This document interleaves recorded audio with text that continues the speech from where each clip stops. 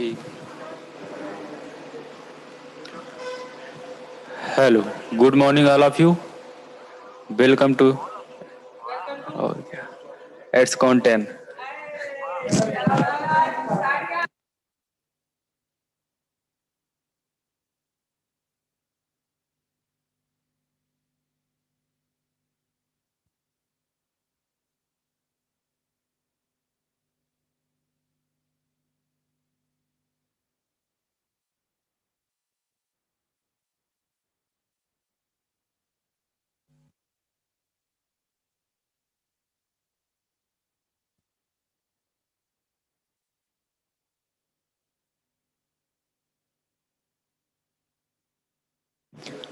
Hello. Good morning.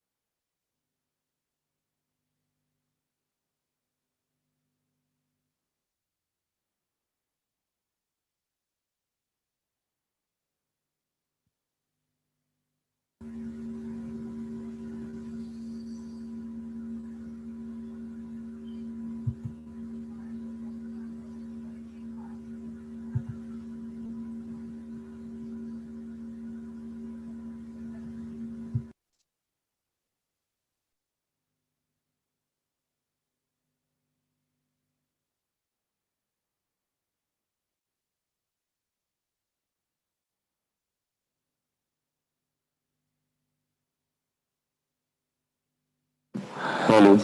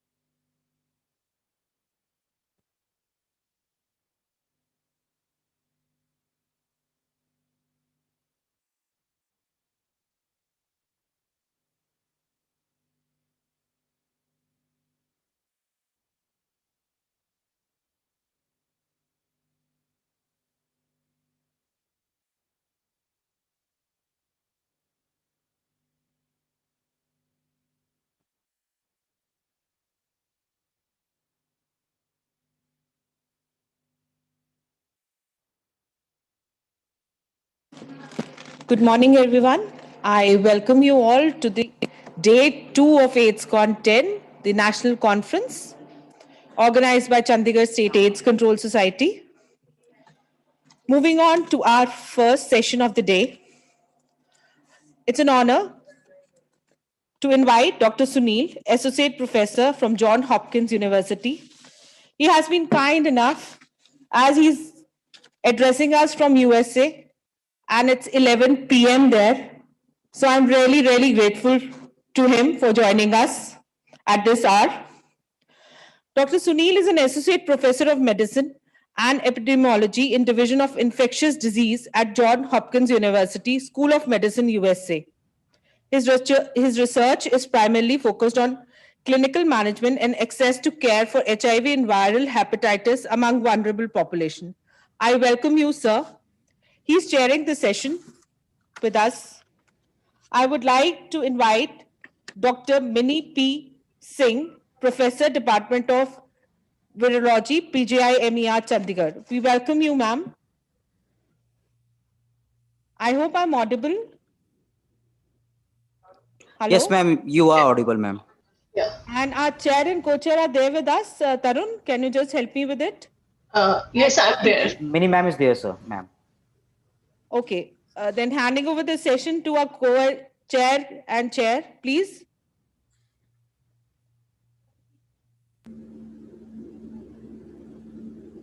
Thank you. Good morning, everyone. Thank you for the opportunity to share the session with Dr. Mini today. I think what we'll do is there are 4 speakers. Dr. Mini maybe will alternate speakers with an introduction. And we'll do 10 minutes for the talk and I guess 5 minutes for questions right after the talks. Welcome to the second day. I think without further delay, I'll go ahead and introduce Dr. Monish Gupta, who's a junior resident with the Department of Obstetrics and Gynecology from PGI Chandigarh, who's going to be talking to us today on HIV in pregnancy, an old culprit with novel problems. Over to you, Dr. Monish. Thank you so much, sir. Share the screen.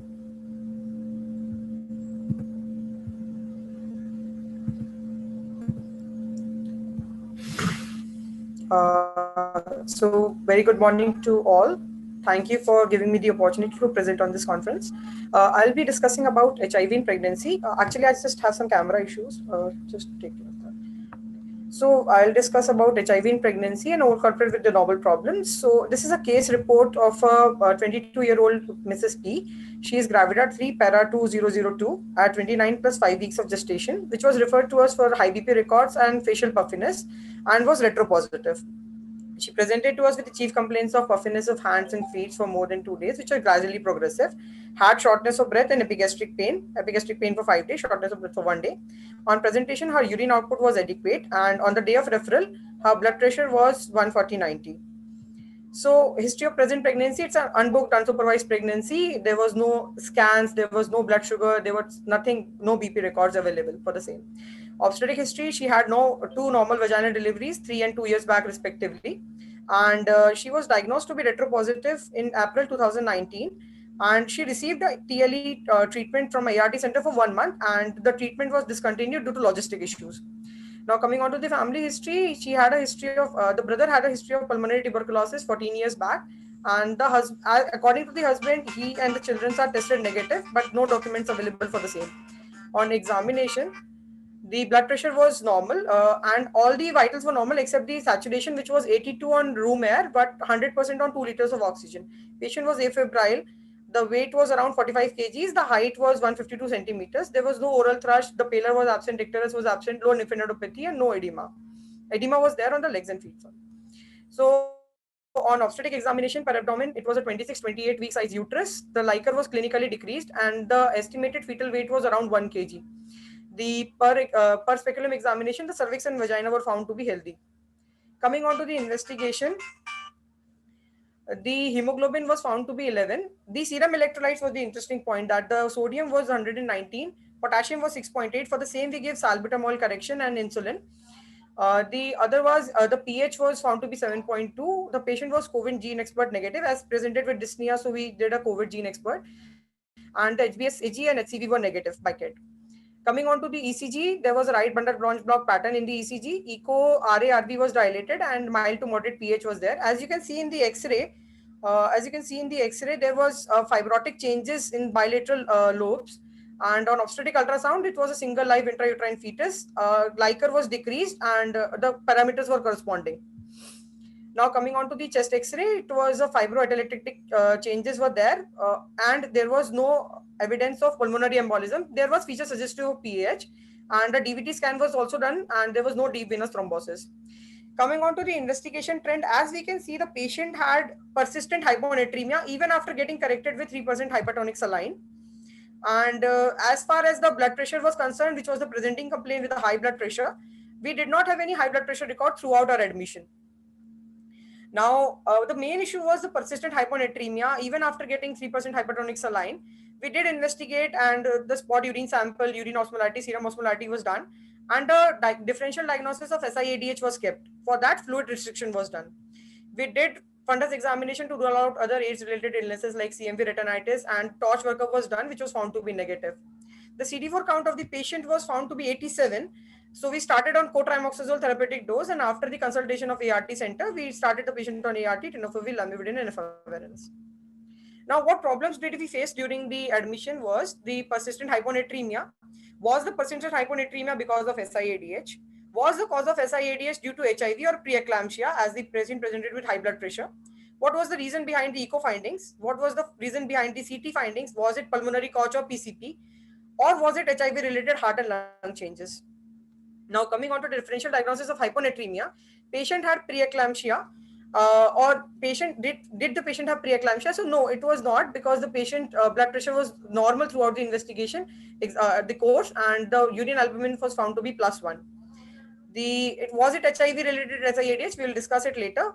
Adrenal insufficiency was one of the differential diagnosis, for which we did serum cortisol, which was normal, and MRI was normal. GI losses, the patient never had diarrhea, so GI losses were ruled out. For the echo findings, we did keep a differential diagnosis of pulmonary embolism, core pulmonary peripartum cardiomyopathy.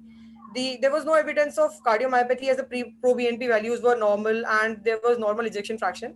And the CTP and DVT scan showed no pulmonary embolism, so it was ruled out. Coming on to the CT findings, we did keep the differential diagnosis of oat tuberculosis infection, aspergilloma, atypical pneumonia, which was ruled out by a respective test, and PCP pneumonia was still not being ruled out. There was no evidence that PCP pneumonia was there.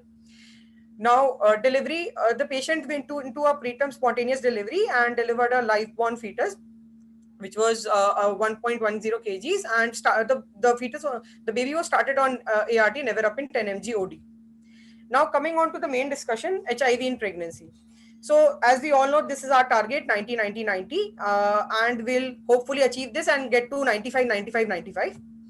Now, for this, NACO has a 4-pronged strategy, which is like primary prevention. We give adult reproductive sexual health clinics are there, which give the guidance. We have prevention of unintended pregnancy by contraceptive methods in retropositive females. And after it becomes retropositive, we have methods to prevent maternal to child transmission by effective ART treatment and general care, support, and treatment to the patients. Now, according to Sankalak 2020, there are 20.5 thousand pregnant females who require ART to prevent maternal to child transmission. These data is high. These females are highest in the states of Maharashtra and Uttar Pradesh. And according to 1920 NACO data, 15,000 females are enrolled in NACO program. Coming on to what is the effect of HIV in pregnancy. So HIV itself can transmit to the fetus, or HIV itself can lead to low birth weight, prematurity, preterm labor, intrauterine growth restriction, and can in general lead to morbidity and mortality of the fetus and the female. So as our patient had preeclampsia, I want to discuss that, is HIV a risk factor for preeclampsia? Yes, there is a higher incidence of late and early onset preeclampsia in patients who are receiving HIV, HART, and the possible mechanism is known to be immunological. Coming on to transmission, this is taken straight from the NACO guidelines, and as you can see, if the patient is on ART treatment and is not breastfeeding, the chances of transmitting HIV to the baby is just 1%. Now, this is a case scenario. Suppose a pregnant female comes to you, and in the first antenatal visit, it is found to be retropositive. Immediately refer her to the ART center and ensure compliance throughout that she takes the ART medication. Suppose she comes in a later part of pregnancy, still you can refer her to the ART center and ensure that never-happen prophylaxis is given to the neonate. Now coming on to a retropositive female who directly comes in labor. So take a sample for the CD4 count, start the patient on ART, and follow safe obstetric practices during the, which we'll discuss later, and ensure the patient is linked to an ART center in the postpartum period, and prophylaxis should be given to the baby. Now, what antepartum care? So there are two prongs to it. First is the prevention of parent to child transmission, and second is safe obstetric practices. Now, what ART we have to give? We have to give tenofovir, lamivudine, efavirenz.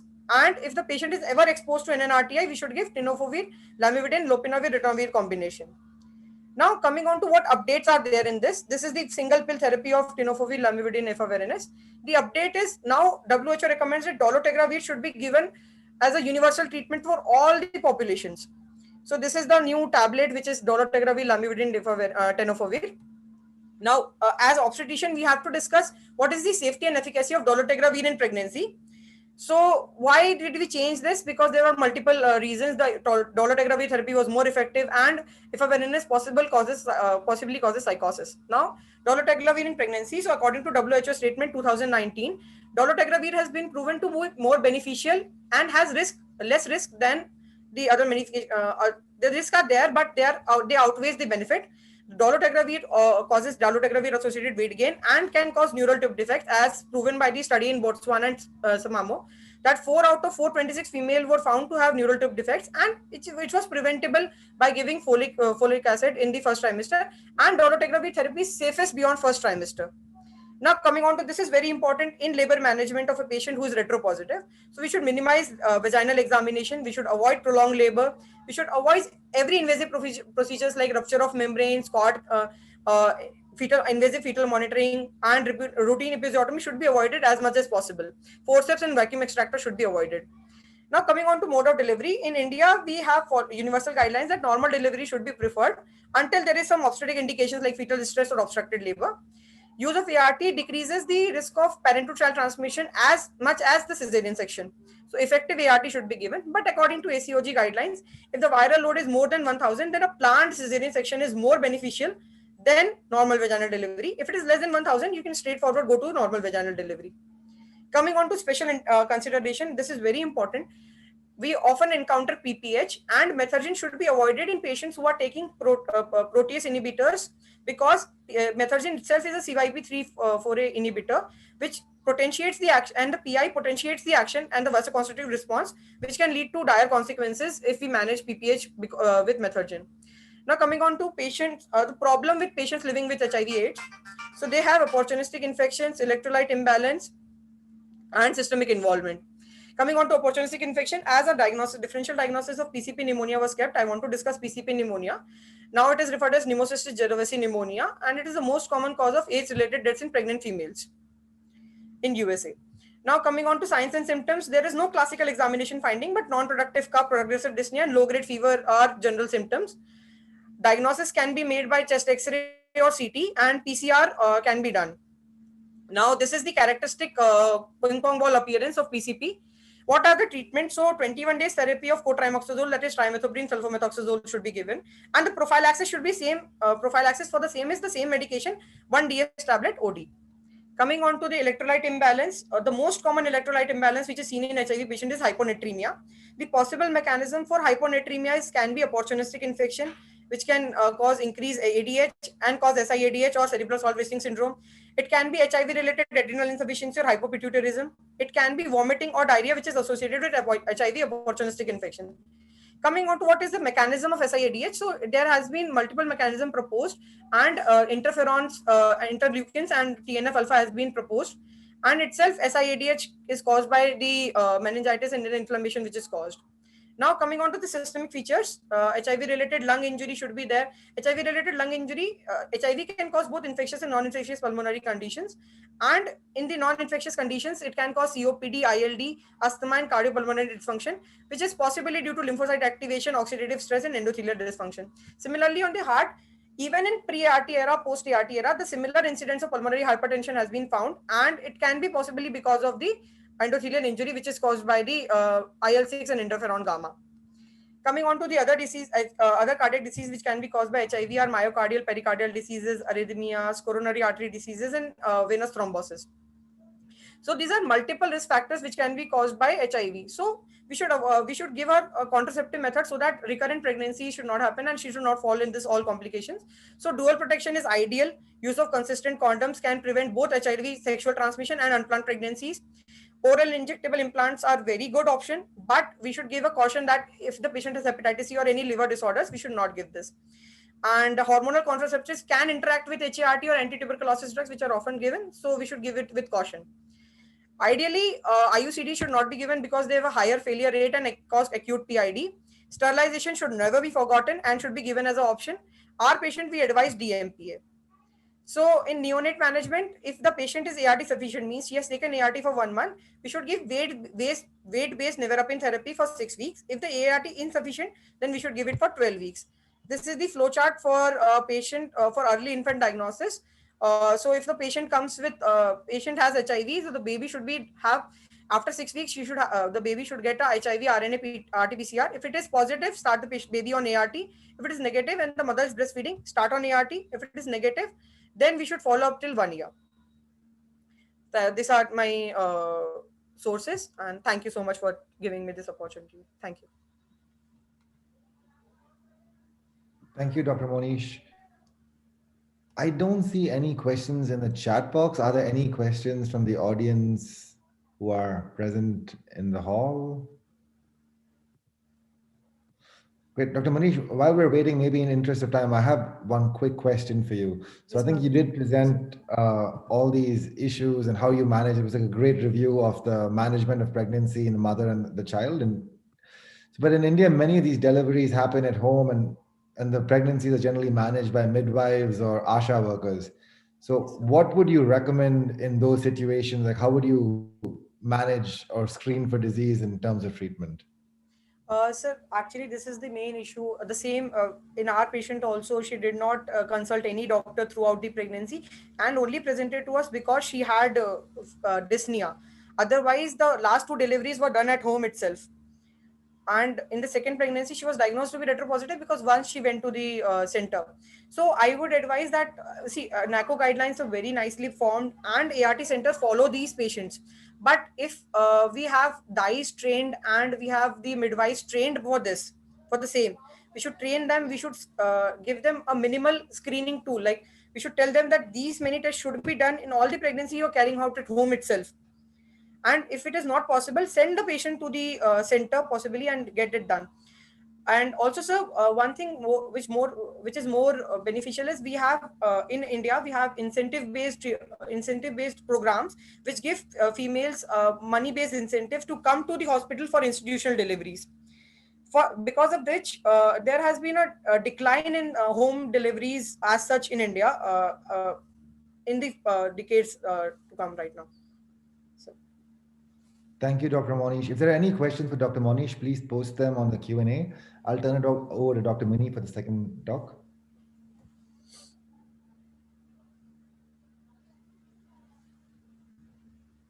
I think you're still muted, Dr. Mini.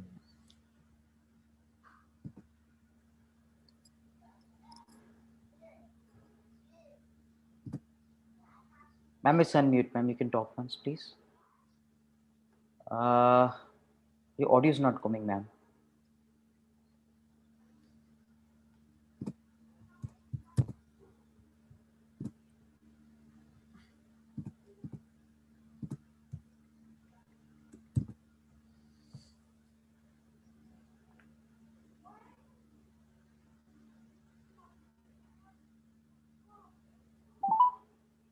Please unmute and check now, please.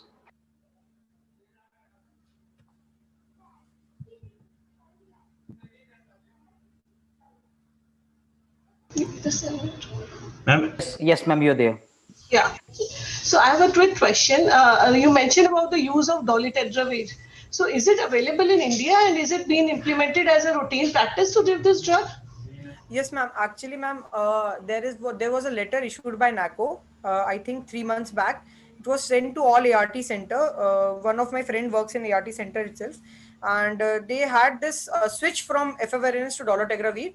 In our ART center also, we had a discussion on this, and dolutegravir will soon be implemented in all patients. NACO currently follows that if the CD4 count is good and if the patient has a viral load less than 1000, then they should shift the patient to dolutegravir in efavirenz, and dolutegravir is, ma'am, available in India. This combination is available in India, ma'am. Hello, ma'am. Hello. Ma'am, sorry, we again lost the audio, ma'am. Hello.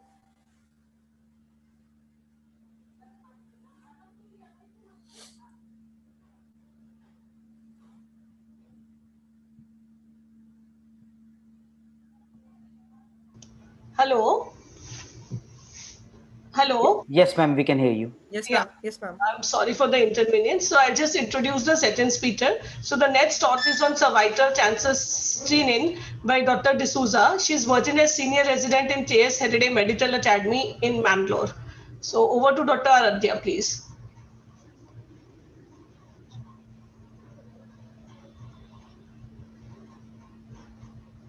Can we have Dr. Aradhya, please?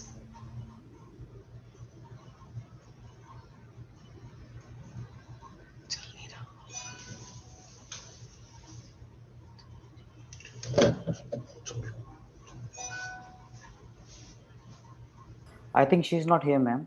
Can you move on to the next talk, please? Okay.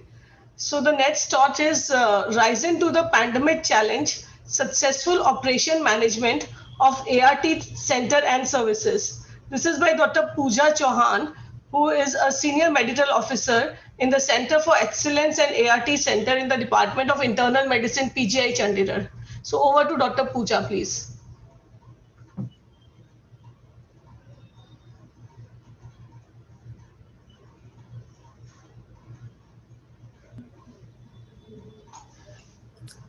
I see that she's logged in. She's here, sir, ma'am. She's here.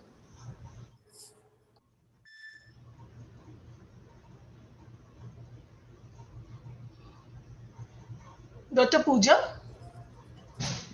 We have the presentation, ma'am. We are going to play with. Okay.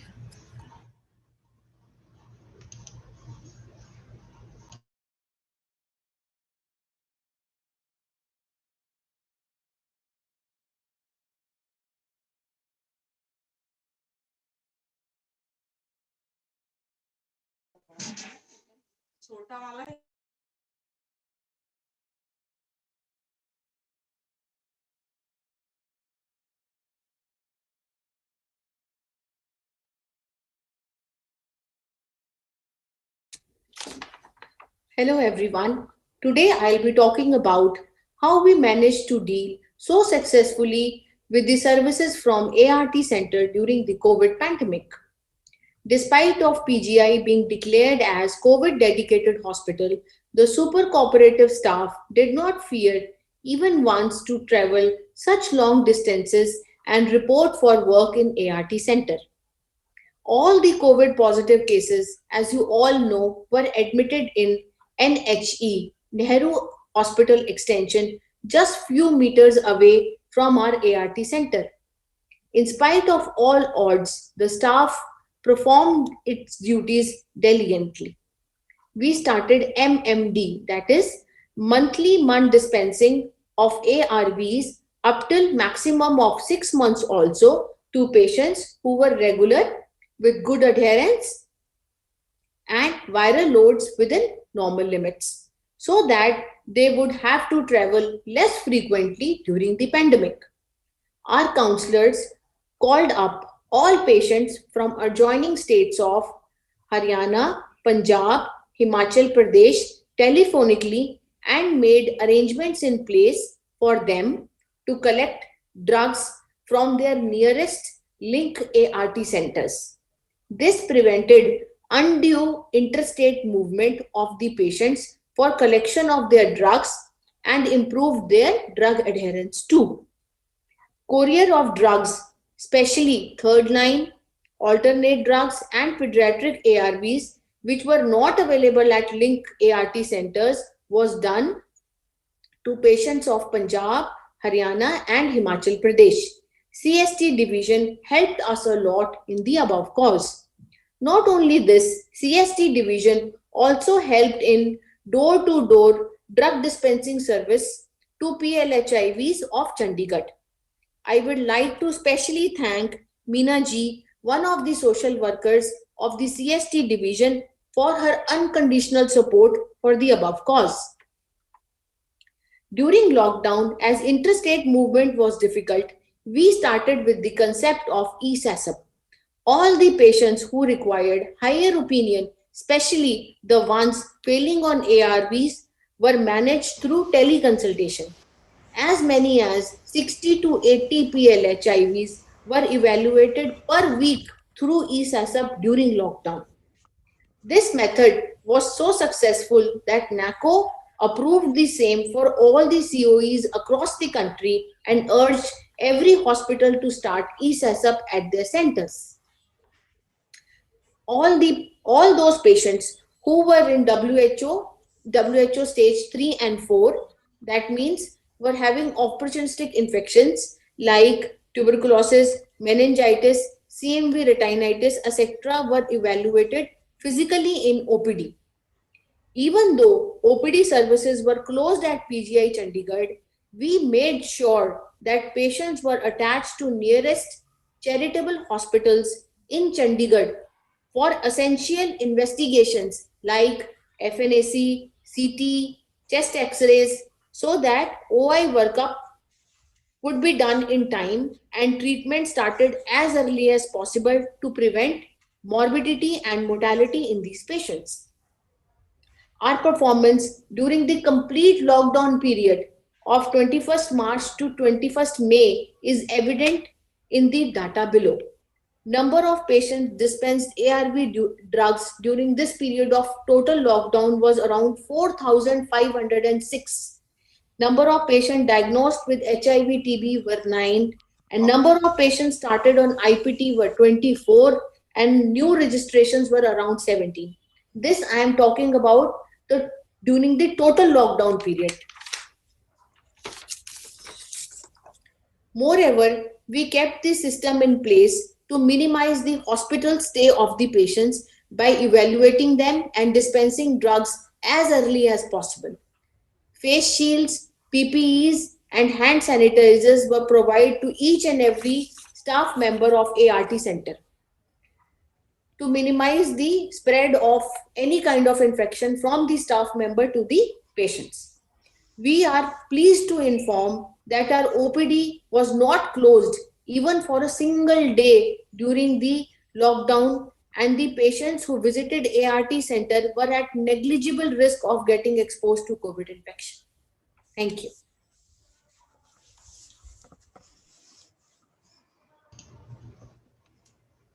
Thank you, Dr. Pooja.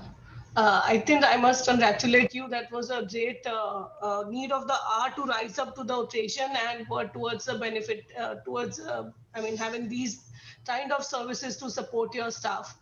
And Dr. Solomon, I just wanted to inform you that the crisis was actually very, very bad in India, especially during the severe lockdown situation. Ma'am, we lost the audio, ma'am.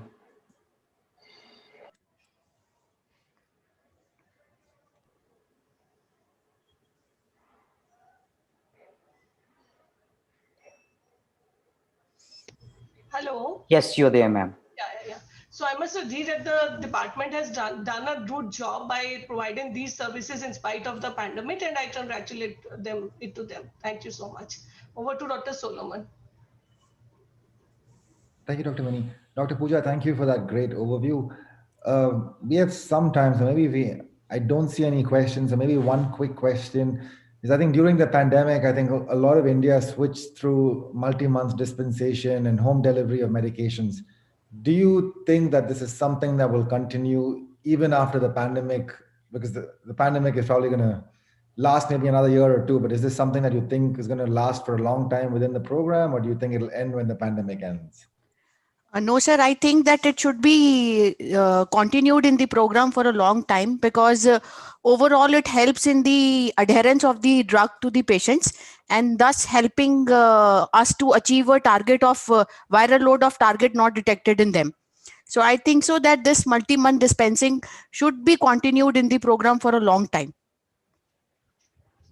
Thank you. And are there anything else that you've learned from the pandemic? I guess there are, because many of us have adapted our programs and a lot of new lessons we've learned which can help the HIV program go forward. I think telemedicine and e-SASIP is something else you mentioned. But Yes. is there anything else that you've learned from the experience of treating COVID that could help take the program forward?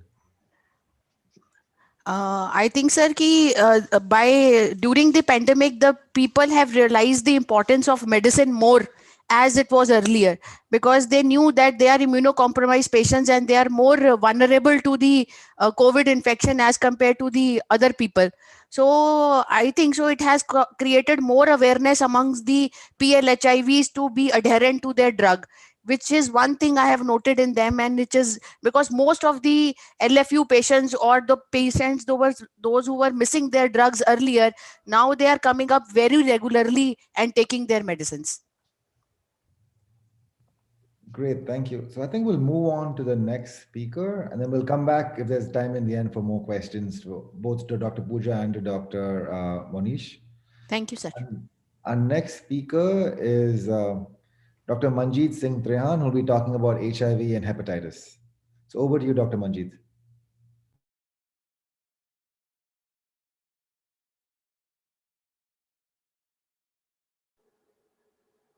Sunil sir, Manjeet sir is not here. He's going to join in another 2 minutes.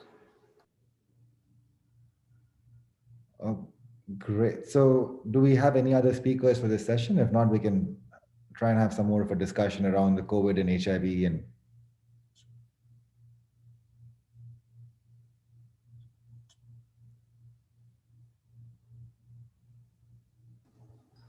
So yes, we can have the discussion right now. Meanwhile, the other two speakers will join in. Sure. So I guess, Dr. Pooja, then maybe another follow-up question for you is, I think we've been assisting with home deliveries and multi-month dispensation in some place in Telangana and Maharashtra and some of the districts. So I think one theme that has come up for us is it's not very common, but I think most of the people the majority appreciate the multi-month dispensation. But we did have a few clients tell us that when you give us like multiple bottles of tablets at a time, it's very hard for us to store the medications because many of them haven't told their families, they haven't told their brothers and sisters. Is that something that you have experienced in Punjab as well, where they're trying to keep their status hidden, but 3 bottles makes it much harder than 1 bottle, anything like that?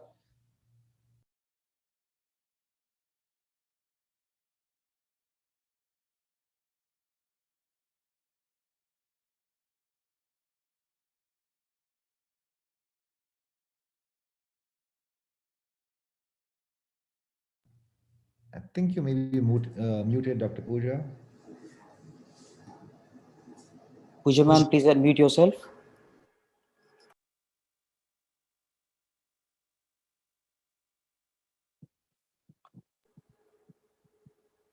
Pooja ma'am, are you there?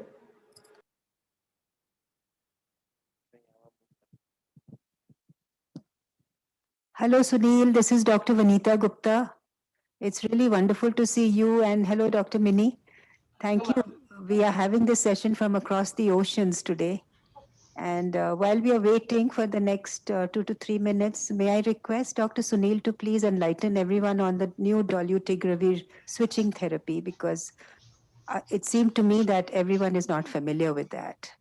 So could you please just let us know in brief about this? I'm sure you can.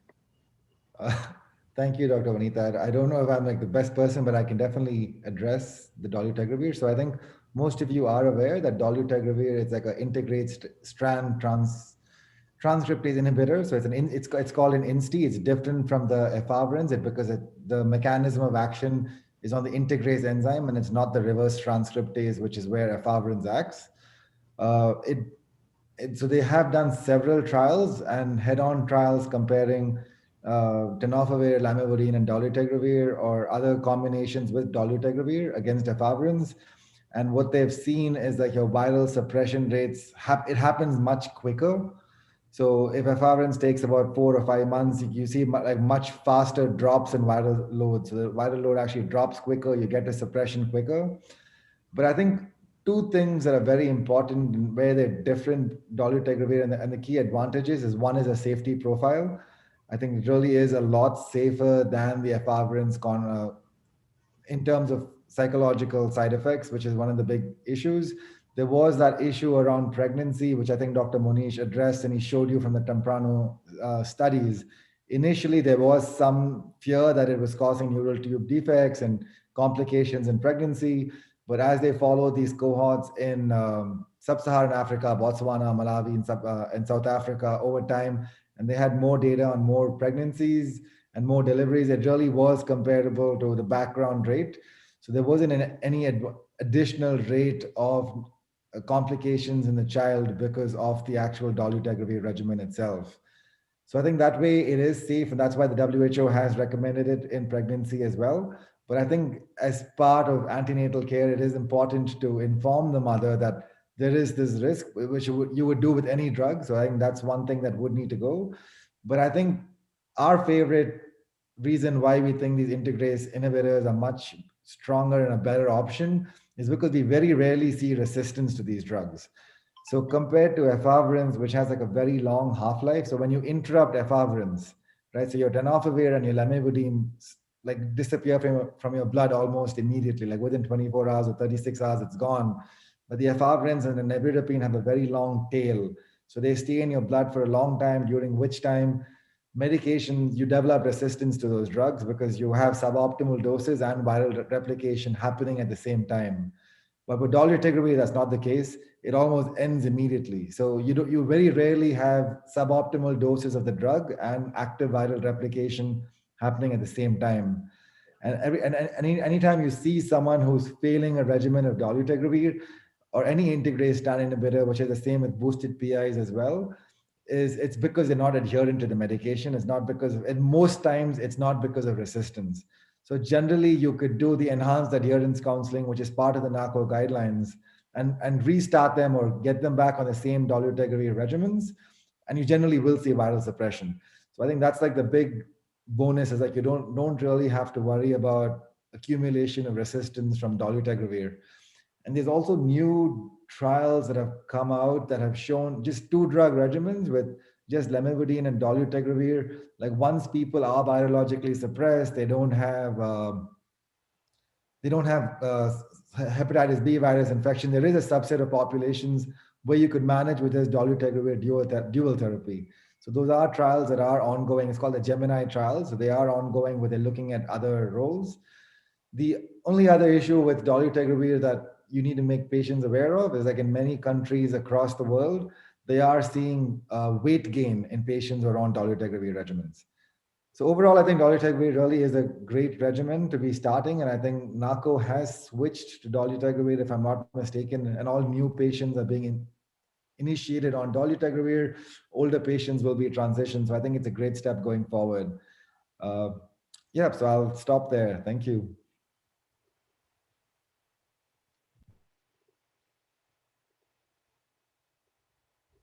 Have the other speakers joined? The regime. If the next speaker is there, we could continue. Thank you so much for all this information.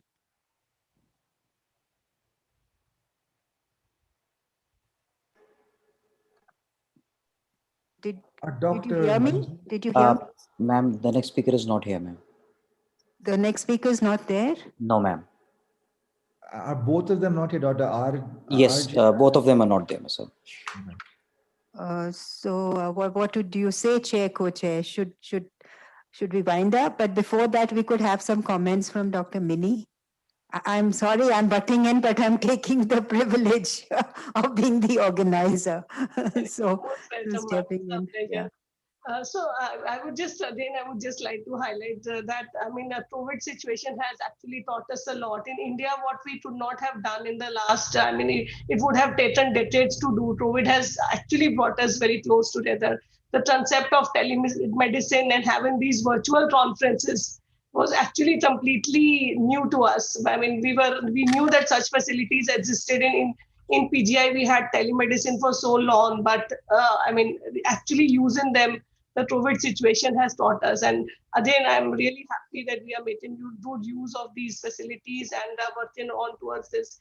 I mean, it saves so much of time and energy, and that you get to interact with each other so frequently. And I think we should compliment our country on that also. And Dr. Solomon, how was the situation of COVID positivity in HIV people in your, state, in your country?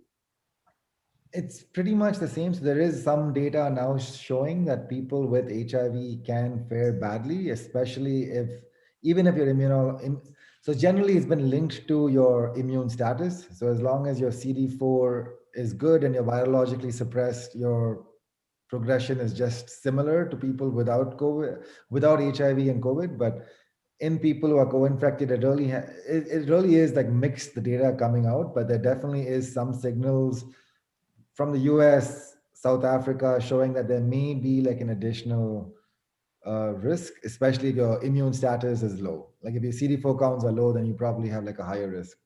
Here again, we've switched completely to telemedicine. So I think the one challenge that's global is access to testing, right? So I think medications, most countries have adapted, including the US, where we could pick up from like any pharmacy down because it works with the insurance scheme. In India, we're doing home delivery, we're doing field-based delivery, we're doing couriers. Same things happening all over sub-Saharan Africa. But one thing that's taken a big hit in the US and in Africa is access to HIV diagnostic testing, right? Because that you still have to go into a facility. And in India, with lockdowns and restrictions, which were really strictly enforced, it became a lot more challenging for people to go to a facility to get tested. And the same thing has happened in the US. So what we've seen is like the actual physical testing rates have dropped, but all these self-testing, so you have self-test kits for HIV, for STIs, so all that has gone up. And it's the same pattern that's been seen in Africa as well, where treatment hasn't really been impacted much because of the ability to pivot to telemedicine and home delivery, but testing again dropped. And it's not just HIV testing, but I think it's also viral load and CD4 testing. Anything where you have to come into a facility because of those restrictions, everything has dropped globally. So while it has really helped us a lot, the telemedicine, we really need to start thinking about how do we also start doing viral loads and these other tests at doorsteps. Because like dry blood spots are an option, because if you're going home to drop off medications, you could just take a dry blood spot, come back and get the viral load from there. Yes, I think that's very relevant, because we are also facing the same issues, and getting people physically into the setup is a real big challenge. With India, almost like in our place also, Chandigarh, a second wave is actually right now going on. So it again becomes a challenge, because people also don't want to come and get themselves exposed to the healthcare facilities. I think Sangeeta Kaul has a hand raised. Dr. Sangeeta, do you want to address something?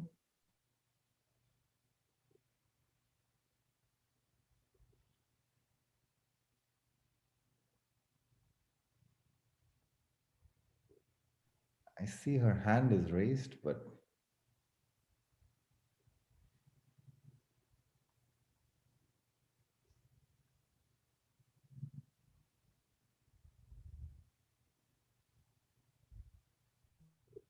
He's going to take another 30 seconds to start his presentation, sir.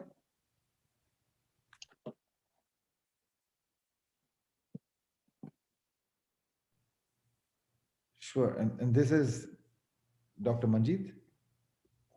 He's joined, sir, but I don't know why we are unable to see him. Tarun, are you there? Yes, ma'am, I'm here, ma'am. So can you help? Yeah, I'm helping Dr. Manjeet Singh. He's not here, ma'am. Okay, because we just had a word with him on telephone and he said he has logged in. No, ma'am. And he's there. We are helping him out. So can you just coordinate with him on telephone? We are doing that, ma'am. Yeah, thank you.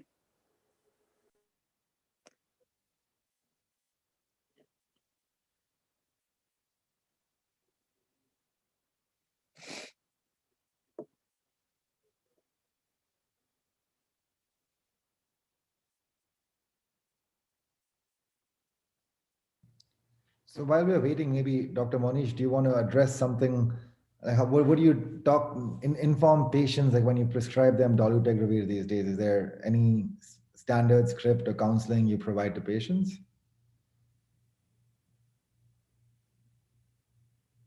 Dr. Munish, are you there? Dr. Munish Gupta? I think he is also dropped off. Sorry.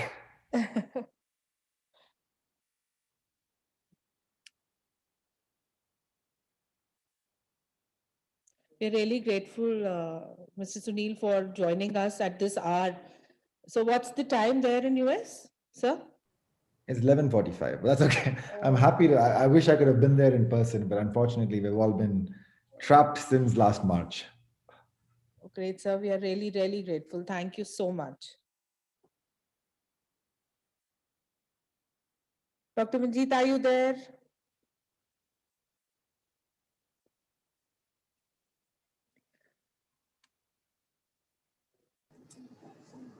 Ma'am, we don't see him as of now. Okay. The meeting. So basically,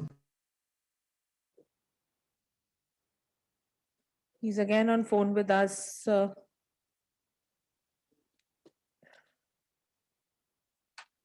No, he's not there, sir. Can we conclude the session then?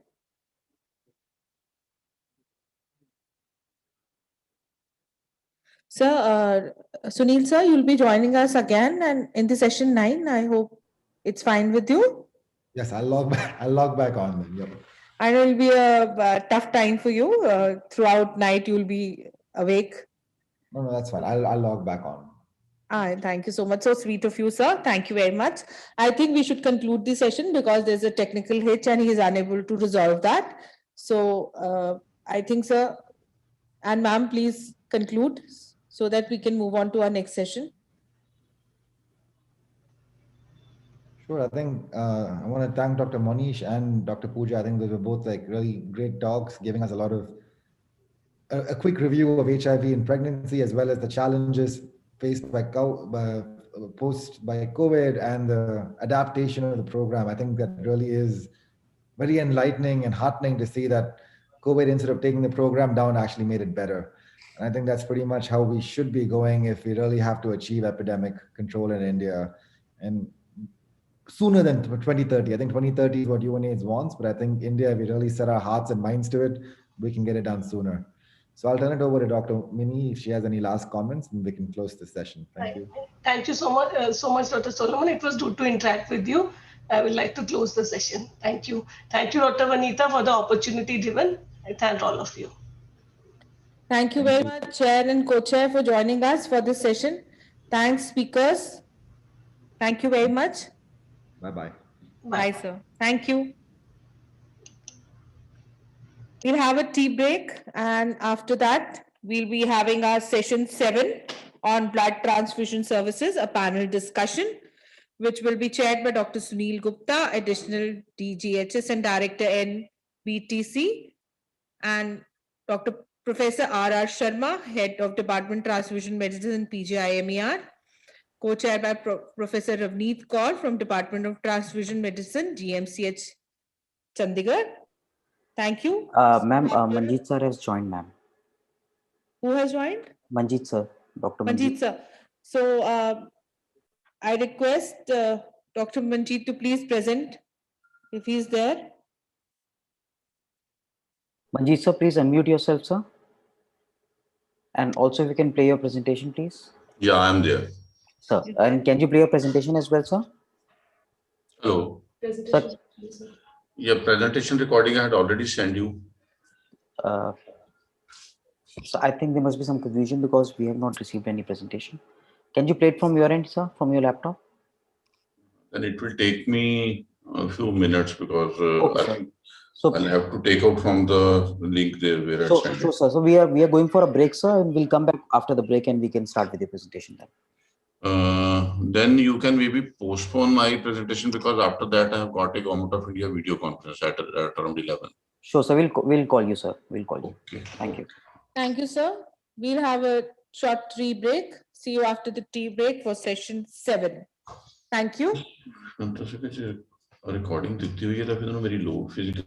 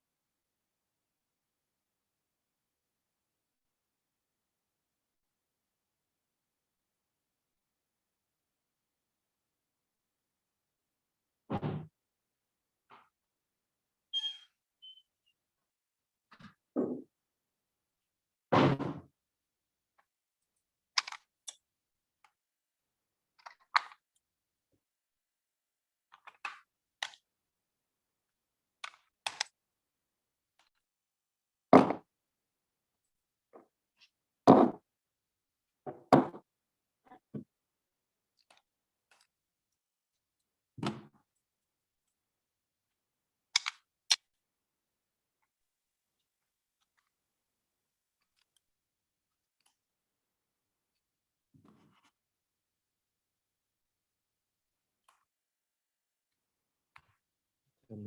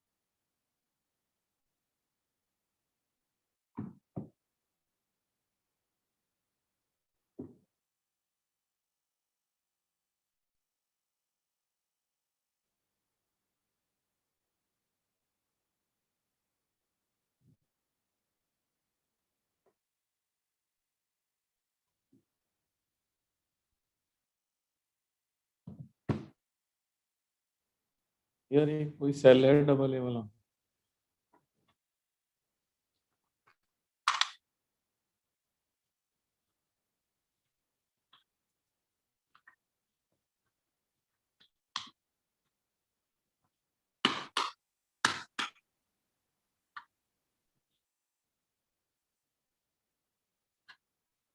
हाँ हाँ, एक दे दो यार, मैं seminar room में,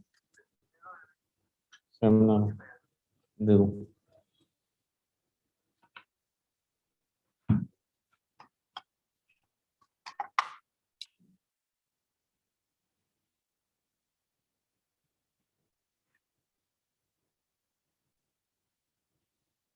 Divjot sir? Lamba sir?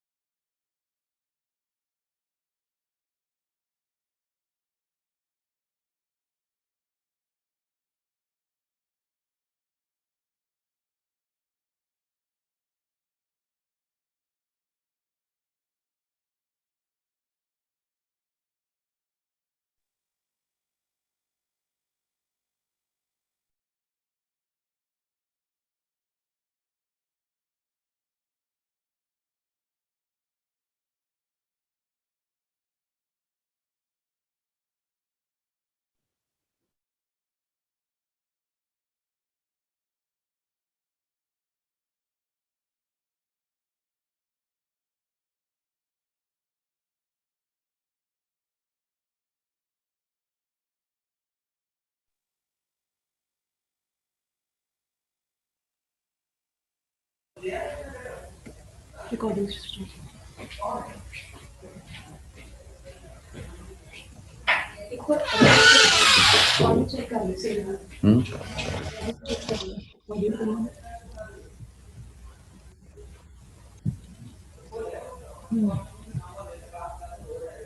सिर्फ तो charger कितने चार्जर चार्जर अपने कल वाली वही कह रहा हूँ, कैसा होगा। तुझे स्टार्ट कर दो सर, मैं लगाऊंगा। Good morning, everybody. At the outset, I like to thank respected Dr. Vinita Gupta and the organizers of the event for giving me an opportunity to be there with all the national and international authorities on the subject. So I'll be just briefly touching upon the co-infection of hepatitis B and C with HIV. So as we understand today that hepatitis C virus, hepatitis B virus and HIV, they share the similar routes of transmission. And people at risk for HIV so obviously are risk for both the hepatitis B and C infections. And liver disease is the leading cause of death among HIV, HCV co-infected patients, and it is becoming an important cause of death among HIV and HBV co-infected patients also. The risk of death from liver disease is highest in patients co-infected with both the hepatitis viruses. Hepatitis B or hepatitis C infection increases the risk for the development of chronic hepatitis. These patients can have serious medical complications, including an increased risk of liver-related morbidity and mortality. And HIV positive individuals, obviously, so if they are vaccinated against hepatitis B, they can be saved at least from one infection. So it is very important that all the HIV positive individuals must be vaccinated against hepatitis B. And ideal will be to check the post-vaccination status for the development of the immunity also. And HCV affects around 2 to 15% of the people living with HIV worldwide, and up to 90% of those people are people who inject drugs. And chronic hepatitis B infection affects an estimated 5 to 20% of people living with HIV. The global estimated burden of HIV HCV co-infections is around 2.75 million, and out of whom 1.3 million are injectable drug users, and hepatitis B and C co-infection both are there in 2.6 million. And the burden of these diseases is greatest in Africa and Southeastern Asian countries.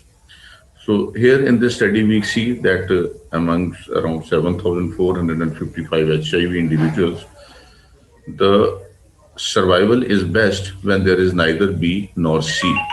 And these survivals, they obviously they go down, or they get deteriorated as either hepatitis B or hepatitis C there, or if both are there, then the survival is worst in these scenarios.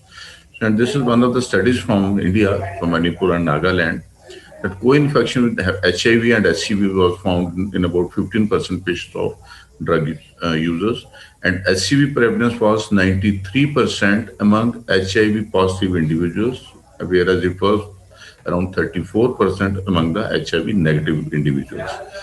And HIV prevalence per se was 34% in HCV positive and 1.7 in HCV negative. So obviously, there's a huge association between these infections. And the certain categories which came prominently as more prone to this thing were divorced, separated, widowed, who started the drug usage at the age of 26 years above, who had a common container for the drug usage, and those who had been using pre-filled syringes, like that. And the cleaning of the needling and syringes for those who were sexually active. So these were the various categories which had more infection risk of these co-infections. And some data from US that we see from the CDC 2017 that about 25% HIV people, they are co-infected with hepatitis C, about 10% are co-infected with B, and about 75% of people with HIV who inject drugs are also co-infected with HCV. And hepatitis C and HIV co-infection, it triples the risk of liver disease and liver failure more and liver-related death also.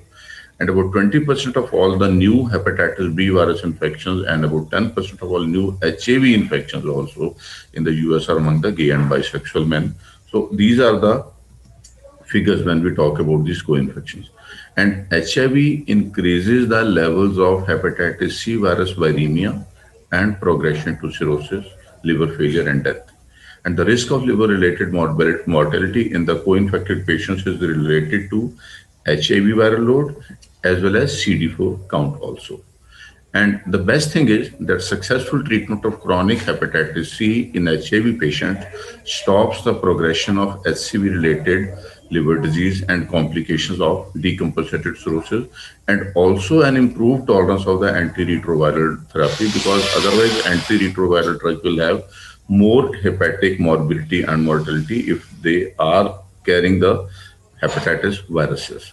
And the best thing is that now with the modern drugs which are available, the treatment is very short, and it's around 3 months treatment, which cures more than 95% of people who have got chronic hepatitis C.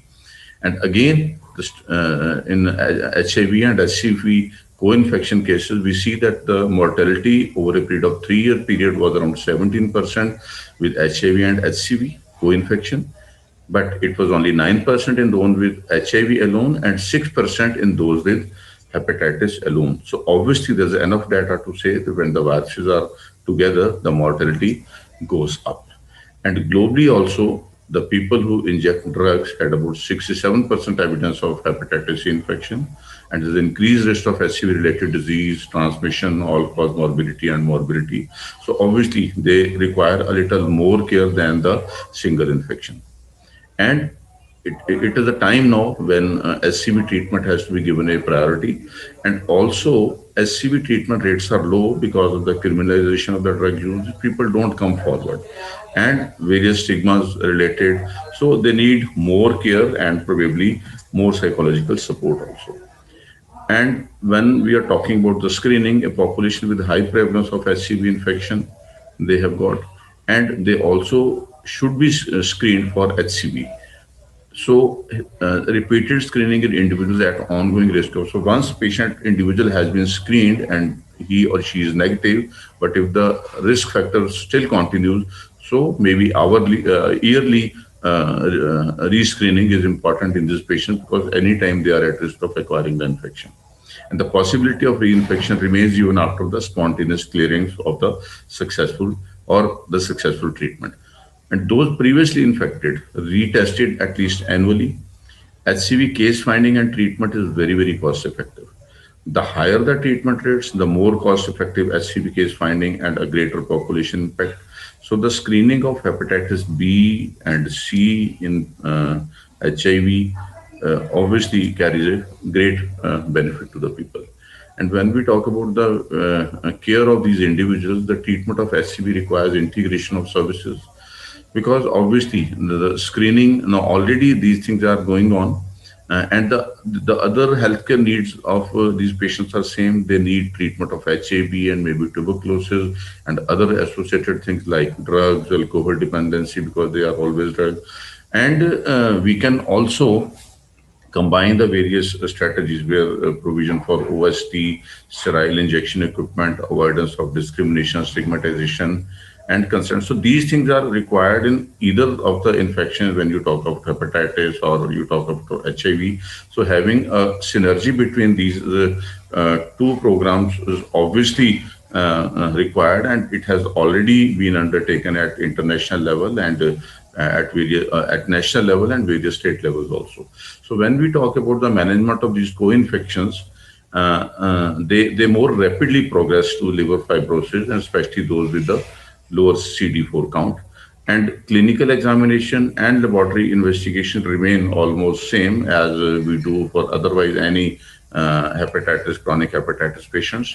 And now, previously drugs that were used like interferon and ribavirin, these patients used to have a lot of discontinuation because of depression, weight loss, severe anemias, and various cytopenias. And sustained viral responses were comparatively lower in co-infected patients.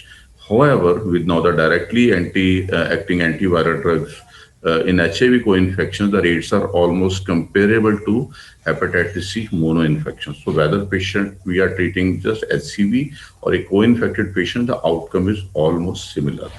And these drugs have obviously simplified the treatment because duration has come down and the tolerance has really improved to a great extent. Sustained viral response rates in HIV co-infected is more than 95%. And even for those with prior HCV treatment failure or even those who have got advanced fibrosis also, the results are really very, very encouraging. So maybe now there is no need to consider them as a very special or difficult to treat patients. We have to just find them and we have to go ahead with the management. And there is some need to check for the drug-drug interaction between the retroviral and directly acting antivirals. So how do we go when the patients have got both hepatitis C and HIV? Now, one of the strategies is that initiate the treatment for HIV and achieve HIV suppression before you start the HCV treatment. But there are circumstances where it may make sense to treat HCV infection first and then subsequently you start for HIV, specifically because one good reason is that HCV treatment usually lasts around 3 months. So this could include persons with moderate to severe fibrosis at risk of liver disease progression if HIV infection is not associated with significant immunosuppression. And obviously the duration is short, and the risk of drug interaction between the both the types of drugs will be taken care of, and risk of antiretroviral treatment related hepatotoxicity in the presence of HCV is there, so that also will be taken care of. And treating HCV infection first can really simplify subsequent antiretroviral treatment. And potential harmful effects of antiretroviral drugs, we do understand, and which could be worsened when the HCV co-infection is there. And the highest rates of hepatotoxicity were there with the drug, which now we are not using much now.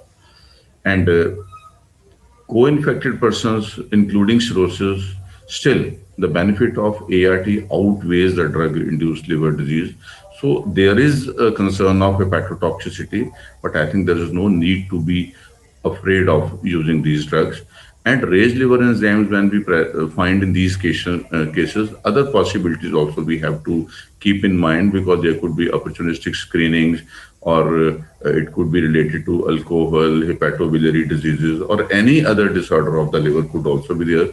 So these patients do need monitoring for liver enzymes, but simultaneously we also need to look for other causes also, that which are not directly because of the antiretroviral drugs. So these are the drugs which could be having some associations with the in case the patient has got a liver disease, or directly antiviral drugs if we have to use. So just a few words about the program that we are looking after, and where we have now very well coordinated with our local teams also, and at a national level also. It's more than 2.5 years when the National Viral Hepatitis Control Program was started. And it's a program which doesn't have any vertical or parallel establishment. And we also developed a coordination with NSCP in the year 2019, because we do understand that the screening of all the three infections is equally important. So simultaneously, this is already being done at all of our ICTC centers. So, and investigation, counseling, and also we have got ART centers, and simultaneously data to be uploaded. So these things can be managed at the common sites, rather than we have got two separate sites for management of HIV or hepatitis. So certain activities that we have already taken up under the program in Chandigarh include the training of the laboratory technical staff as well as the consultants. Already we are doing anti-HIV and HIV tests also. Hepatitis B anti-HCV is being done at a large scale, and HCV RNA and hepatitis B virus DNA as a state initiative, and as a part of national program free for the patients is shortly being started at GMHS 16. As a treatment strategy, treatment center is already working at GMHS 16, and model treatment centers at Medical College and PGI, they are already in the pipeline.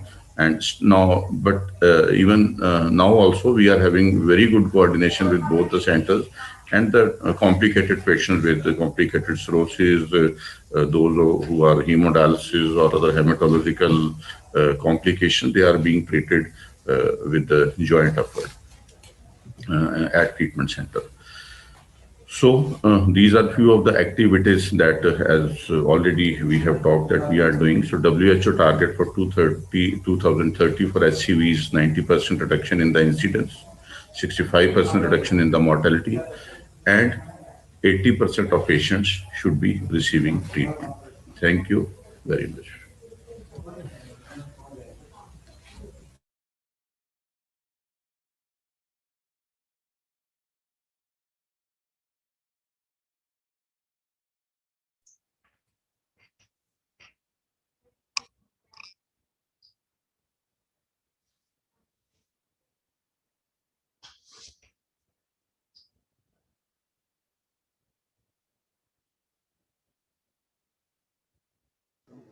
Ma'am, please unmute yourself. We can't hear you.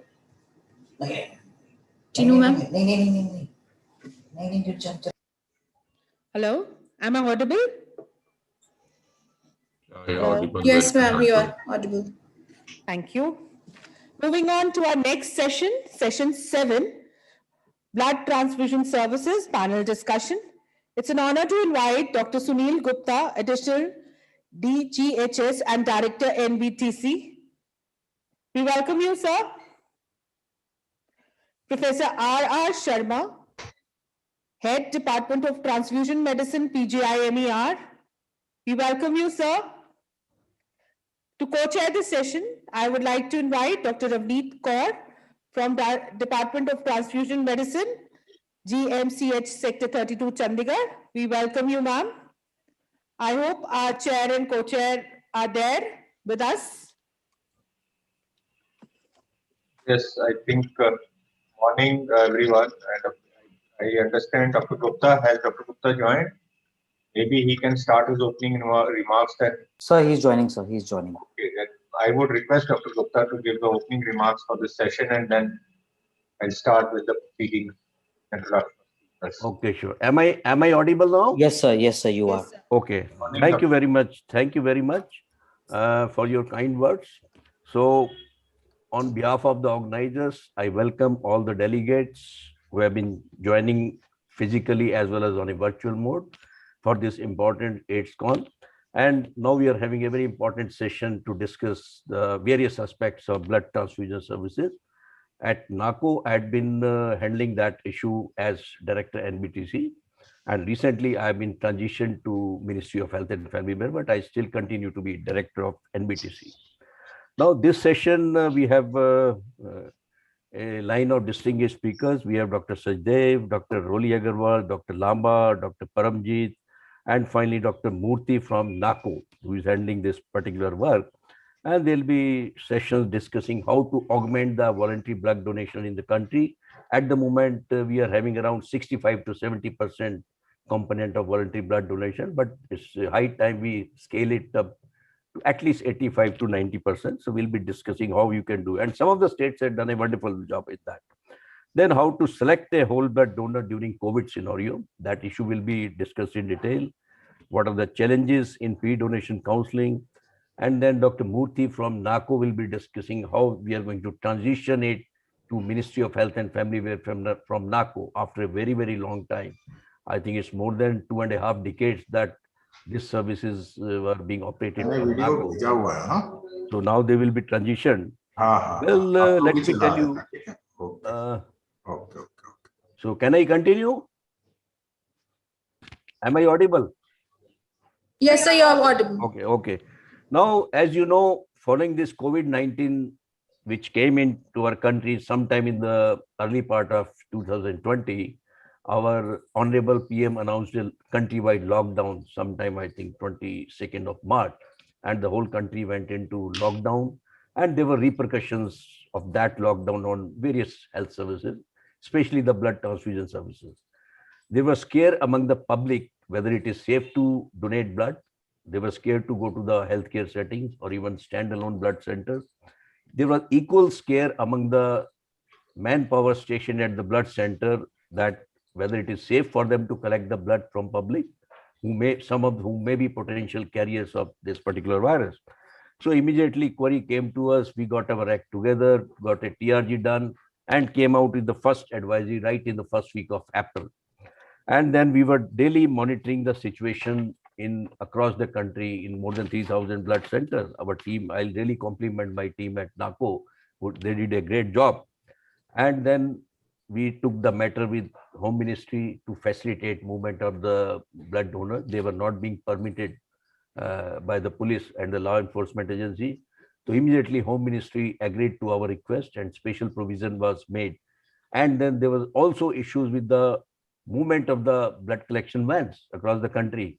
That also we handled through intervention of Ministry of Home Affairs through our Secretary Health, and things started moving. And after this advisory was given to all the centers, there was some increase in the blood collection. At one point of time, it had almost come to a standstill, hardly any blood collection.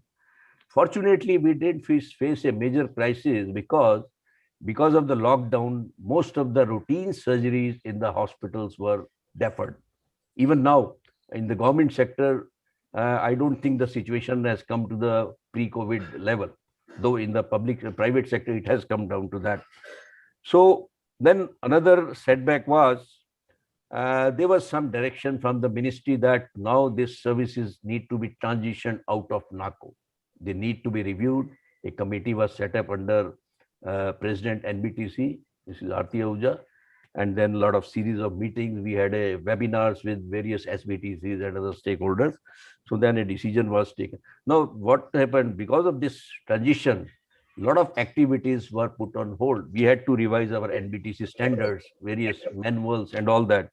So finally, it has been transitioned now, and we are back to normalcy, near normalcy. All the standards are being revised, and I hope that by next another month, most of the guidelines will be revised, as in should have happened after a gap of 4 to 5 years. So I think with that, I'll close my remarks and wish you all the best for this conference. And I hope we had good deliberations by all the 5 panelists which we have today. So I hand over to my co-chair, Dr. Sharma. Thank you.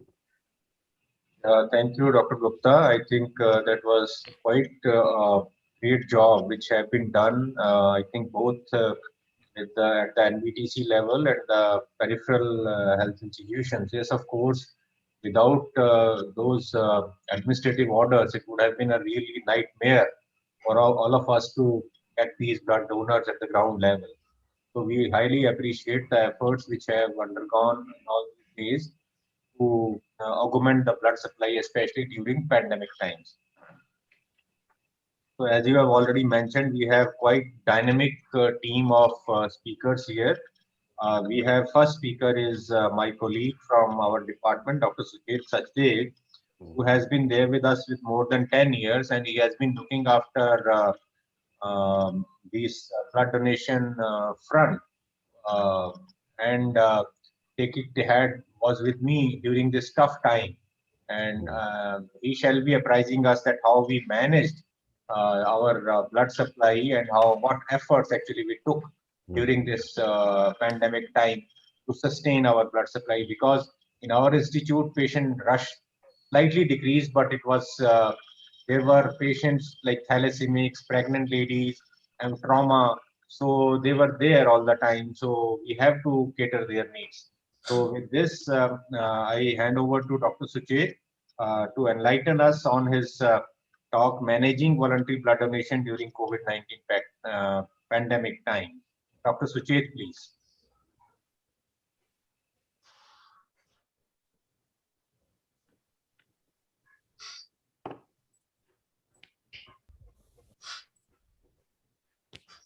A very good morning to all of you. I am Suchet Sachdev from the Department of Transfusion Medicine of the PGI Chandigarh, and I thank the organizers for giving me the opportunity to speak on a very relevant topic, that how we manage blood donations during the COVID pandemic. So just a brief about the department, that we annually collect 60,000 units, 85% of which is from voluntary source, and we do around 400 blood donation camps in order to collect this amount of volunteer blood. These are the statistics of the last 2 decades. So there were around 131 blood donation camps at the start of this decade, and now we are at close to 400 blood donation camps. And our collection has similarly increased from 34,000 to around 58,000 on an annual basis. So the discussion will be taken up and 2 aspects. One would be the initiatives at the national level, and the other would be initiatives at the regional level, wherein the department played a significant role.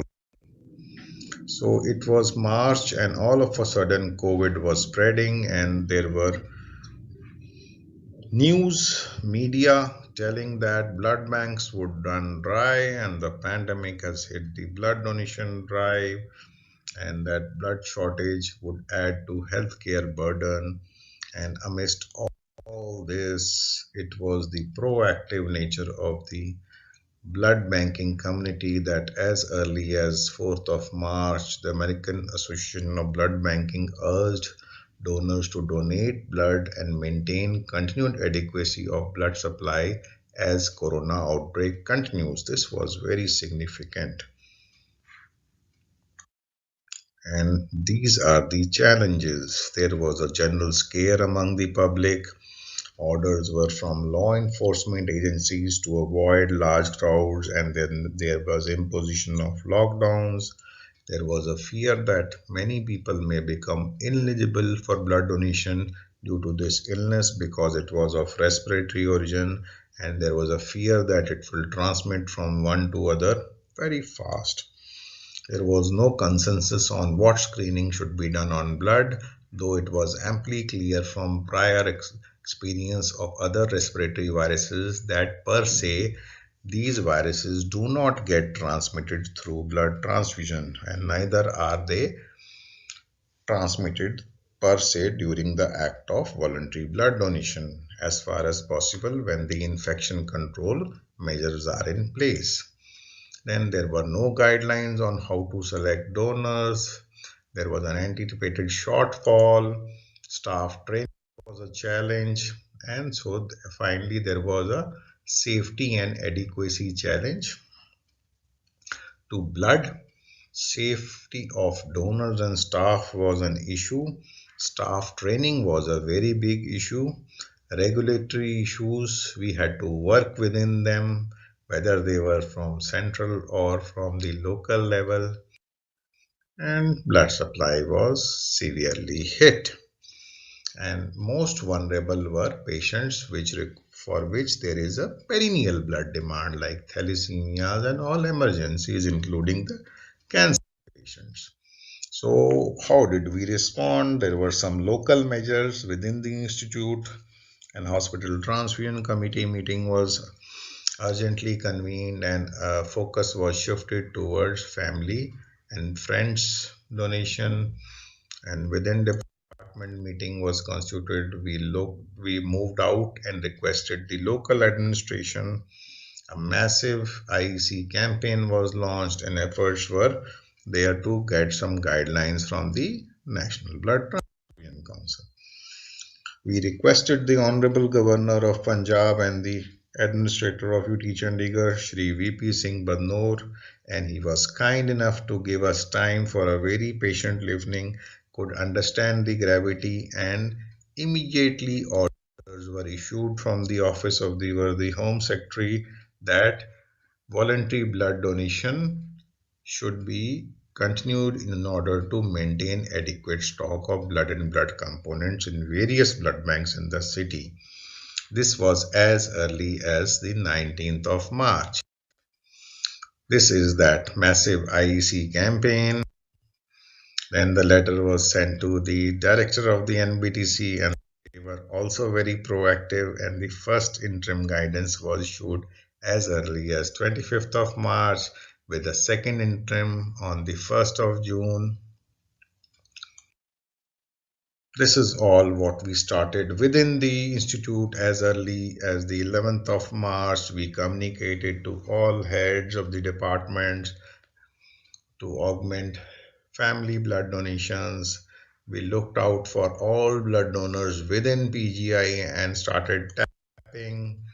And we had an urgent meeting to streamline various processes like how to go about camps, how to go about donor screening, post donation care, how would the infection control practices be in place, how would be the biomedical waste managed, how to handle staff and reception at samples, how to deal with them, and staff training.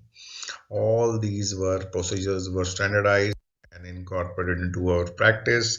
Guidelines for voluntary blood donation camps were issued requesting that it is the collective responsibility of the society and the transfusion services to jointly face this challenge bravely in order to ensure availability of adequate blood stocks.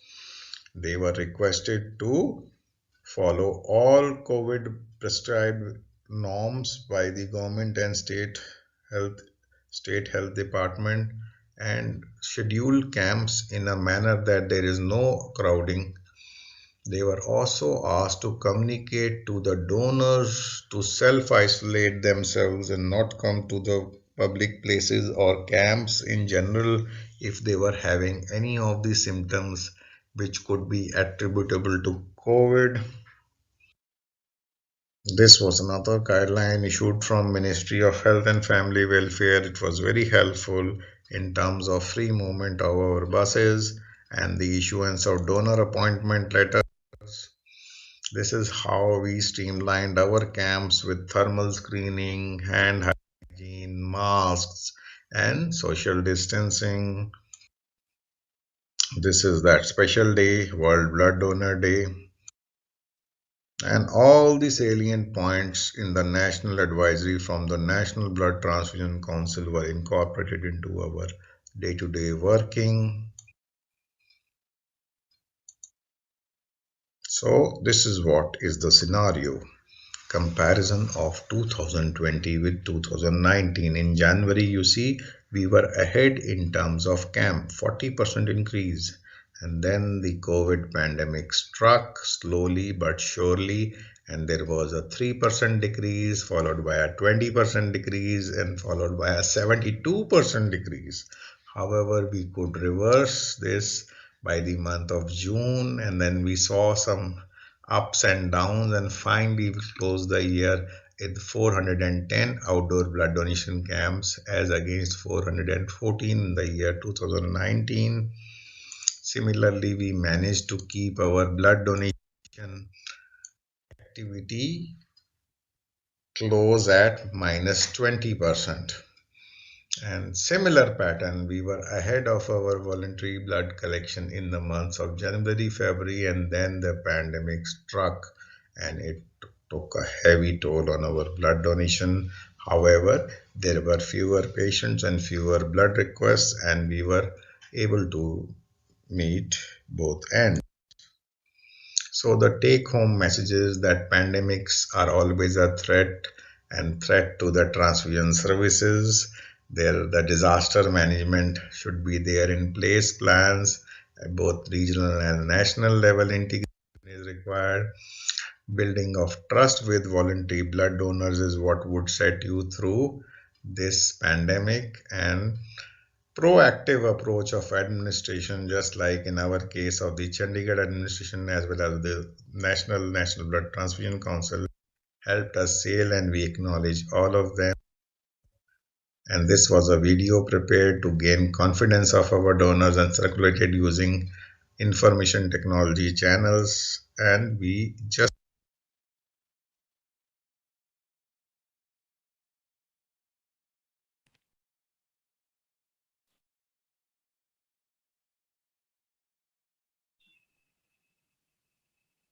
I think, thank you, Dr. Suchit, for that nice presentation. I think all of us, audience must have got some benefit, and they must have known that what a challenge this was, and especially this would not have been possible without the help from NACO and BTC, and yes, of course, our voluntary donor organizations who were really had faith in us, and despite the COVID threat, they really came to our institution for blood donation.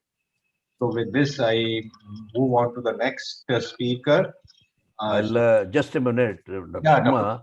I'd like to really compliment Dr. Sajdev and your whole department that in spite of all the challenges which we all faced during the COVID time, your number of blood donation camps were almost same. In fact, higher than what was in 2019. That's really great. And I don't think any other blood center, the information which we have, was able to conduct so many blood camps. There was a lot of limitation, and the very fact that you took up the matter at your level to the highest level, to the governor of UT Chandigarh, that's creditable. And even the total blood collection, 2019 it was 58,000 something, and in 2020 it was nearly comparable, hardly a shortfall of 20%. So that's commendable. So really congratulate both of you. Thank you very much. You please go. Thank you very much for those comments. So with this, I would like to request the next speaker, Dr. Roli Agarwal. He is a blood transfusion officer in Rotary Blood Bank and Resource Center, Sector 37, and she has been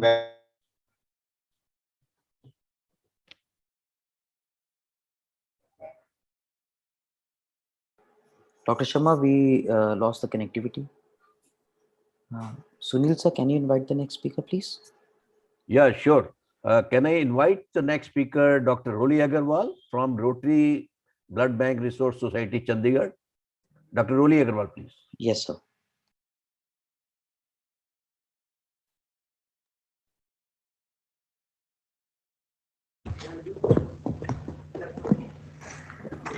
A very good morning to all dear friends and colleagues. I hope and pray for the safety of all, especially the dedicated and loyal healthcare workers and our frontline workers. December 2019, a time when everyone was gearing up for the new year. Starting from Wuhan in China, the deadly virus wreaked havoc globally. Declared as a pandemic on 11th March 2020 by the World Health Organization. Our country went from its first case in January 2020 to a full-blown lockdown on 24th March 2020 by the Government of India to contain the spread of the virus. This led to an array of problems. All services were halted except essential services. Blood transfusion service is an essential medical service. Though the demand for blood decreased due to the postponement of non-essential services, still the patients of thalassemia, dialysis, carcinoma, obstetric patients, trauma cases required blood. The blood centers experienced exponential decrease in the donor inflow. The reasons were multifactorial. There was non-availability of the donor pool due to closure of schools, colleges, corporates, restriction on outdoor camps due to social distancing, people having fear of getting infected, lack of public transport, restricted movements, growing numbers of people getting infected, self-quarantine, and under investigation. Cornerstone of safe and adequate blood supply is motivation, recruitment, and retention of voluntary non-remunerated blood donors. We are aware that voluntary non-remunerated blood donors are the low-risk donors for the reason that safe blood and sustainable blood supply is available from them. Replacement donors is not a preferred system. The risk of professional donors and risk of concealment of medical history. Donor selection criteria can be divided into three: general selection criteria, temporary deferral criteria, and the permanent deferral criteria. Under the guidelines and the standard operating procedures of the institutes, we have a donor questionnaire which starts from registration of the donor, demographic profile of the donor, consent of the donor, a short medical history, physical examination which includes blood pressure, pulse, temperature and weight of the donor, laboratory test which has hemoglobin as a mandatory test. Specific to COVID, if we come under the Union Ministry of Health and Family Welfare, state governments defined containment zones based on the severity of the virus spread in that particular area. So we should have asked the donor about the area to which it belongs. If it comes under the containment zones, that donor should preferably not taken for blood donation. Under the general criteria, donor should enjoy a good health, mentally alert, physically fit, not an inmate of jail, not fasting on the day of donation. If differently abled or those with communication or sight difficulty, we should have a confidential discussion with them, and after their valid consent, the donation can be taken. Age is 18 to 65. If the donor is a first-time donor, should be less than 60. If we are taking 350 ml of whole blood, the weight of the donor should be 45. If it is 450 ml, weight should be more than 55. The donor should be afebrile and the range should be 98.4 degree Fahrenheit. A regular pulse 60 to 100 beats per minute. The blood pressure should be in the range of systolic 100 to 140 and diastolic 60 to 90 with or without medications, and there should have been no alteration in the drugs in the last 28 days. Hemoglobin should be more than or equal to 12.5. The intervals for a male donor, it is 3 months, for female 4 months, post platelet pheresis 28 days. The donor should have had meal within 24 hours, not consumed alcohol the previous night. All crew members, long distance drivers and strenuous workers should be avoided, preferably before 24 hours of their duty, and night duty donors should not be accepted. The phlebotomy site should be free from any scar. Coming to the female donor in specific, if she is pregnant or has recently delivered or is lactating, therefore for at least 12 months post-delivery.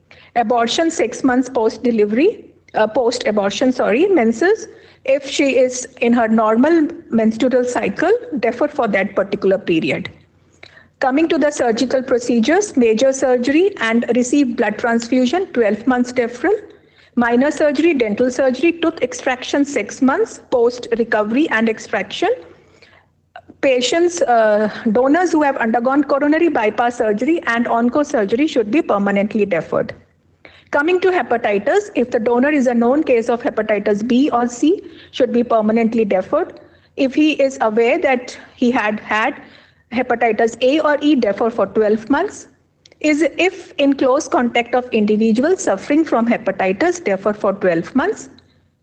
Especially tattoo, acupuncture or any body piercing, the donor is at a risk for hepatitis, defer for 12 months. If the patient is a high risk for HIV or is a person living with HIV/AIDS or there are any symptoms suggestive of AIDS, the donor should be deferred permanently. If he has syphilis or gonorrhea, should be permanently deferred. If we come to few infectious diseases such as measles, mumps, chickenpox, should be deferred for 2 weeks following recovery, malaria 3 months, typhoid 12 months following recovery, dengue, chikungunya defer for 6 months. If the donor has visited to endemic area, 4 weeks following return if afebrile. Zika, West Nile virus defer for 4 months following full recovery. If he has a visit to endemic area, defer for 4 months following return if afebrile. In case of tuberculosis, 2 years following confirmation of cure. If the donor has had an attack of asthma is on treatment with steroids, should be permanently deferred. If the donor gives the history of unexplained delayed fainting and associated with injury or 2 consecutive faints following a blood donation, should be permanently deferred. In cases of any active chest pain, myocardial infarction, patient on treatment with nitroglycerin, digitalis, hypertensive heart disease, coronary artery disease, angina pectoris or rheumatic heart disease, the donor should be permanently deferred. Coming to diabetes, if diabetes is under control through diet or oral hypoglycemic drugs and there has been no change in the drug for the last 4 weeks, we can accept the donor. If there are any complications indicative due to diabetes, the patient should be permanently deferred. In cases of thyroid, we can accept the donor if he or she is euthyroid, but if the status is unknown or under investigation, we need to defer. If patient is on treatment for hypo or hyperthyroid and Graves' disease, we need to permanently defer. Other endocrine disorders, permanently defer. We can accept a donor if he gives the history of having taken oral contraceptives, analgesics or vitamins. But if the donor is on aspirin, we need to defer him for 3 days at least if we are specifically taking whole blood for platelet preparation. Coming to the vaccination part, non-live vaccines and toxoid, which are typhoid, cholera, pertussis, polio, injection, diphtheria, tetanus, defer for 14 days. Live attenuated vaccines, which are oral polio, measles, rubella, mumps, Japanese encephalitis, influenza, typhoid, defer for 28 days. In cases of anti-tetanus serum, defer for 28 days. Anti-rabies or hepatitis, defer for 1 year. The screening staff at the blood center is already aware of the coronavirus symptoms, which should be looked in each donor, and a quick look at those symptoms. Most common are fever, dry cough, malaise, tiredness. Less common are the aches and pains, sore throat, diarrhea, conjunctivitis, headache, loss of smell or taste, a rash on skin, discoloration of fingers or toes. Serious ones, obviously the donor will not land in for blood donation, but they are difficulty or shortness of breath, chest pain or pressure, loss of speech or movement. Under the NPTC guidelines, which had been issued in the month of March and falling in June, A standard operating procedures was drafted and put into use by the blood transfusion services. They say a confirmed case is a person with laboratory confirmation of infection by RT-PCR test, irrespective of clinical signs and symptoms, all very mild, pre-symptomatic, moderate, severe cases must be deferred for 28 days after the discharge from the treating facility or 28 days after the end of home isolation. Contact history has to be taken from the donor. The donor is deferred from donating blood for 28 days with the last possible close contact exposure to a person who is confirmed or suspected case of COVID-19, including those under quarantine. Travel history has to be taken, which is very important. Individuals should be deferred from donating blood for 28 days after the date of exposure from a country with COVID-19 transmission. This is a self-declaration form which was made by us through the guidelines we received from NBTC. The donor gives a self-declaration and a confirmation of his present corona situation. Post-donation donor counseling, the blood donor should be encouraged to report back to the blood center or the camp organizer within 28 days of donating blood if he experiences post-donation illness suspicious of COVID-19 in himself, confirmed positive of COVID-19, a close contact having been confirmed positive for COVID-19. Though there is no data or any such documented result that this virus is a transfusion transmitted infection, but still the unutilized whole blood or blood component collected within 28 days of onset of illness or after contact exposure from such donors should be recalled and discarded. If this blood has been transfused, then the clinician and other concerned hospital administrators must be informed. Hemovigilance has a very important role to play. We need to capture and analyze any adverse events which are associated with blood and blood components transfusion, including post-donation instances of COVID-19 with copies to the respective SBTC. Now, India has entered into a phase where we have started vaccinating the population in a phasic manner. It began with the health workers, then the frontline, and now we are into the population of more than 60 years and less than 50 years with comorbid state. So more and more donors will be reporting to our center after taking vaccination. The blood centers should be aware about these guidelines also. Presently, we have two types of COVID vaccines available in India, Covishield, which are recombinant vaccine based on viral vector technology, and Covaxin, which is an inactivated coronavirus vaccine. 2 doses intramuscular are given in both the vaccines in a gap of 28 days. So the donor might not be aware of the type of the vaccine. So irrespective of the type of vaccine, the deferral period should be 28 days post-vaccination, provided there has been no side effect due to vaccine. The donor should not have reported any post-vaccination side effect. These are a few changes or the things we adapted during Corona to combat the problem and increase our donor pool. Thermal scanning was done for each and every person reporting to the center. Social distancing and mask and the wearing of PPE kits by the staff. This is an outlay of an outdoor camp. We are very thankful to the organizers, motivators who kept the inflow of the donors during these difficult times also. Sanitization of each donor couch was done after the donation. We even used some disposable sheets so that after each donation donated, these sheets were changed if sanitization was not possible in outdoor camps. Every blood donor is a hero. This is so true, but such superheroes are rare. I salute him for all the bravery and the odds he had to face in reaching one of the campsites.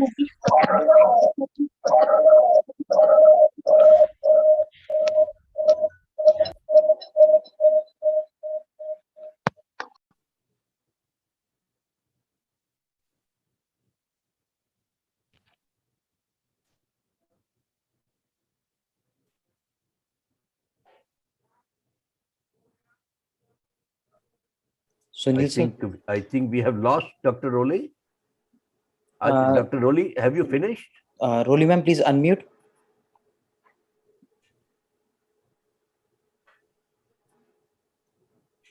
Roli ma'am, please unmute. No, has she finished? Yes, sir, she has, sir. Okay, thank you, Dr. Roli, for nicely describing the series of measures taken at your end regarding blood donor selection during COVID-19. Of course, from NBTC side, we had already issued an advisory which also touched upon this particular aspect, and two advisories came out. But I really compliment the initiatives taken at your end. Thank you very much for your presentation. And Dr. Sharma, will you like to say something? No, it's okay, sir. I am fine. Okay, fine. Unfortunately, lost the link in between. Okay. So can we invite the next speaker, Dr. Divjot? Yeah. I'll invite Dr. Divjot saying Lamba, and who will be talking about the rationale behind amendments in donor selection, blood donor selection, as per the Drug Cosmetic Act. So, Dr. Divjot, please take. Thank you, sir, for the introduction, and I thank the organizers and chairpersons for giving me the opportunity to speak on this forum. So, good morning, everyone. I'll be discussing about, I hope I am audible. Yes, sir, you are, sir. Yeah. So, good morning. I'll be discussing about the rationale behind the latest amendments that have been introduced in the blood donor selection criteria as per the Drugs and Cosmetics Act 1940 and the Rules 1945. So, coming to the Drugs and Cosmetics Act, it was first introduced in 1940 and the rules were introduced in 1945, and they have been amended from time to time. Last amendment was in 31st December 2016, and the latest Gazette notification, which defines the different deferral criteria, is in the 11th of March 2020 in the Gazette of India Extraordinary. So there are certain rules associated with blood banking. Part 10B of this Drugs and Cosmetics Act, it deals with the conditions regarding licensing a blood bank. Schedule F and the Part 12B under Schedule F, it deals with requirements for functioning and operation of blood bank and manufacturing of blood products. Under this, we'll cover the donor deferral criteria. Then Schedule A, which deals with the forms 26, 27, 28 for licensing of the blood banks. So what is a blood bank? It's a place or organization or a unit or institution or other arrangement made by such organization, unit or institution for carrying out all or any of the operations for collection, apheresis, storage, processing, distribution of blood drawn from donors, and or for preparation, storage, distribution of blood components. What is a blood component? It is a drug prepared, obtained, derived, separated from a unit of blood drawn from a donor. Blood product is a drug manufactured, obtained from pooled plasma, that is by fractionation, and it is also drawn from donors. And who is a donor? Donor is a person who voluntarily donates blood after he has been declared fit after a medical examination for donating blood or fulfilling the criteria herein after without accepting in return any consideration, that is in cash, kind, or from any source, but does not include a professional or a paid donor. So professional donors have been banned. Replacement donors mean a donor who is a family, friend, relative of the patient recipient. So coming to the Schedule F, Part 12B, in this, the blood banks and blood components. So in the criteria under H, it is criteria for blood donation, and it has been modified as per the latest NBTC letter regarding blood donor guidelines, October 2017, and printed in the Gazette of India Extraordinary dated 11th March 2020. So I have coded for better understanding, and Dr. Roli has very well covered the deferral criteria. So I'll be discussing which deferral criteria were mentioned as per the old DCA, marked in red, and which are as per the new amendment, marked in green. And few of them are same, which is marked as a purple color. What are the rationales for such an amendment? It is basically for patient safety, donor safety, for improving the blood safety and strengthening our blood supply. Thus, the main motive is safe and regular blood supply, also keeping in mind patient and donor safety. So these are the criteria. The donor well-being, it was also mentioned in the old act. So donors should be in good health, mentally alert, physically fit shall not be an inmate of jail or any other confinement. Minimum age as per the old act was 18 to 60 years, which has now changed from 18 to 65 years. But the first time donors shall not be over 60 years. And for repeat donors, upper age limit is now set for 65 years. Whole blood volume was not specified in the older act. It is now 350 ml. We can collect 350 ml blood from a donor who has a minimum weight of 45 kg and 450 ml a minimum weight of 55 kg. Also for apheresis donor, minimum weight specified is 50 kg. Donation interval, it was not specified in detail in the older act. Now with the latest amendments, it mentions 3-month gap for males 90 days and a 4-month minimum gap of 120 days for females. For apheresis donors, a minimum 48-hour interval after platelet plasma apheresis shall be kept. And after whole blood donation, a platelet apheresis donor shall not be accepted before 28 days. Also, a apheresis donor shall not be accepted for whole blood donation before 28 days from the last platelet donation. These were not specified in the previous act, though these criteria were mentioned in the Director General Health Services Training Manual, but not in the Drugs and Cosmetics Act. The blood pressure criteria have been now specified: 100 to 140 millimeter of mercury for systolic and 60 to 90 millimeter of mercury for diastolic. Similarly, hemoglobin, it was specified in the earlier act as greater than or equal to 12.5. Thalassemia trait has now been mentioned, may be accepted provided the hemoglobin is acceptable. The donor should not be fasting before the donation or observing fast, and donor should not have consumed alcohol or shows signs of intoxication. They were not specified in detail in the previous act. In occupation, donor who works as an air tube membrane long distance vehicle driver, either above sea level. So if he has to do a work within 24 hours, he should be deferred. Or if he donates blood, he should be counseled not to go join duty till 24 hours. High risk behavior was mentioned in the previous act as well. So donors shall be free from any disease transmissible by blood transfusion as far as can be determined by history and examination. In the travel history, it has now been specified that a person who is a resident of a geographical area where a disease is endemic and can be transmitted by blood transfusion, for which screening is mandated. So we shall defer such a donor for a particular time period. I'll be discussing this in detail. Coming to pregnant females, deferral is for 12 months, same as the previous act. Abortion for 6 months. For breastfeeding, the previous deferral mentioned was 12 months after delivery, but now it is specified as total period of lactation. It may be beyond 12 months as well. And menstruation is same as the period of menstruation. Then coming to cold, flu, cough, sore throat, or acute sinusitis, chronic sinusitis, asthmatic acts, they were also specified in the previous act as not acceptable. Chronic sinusitis is acceptable unless he's on antibiotics. Asthmatics on steroid is specifically mentioned as a permanent deferral now. Major surgery deferral is for 12 months. So it was not specified which kind of surgery in the older act, but 12 months deferral was mentioned. Major is 12 months and minor is 6 months after the recovery. Donation can be taken. A person who receives blood transfusion, it is for 12 months now. Previously, it was deferred for 6 months. So the latest guidelines have been introduced, keeping in mind donor as well as the patient safety. Tooth extraction and dental surgery were not specified in detail. Now they have been mentioned as 6 months.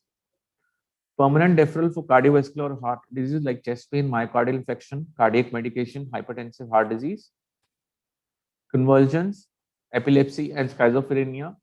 They were mentioned as permanent deferral. These are marked in purple. They were also mentioned in the previous act.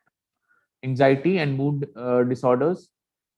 So these are now accepted if the person has an anxiety and mood affective disorder, but he's stable and feeling well at the time of donation and without any medication. It is not specified in the older act.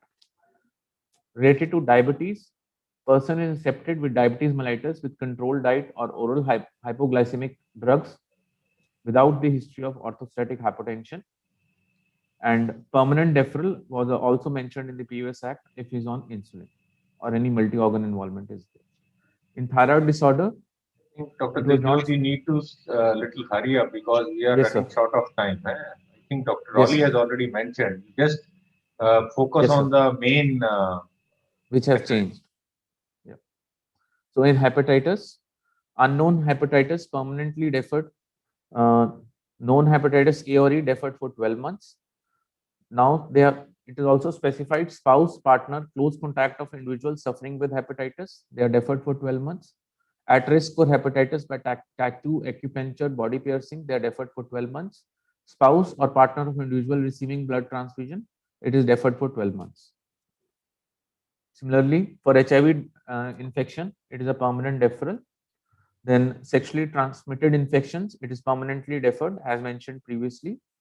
Malaria, it was deferred for 3 months, also mentioned in the older act. In dengue and Zika virus, it now has a special mention in case of dengue and chikungunya, deferral for 6 months following recovery. Following visit to dengue, chikungunya endemic area, 4 weeks deferral after return. In Zika infection, defer for 4 months. And also history of travel in the endemic area, then defer for 4 months. Conjunctivitis has a mention, defer for period of illness and continuation of the local medication. Acute infection of kidney, defer for 6 months. Acute infection of bladder, defer for 2 weeks. Then diarrhea and GI endoscopy, defer for 2 weeks for diarrhea, defer for 12 months for a GI endoscopy. Dr. Devjot, as mentioned by my Dr. Sharma, kindly highlight only the current amendments, because most of the things people know, and only the current amendment which have an impact and a major change in the strategy, kindly address those, because Yes, already sir. we are running short of time. Yes, sir. Autoimmune disorders like SLE, they have a permanent deferral. Typhoid, the vaccines now they have the non-live vaccines now they have been specified for 14 days deferral, and live attenuated defer for 28 days. Anti-tetanus serum toxoids, they are for 28 days. Now, coming to the last deferral criteria for medication, oral contraceptive, they are accepted, vitamins accepted, then anti-epileptic drugs and ketoconazole defer for 7 days, antibiotics for 2 weeks, then ticlopidine and clopidogrel, that blood antiplatelet drugs, these are deferred for 2 weeks, radio contrast material for 8 weeks, finasteride for benign prostate hyperplasia for 1 month, and other drugs, these are permanent deferral, antiarrhythmics, anticonvulsants. Recipients of organs, stem cell tissue transplant, permanently deferred. Donors who have an unexplained delayed faint reaction or delayed faint with 2 consecutive faints, they are permanently deferred. Resident of other countries can be accepted after they stay in India for 3 continuous years. So now donation should not be taken. These are permanent deferrals. And TB now has changed to 2 years deferral. Earlier it was a permanent deferral. So thank you. And these are my references: Drugs and Cosmetics Act and the Gazette of India notification. Yeah. Thank you, Dr. Devjot. I would request Dr. Gupta if you have any comments on this. No, I think he has in fact, in quite detail, he has described all the amendments and including the older criteria. And I think we are really grateful to you, sir, because a lot of great exercise has been done by TRG at NBTC to review all these. Now we have this exhaustive list, because previously the list was incomplete. And I think this is certainly going to guide us in future in a very... Definitely. Thank you. So thank you. I think if you allow, then may I request the next speaker? Please, sir. Please, sir. Yeah. So now I would like to invite Dr. Tanvi, who is again our of the team of these young dynamic speakers. She is assistant professor. May I request the organizers to present her biodata slide? She is assistant professor in the Department of Transfusion Medicine at Government Medical College and Hospital, Sector 32, and has been in this field of transfusion for last more than, I think, 10 to 15 years, and she has a lot of publications to her credit, and well known in the transfusion community. She would be enlightening us on a very relevant topic for these days, like on pre-donation counseling and challenges and the lessons learned. Dr. Tanvi, please.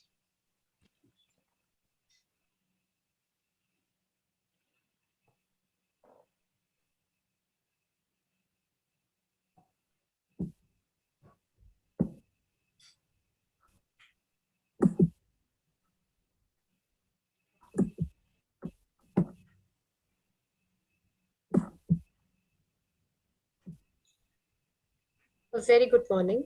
At the outset, I would like to thank the organizers for giving me this opportunity to be a part of Aidscon 10. Pre-donation counseling, challenges and lessons learned. Blood donor counseling.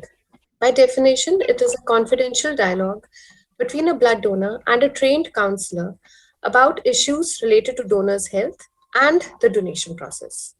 So as the definition says, it incorporates both the donor's health and the blood donation process per se. And the primary aim is there should be safety of both the donor and the potential recipient. So we are all very well aware of the various stages of counseling. This involves the pre-donation information, the pre-donation counseling, followed by the donor selection and the health checkup, followed by the counseling during the blood donation and the post-donation counseling. So what is pre-donation information? This is just the general information and the education of donors about the process of blood donation.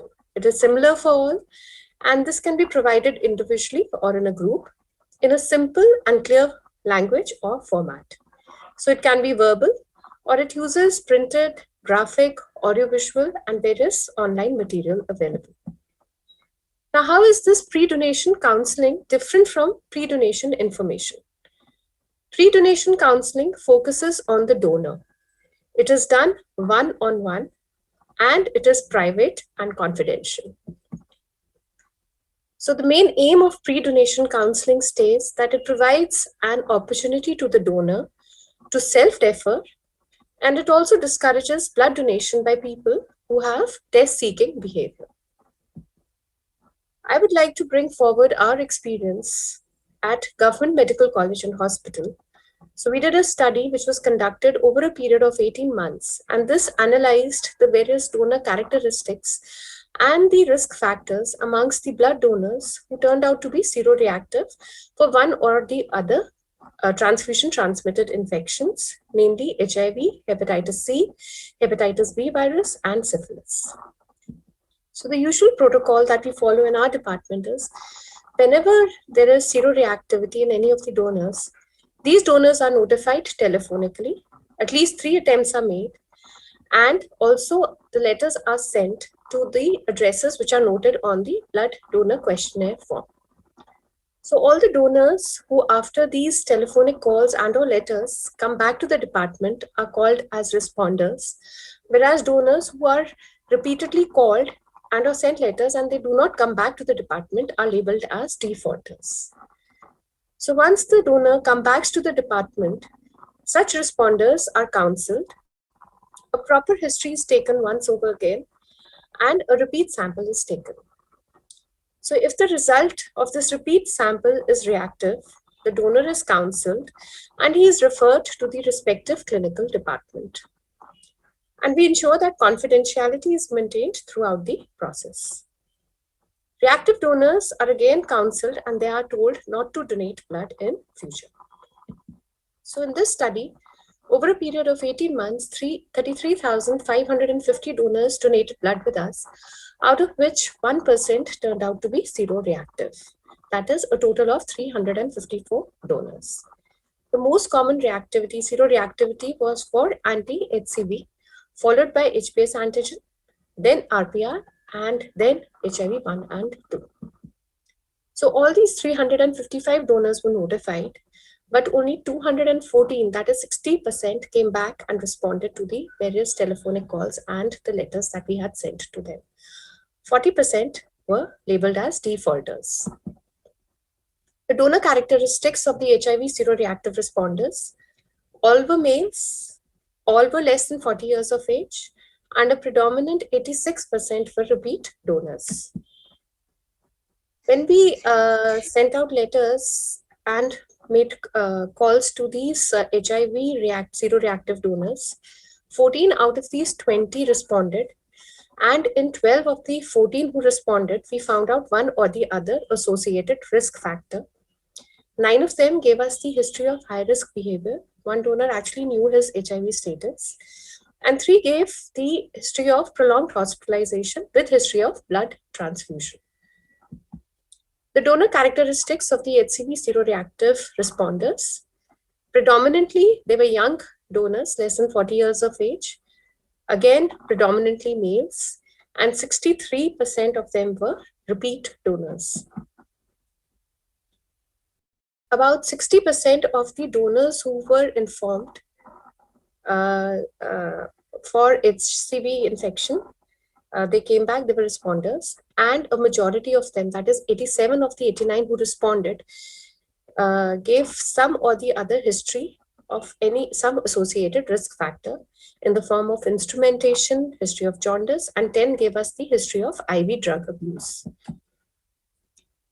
The donor characteristics of HPS antigen seroreactive responders, again, predominantly young, less than 40 years of age, predominantly males, and half of them were repeat donors. Again, 74 of the 130 people who were informed responded, and all but one gave us some or the other associated risk factor in the form of instrumentation, high-risk sexual behavior, history of jaundice in self or in the family, and 11 of them were known cases.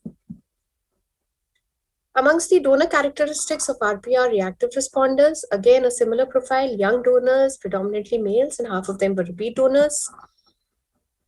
Out of the 54, 37 donors who responded, 4 of them on repeat testing were non-reactive, and 26 of the 33 donors, of the remaining donors, gave us some or the other history of some associated risk factor.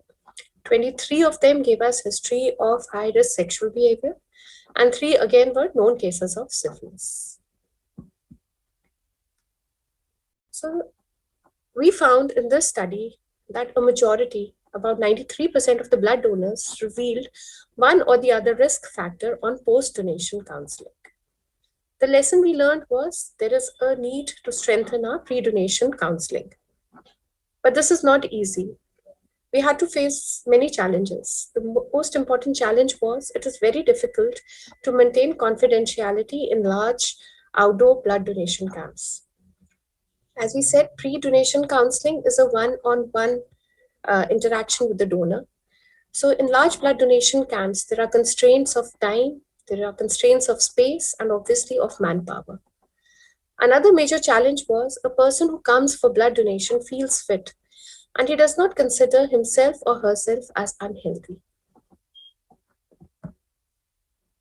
15 of the blood donors in our study were already aware of their reactive status, but still they came forward to donate blood. We learned that these donors have a test-seeking behavior, and there is a lot of lack of awareness about transfusion-transmitted infections. The challenge here lies in the fact that we need to educate such donors. Another thing we observed was that only 60% of the seroreactive donors who were informed, only 60% of those responded, and about 58% of these donors who responded, they were repeat blood donors. We learned voluntary repeat blood donors are not to be considered safe.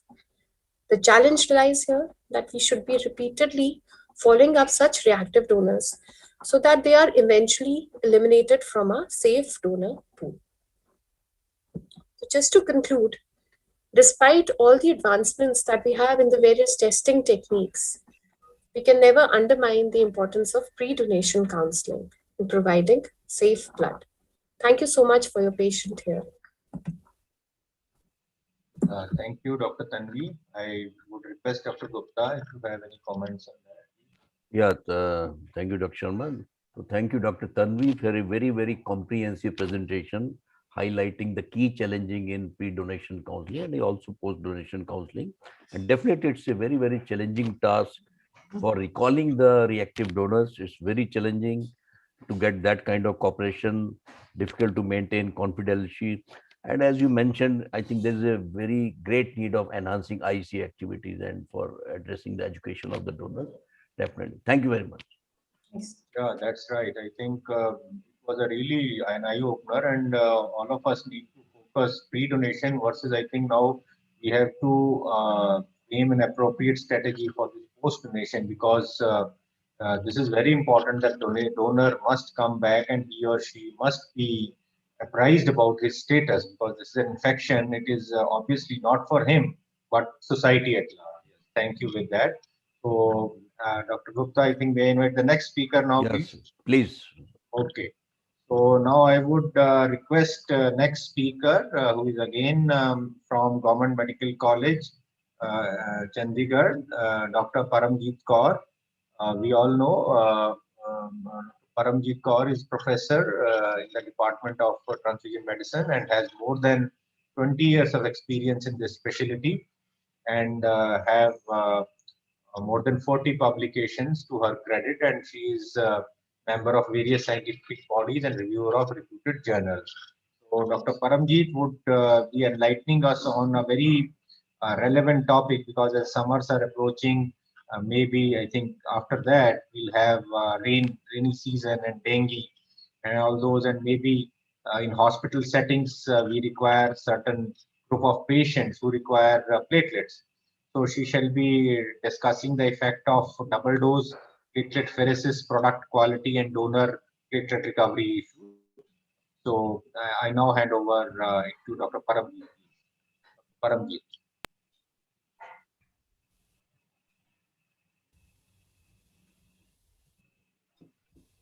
A very good morning to all.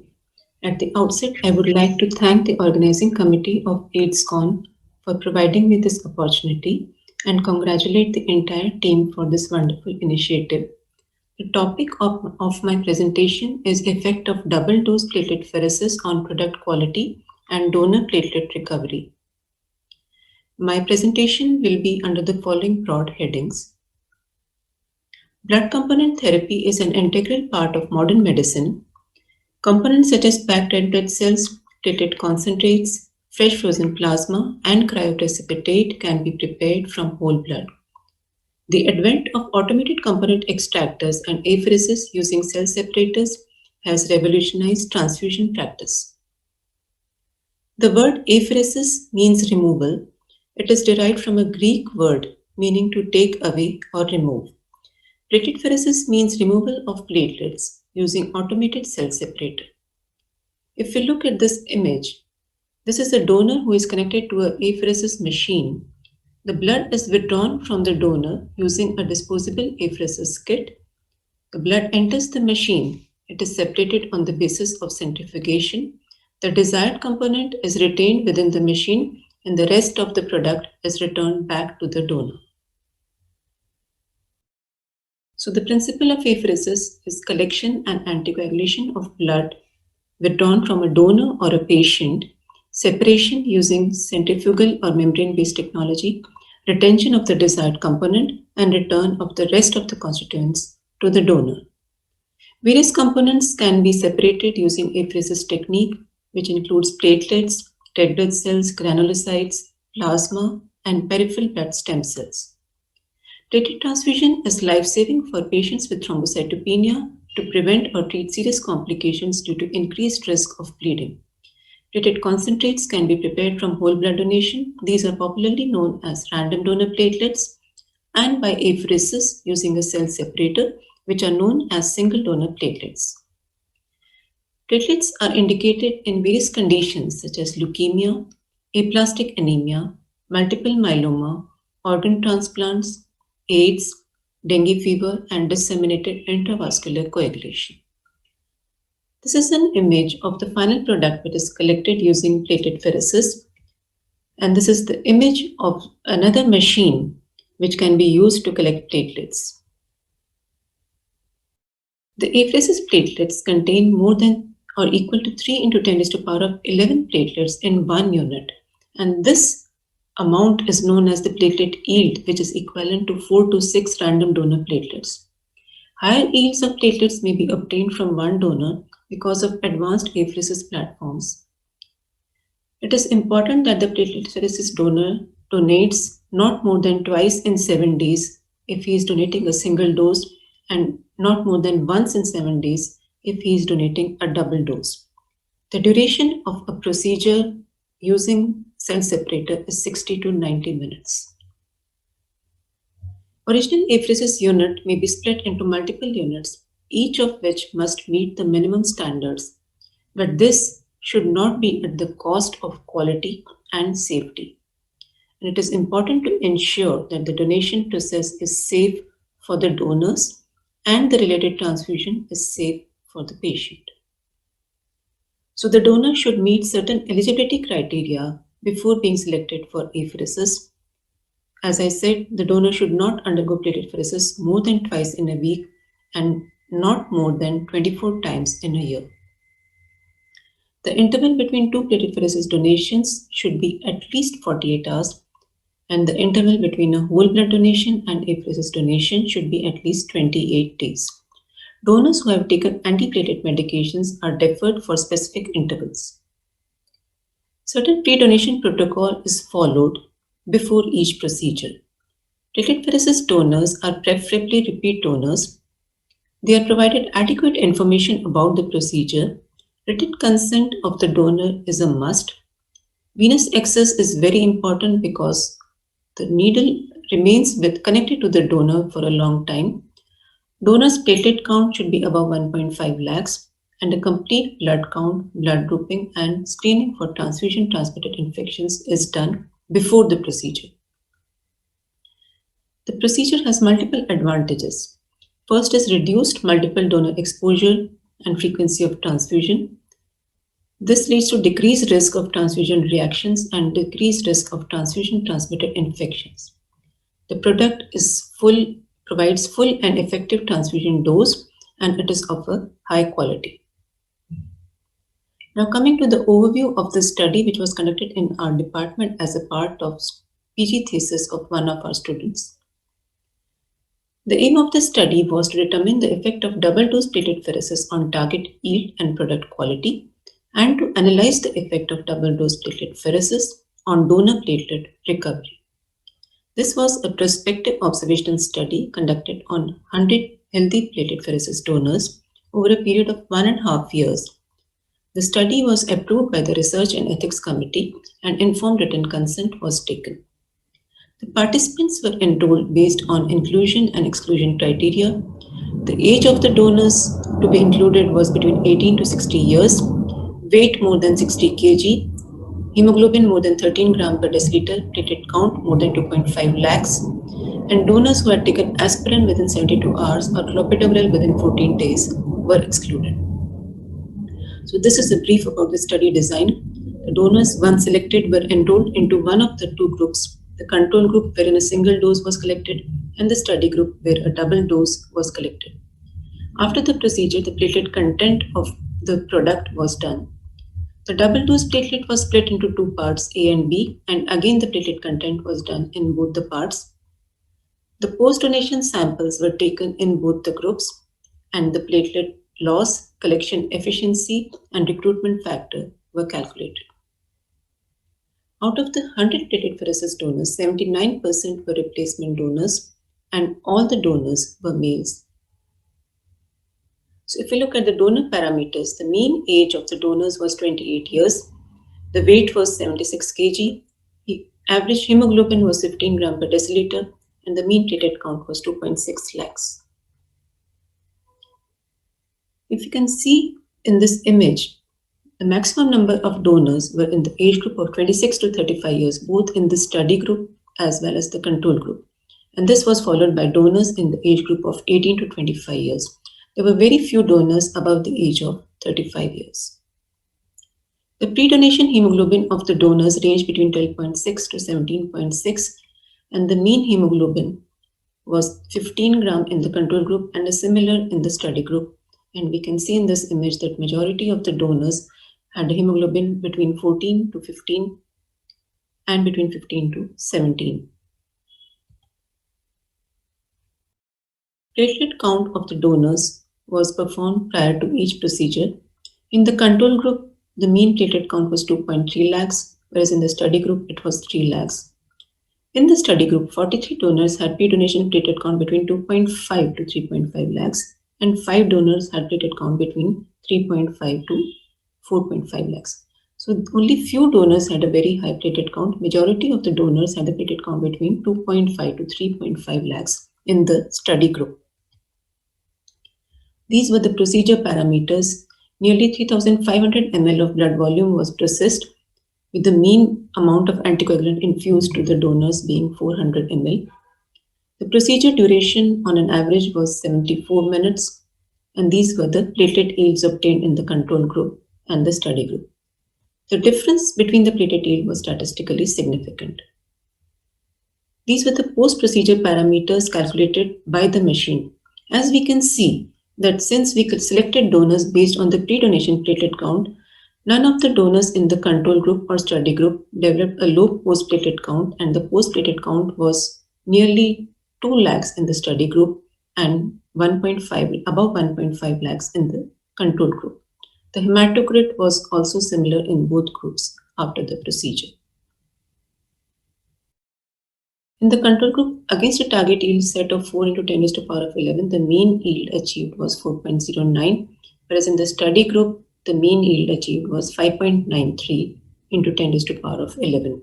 The difference was significant. The pre-donation platelet count showed a statistically significant positive correlation in the study group, as we can see in this figure. The orange line represents the study group and the blue line represents the control group. So there was a positive correlation in the study group between the pre-donation platelet count and platelet yield. The ACD used and whole blood process showed positive correlation in the control group and negative correlation in the study group.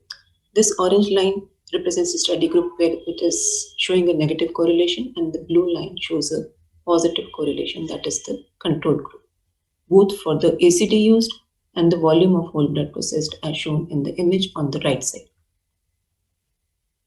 The platelet loss was positively correlated with platelet yield in the control group and a negative correlation in the study group. So we did not induce platelet loss even in the double dose platelet pheresis group. The recruitment factor was similar in both the groups with a range between 0.67 to 1.51. Only 3 donors developed adverse reactions, and these were in the double dose platelet pheresis group. 2 had mild reactions in the form of numbness and perioral tingling, and 1 donor had a hematoma. So to conclude, donors with high platelet count can safely donate high yield platelet pheresis. The decision should be individualized to each donor. Double dose platelet pheresis can be a savior to platelet inventory in developing countries, as it helps to reduce the cost, multiple donor exposure, and risk associated with allogenic transfusion. So it is not difficult to decide whether we should go for single or double dose platelet pheresis if the donor meets the eligibility criteria, because platelet pheresis is a safe procedure. Shrinking donor pool and increasing demand can be met using double dose platelet pheresis, and there is a need to create awareness among healthy individuals to enroll for the platelet pheresis program. Thank you for the patient listening. Thank you, Dr. Paramji, for that nice sharing the nice study which you performed. And yes, I agree with you that there is a need to sensitize our blood donors regarding this new mode of platelet donation. And yes, of course, harvesting double dose for eligible donors is certainly a good option, and it should be done because it is, as you mentioned, it's absolutely safe. So now I would request Dr. Gupta for any comments on this, please. Yes, so thank you, Dr. Paramjit Kaur, for sticking to your time and all the same giving a very, very comprehensive and a crisp presentation, and finally concluding that we can safely go for double dose platelet pheresis, provided you have a high platelet count. And I think that is the need of the hour also. I mean, we do need a huge quantity of platelets, especially in the times of dengue, when the country, all over the country, we go in the grip of dengue. So that could be a good message from your presentation to all the blood centers. Thank you very much. Thank you, sir. Thank you, sir. Thank you, sir. Thank you very much. I think now the next speaker, I would request Dr. Gupta to introduce. I think this is Dr. Sai Prasad from NACO. Okay. We would be grateful, sir. Is it Dr. Sai Prasad or Dr. Murthy? And I think in the program it's Sai Prasad. I'm really not sure who is actually. Sir, I am Dr. Sai Prasad here. Acha, Sai, you are, because the program which I got the name of Murthy is there. Anyway, Yes. Okay, both sir. are I used to call them Jay and Viru of the Sholay picture for our That's blood right. transfusion services. One was handling the NBTC and other was handling the BTS very efficiently. That's So right. Sai Prasad is a deputy director at NACO, working I think more than 2.5 years, and Yes, he has been looking after all the blood transfusion services. And I was really impressed during the COVID time, the way he handled the situation almost on a daily basis.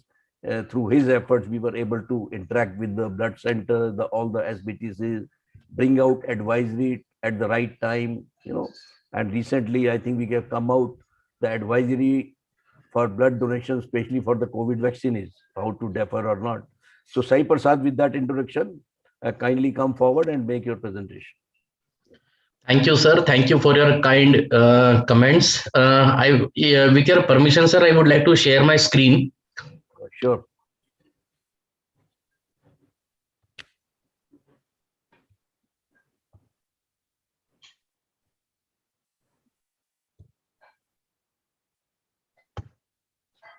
Is the screen visible? Yes, it is. Yeah.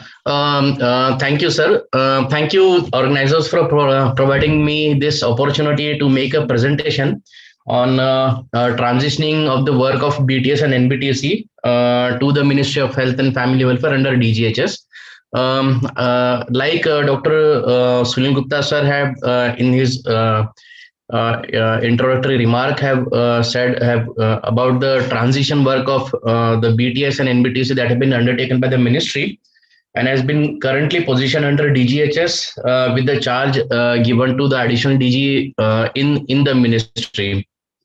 So I would have a presentation on how we came to this outcome of transitioning of the work of BTS and NBTC, what all things went through for bringing out this critical decision, much awaited decisions of almost 2 decades or at least a decade-long decision that we're waiting to have an independent blood services division in the ministry. So background, I would like to tell the participants that we have a governing body of NBTC governing all the activities of National Blood Transfusion Council, and it have a duration of around 2 years, and every time we have to have an approval for the renewal of the NBTC governing body, which comes from the highest level of the Ministry of Health and Family Honorable Minister of Health and Family Welfare. So with this process, when we send the file to Honorable Minister for its continuation, Honorable Minister have guided us to form a committee to review the roles the NBTC and SBTC have played over the years. To be specific, for the last 6 years and 2 years respectively, and directed us to form a committee under the chairpersonship of Additional Secretary Health to come with the recommendations of the committee on all the observations and the discussions held during the meeting. So with the guidance, the committee was formed under the chairpersonship of Mrs. Aarti Ahuja, Additional Secretary Health, and the members were Dr. Manohar Agnwani, Joint Secretary at that time, he is Additional Secretary now, Dr. Sunil Kumar Kushwaha, Additional DDG, Dr. Vanshri Singh, Director of Blood Banks, IRCS, and Dr. Shobhini Rajan, Deputy Director General BTS NACO as a member secretary. So the main role of the committee was to examine the function of the NBTC in the last 6 years and its contribution to the blood banks and blood transfusion policies. It had to interact with the State Blood Transfusion Council in each states and compile the contributions of each SBTCs in the last 2 years, compilation of the minutes of the meeting of the NBTC in the last 6 years and SBTC for the last 2 years.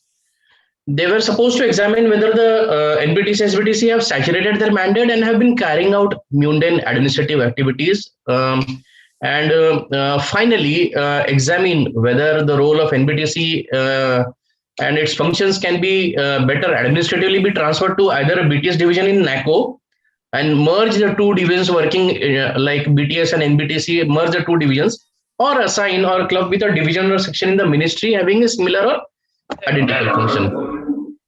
So, और बोलो क्या हो रहा है? So we have a series of meetings. Change कर दिया?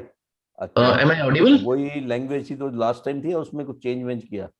Yeah, you are audible, Dr. Sai. Carry on, please. Carry on. जैसे अभी. Yes, sir. Yes, sir. So we have we have 6 meetings to come to the conclusion. With the first meeting, we were asked to have presentation from NBTC under the ambit of directions of the Supreme Court judgment, memorandum of association that was signed by NBTC, role of NBTC, responsibilities and action taken on the Supreme Court decision right in the year 1996. And the mandates that were fulfilled on the directions of Supreme Court. Following this, the presentation was from NHM. There were a couple of meetings with the state blood transfusion councils with on the WebEx platform. The meeting was chaired by Additional Secretary Health, and she's in her capacity of the president of NBTC also. There were a series of meetings on the TOR-wise discussion on roles of SBTC and NBTC in the background of global practices. What are the current global best practices in various developed countries in terms of blood transfusion services that are occurring, and analysis of the pros and cons of the placement of NBTC and SBTC. So on the 17th of September, review and finalization of the recommendation was done, and on 23rd September, the report was presented to the Honorable Minister of Health and Family Welfare under his chairpersonship by Additional Secretary Health. So for formulating the committee report, we have inputs from various sources. Like we have a high-level committee which was formulated in 2016 under the chairpersonship of then Additional Secretary Prasad Rao sir under his during the midterm appraisal of NACP 4. We have a white paper on transfusion services from the guidance of Dr. Zareen Barucha, which was approved by the Standing Committee of NBTC. We have National Strategic Plan for National AIDS Control Program for 2017 and 24, and its recommendation in terms of blood transfusion services. Studies that were conducted like assessment of the blood banks, estimation of the blood requirement, global practices, and all those things. During the meeting, as I have said, the GB meeting proceedings of SBTC and NBTC were reviewed.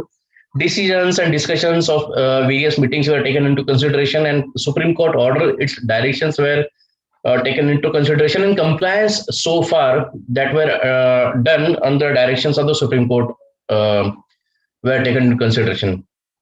So guiding policy was the Supreme Court judgment, Drugs and Cosmetic Act, National Blood Policy that was formulated in the year 2002, and the action plan for the blood safety. This is current organization of BTS in India, and as you can see, the center point is National AIDS Control Organization, which houses the National Blood Transfusion Council in the division of blood transfusion services. So NACO have blood transfusion services, and it houses National Blood Transfusion Council. BTS is a programmatic component, and NBTC policy and guiding body for the blood transfusion services. NBTC, I have said, it's governed by a governing body, and it's been provided technical input by the technical resource group. We have similar structure at the state, where we have state AIDS control society, state blood transfusion council, and they have their own respective divisions, blood safety division, and their own standing committees. The ground level is the blood centers and blood storage centers. What we saw during the review that we had multiplicity of the control, where we have DCG as the regulatory body. We have NACO, which provides which gives provision in terms of support for commodities, HR, and voluntary blood donation and IC activities. NHM providing the support, NIB having its own hemovigilance program, NBTC providing guidance to the blood transfusion. DGHS, we have DGHS there having technical repository, State Blood Transfusion Council and state government.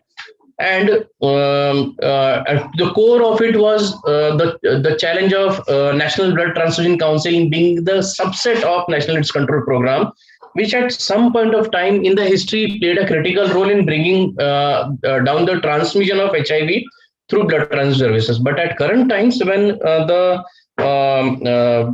transmission of the HIV through blood was very less, its relevance of being a subset of NACO was losing its importance as it was being neglected due to some or the other reason. Other reason where we are having too many blood banks, 3,300 plus blood banks, and then as they come, they have delay in the adoption of the newer technologies. The newer and more peripheral blood banks having very primitive technologies and lack of these advanced technologies in the most part of the country. We have cord blood cells, stem cell, bone marrow cell issues were unaddressed. We have poor access to blood components in the rural hinterland. At this point of time, we still have 60 plus districts where we don't have licensed blood centers, and we still continue to rely on the replacement blood donation. So while reviewing, we saw that on the policy front, NBTC was guiding the country on various aspects of blood transfusion services, and NHM providing guidance to the country in terms of hemoglobinopathies. Licensing and technical aspects, yes, DCGI was the licensing, approving an FDA at the state level as an issuing body. Technical aspects were taken by the TRGs at SBTC and NBTC level. Monitoring was done by SBTC, SACS, NHM, and then the state components of the DCGI, and then provisioning, chunk of the provisioning in terms of support for commodities, upgradations, HR, chunk of it came from NHM, and remaining part coming from NACO. So performance of NBTC and SBTC so far have been providing policies, standards and guidelines in the form of national blood policy, plasma policy, blood bulk transfer policy, processing charges were given, standards, voluntary blood donation guidelines were issued. Capacity building front, we have MOUs, we have 26 regional training centers for providing training to the transfusion medicine professionals. We have manual and transfusion medicine modular trainings. Training manuals were developed for capacity building. Research activity was undertaken. We have blood bank assessment undertaken by NBTC for all the blood banks across the country. We have undertaken estimation of the blood requirement for the country. We have quality strengthening in terms of providing EQAS to the NACO operated blood centers through three PT providers. We have our own IT NBTC website and SIMS reporting format. And we are having Raktadan material. We provide guidelines on voluntary blood donation. We have an expert working group and BBD advocacy material available, review and monitoring mechanism in place. This year aware, we have provided these services. So during the meetings, we had placed before the highest authority three options, whether it should be dissolved and come up with a new body looking after the blood transfusion services with a newer mandate in terms of the current requirement and future keeping future aspects into the vision. Second option was NBTC stays in NACO and work as it is, and the third option is NBTC is removed out of NACO into the ministry. So we viewed the various pros and cons where it should be ideally positioned, where it will be best positions, what were the drawbacks of various positions. So DGHS, we saw it was providing a better, it was having better position as a drug advisory board, as they have a drug advisory board and a consultative committee, and it also DGHS having quite an upper hand in providing technical support, as blood transfusion is a highly technical subject in its matter. But the cons were the linkage with the program and the funding will be removed, as it's a technical vertical in the ministry, and BTS as such is not only technical but also the program. and we saw the linkage will be removed. Ministry was better equipped with the multi-sectoral collaboration and stakeholder engagement. In that case, we saw DGHS lacking this potential in multi-sectoral collaboration engagement. While in NHM, blood cell still exists, and states have their own ownership as a state have their own share in providing blood transfusion services to the country in terms of 60-40 ratio. But we saw that the blood may get lost within the larger NHM umbrella. And we saw that NHM deals primarily with the primary and secondary levels center, and no provisions were provided for the tertiary and higher centers. And the third option we saw of having a separate vertical, which will lead to synergy with the private government, state government center, and new research centers. But yes, we saw that the separate vertical will be having teething and transitional issues. So, so the final conclusion recommendations: standardization and centralization of the blood services in most of the countries was the main observation, and these were in line with the recommendations of WHO and other technical bodies working for the BTS worldwide. So, blood services must ensure that blood or the component should be available in adequate amount to fulfill the need, accessible everywhere, affordable, safe, and of quality, of standard quality. So accordingly, based on these issues, the committee recommended that we must institutionalize the paradigm of one nation, one policy, and one standard. And this formed the basis of the recommendation of blood services division to the highest level in the ministry. So going into, I hope I have some time, 2-3 minutes. I'll take only a couple of minutes more. So the we have to go into a little bit of more granularity. We on policy level recommendations, NBTC have been existing since 1996 and have acquired sufficient domain knowledge and institutional memory as an entity itself. More than 2 decades of guidance to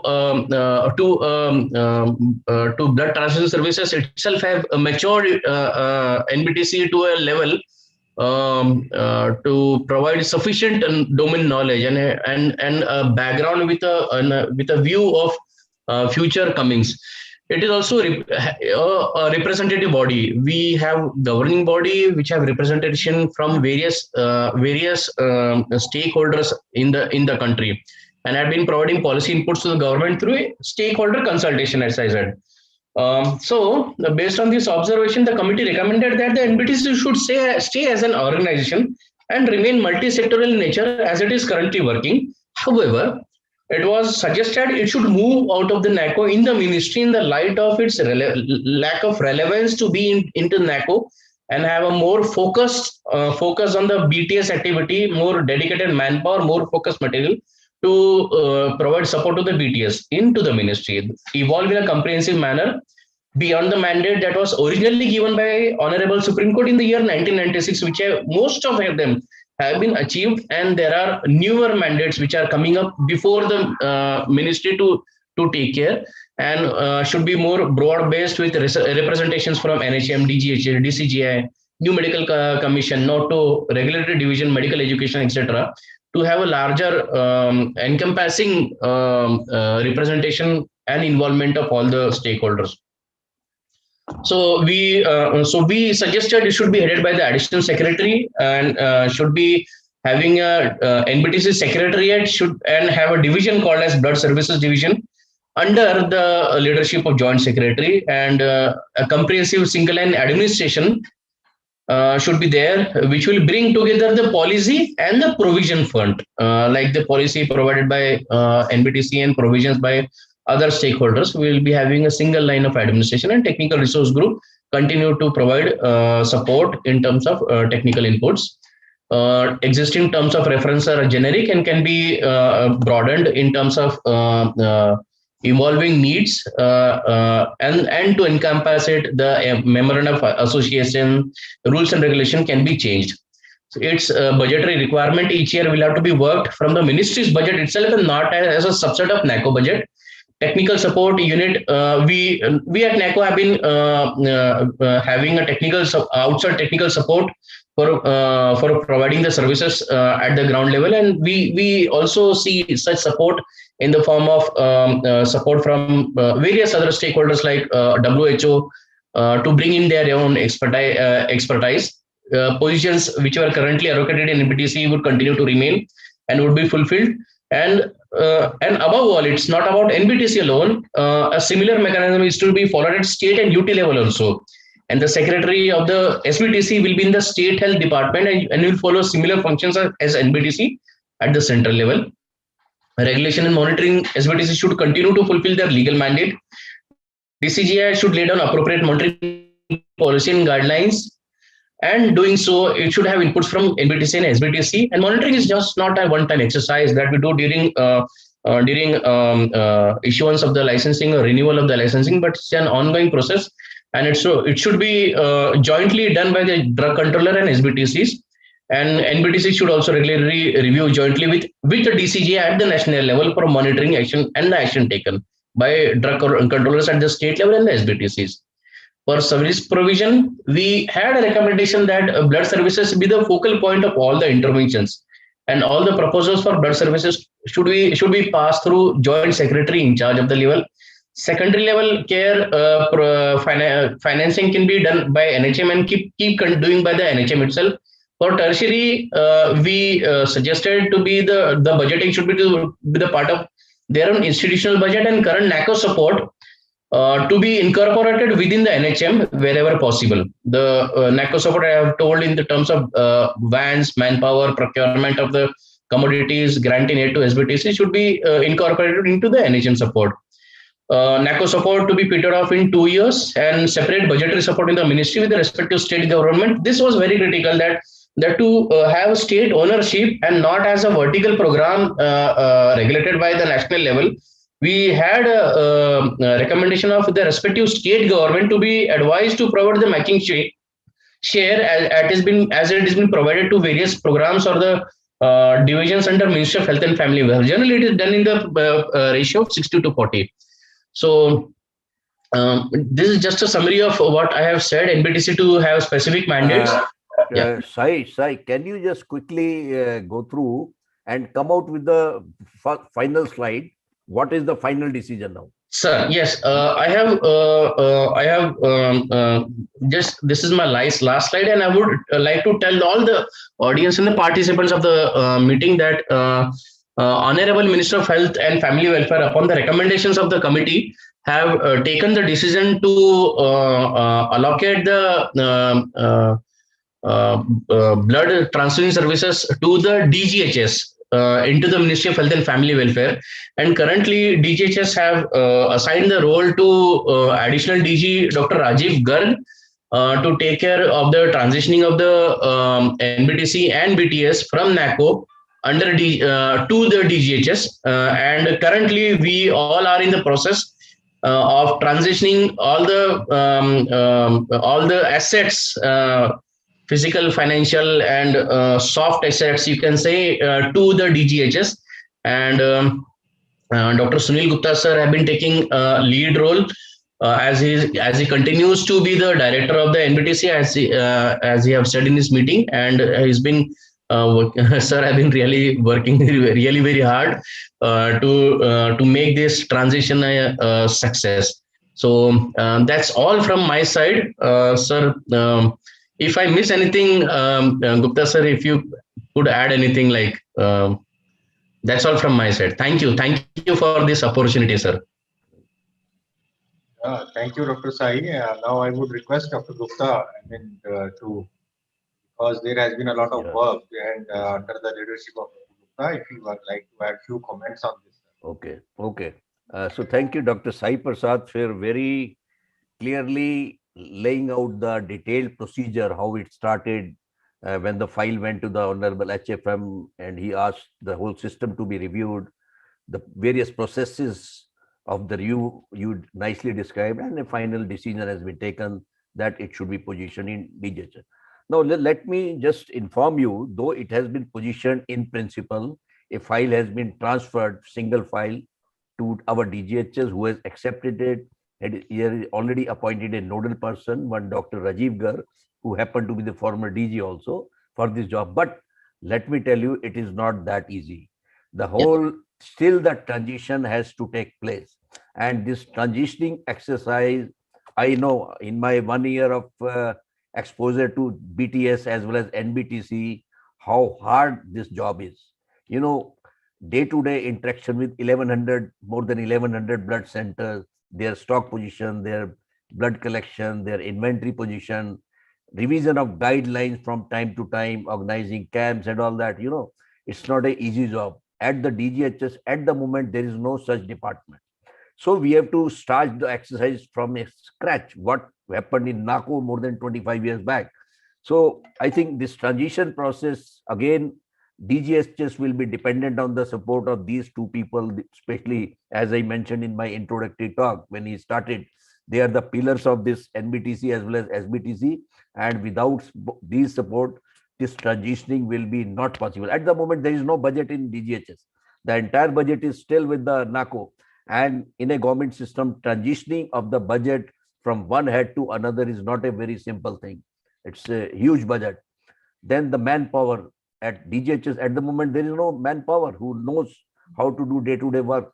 So we have to select the manpower, identify the manpower. They need to be trained appropriately. And again, their efforts will be very important in that. So it may take some time, maybe 6 months or maybe up to 1 year. So till that time, I think they're already doing most of the day-to-day work is still being handled by NACO, by these two people. And I am hopeful that they will continue to do so till there is a proper transition. Of course, that decision has been taken. So transitioning has to be done. But till that time, I think NACO will continue to provide all the support, and you can address your queries to these people on this. Thank you very much. Absolutely. Thank you for those comments, and thank you, Sai Prasad. I think a lot of work is going on to further streamline the services so that the confusion does not remain there as far as the governance in the transfusion services is concerned. So with this, I think we come to the end of this session, and with Dr. Gupta and myself would like to express our sincere gratitude to the organizers as well as all the speakers who presented nice talks today and enlightened the audience in the special issues related to transfusion services. Thank you very much. I think now can we, Dr. Sharma, can we invite some questions from the participants in case they have some queries? I need to ask the organizers. Do we have some time for questions, please? Can you let us know? Just 5 minutes. 5 minutes. Yeah. So we are already short of time, so I think. Fine. Okay. Thank you. Thank you so much, sir. Thank you, Dr. Sunil and Professor Sharma. Thank you for joining us. Thank you. Thank you. Thank you. Moving on to our next session, A Tale of Two Pandemics. It's an honor to invite Dr. Anup Kumar Puri, Deputy Director General, Basic Services Division, National AIDS Control Organization. Is he there with us? I have already joined. Thank you. Welcome, sir. Thanks. I would request Dr. S.S. Lehel, Professor, Department of General Medicine, DMCH 32, to chair the session. Yes, ma'am. I'm here, ma'am. I welcome both the chairs. Thank you. Handing over the session to our chairs, please. Thank you. Thank you, ma'am. Dr. Puri, would you take over? Now I invite, as per the schedule, I invite Dr. Glory. I think she has to give the, first session is of Dr. Glory, and she is Director, Asha Foundation, Bangalore, and she's a Vice President. Whose role is this? Is it me who will be doing it? I'll go ahead. Okay, thank you. So Dr. Glory, she is Director, Asha Foundation, Vice President, AIDS Society, and she's been recently appointed to the conference committee member. That's a very major honor for her that on the International AIDS Society from 21 to 25. So she'll be covering about 4 conferences during this period. It's a very great honor for us to have her in that international committee, and we hope more of us will get exposure in that area. She's a BCI award winner, International Ashoka Fellowship Award, and has many publications. May I request Dr. Glory to come forward, because this is a very interesting topic. It's a tale of 2 pandemics. So let's see how they differ and how they are similar. Dr. Glory? Yes. Can you put up my presentation, please? Ma'am, please share your screen if you can, ma'am. You need to share your screen. From the bottom, there's a green button. Yeah, but you can put it here. 1 minute. Yeah. Are you able to share your screen, ma'am? Shama ji, aajo. Shama, aajo idhar. इधर बैठ जाओ इधर. Card दे दो मेरे को बस. Can you see my presentation? Yes, ma'am. It's opening. We are waiting. Yeah. Yes, ma'am. We can.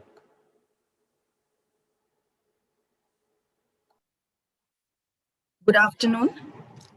Can you hear me? Yes, ma'am. We can, and we can see the presentation as well. Good afternoon.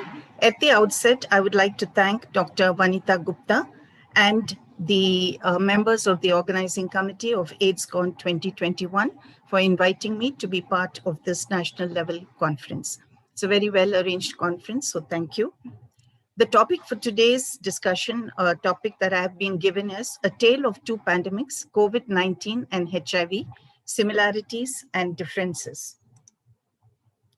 In the year 1981, the HIV pandemic came into being.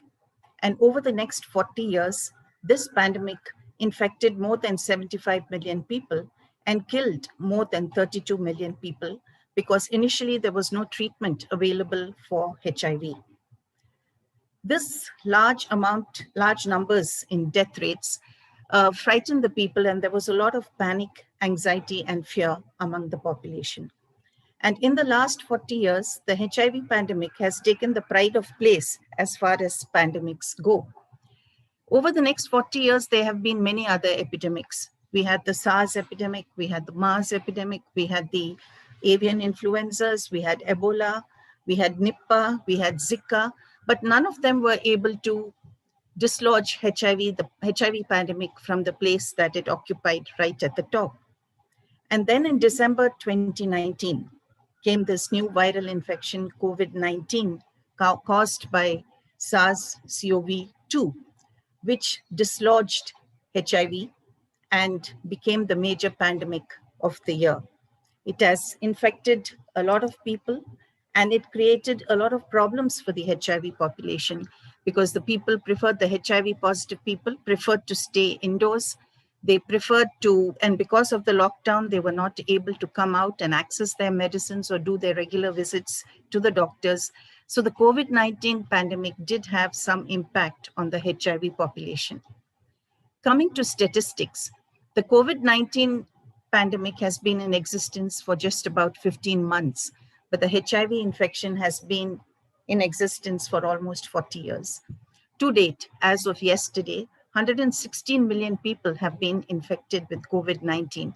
And over the last 40 years, 75.7 million people have been, of whom 32 million died, and 37.9 or around 38 million people are living with HIV.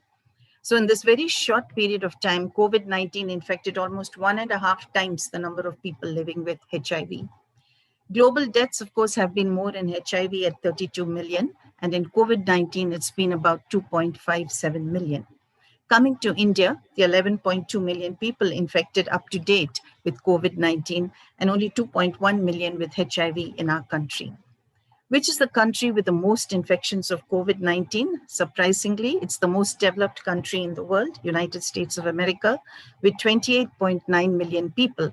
And in South Africa is in HIV the highest, with the highest HIV population at 7.5 million.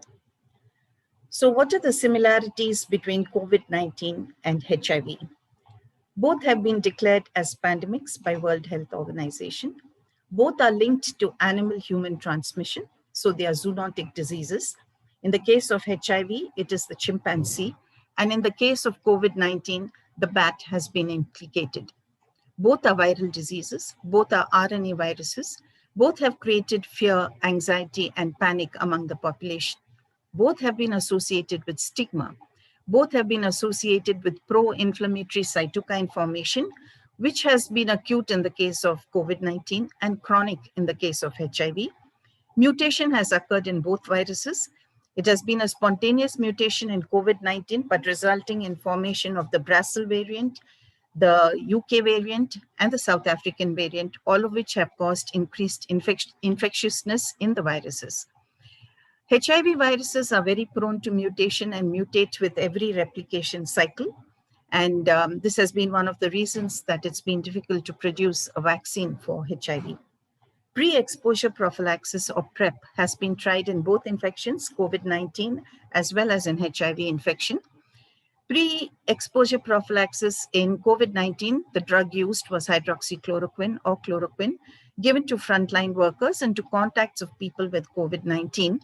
And these drugs were given for a period of 8 to 12 weeks. But over a period of time, it has now been established that these drugs really do not help in the prevention of COVID-19 and have no role to play in PrEP.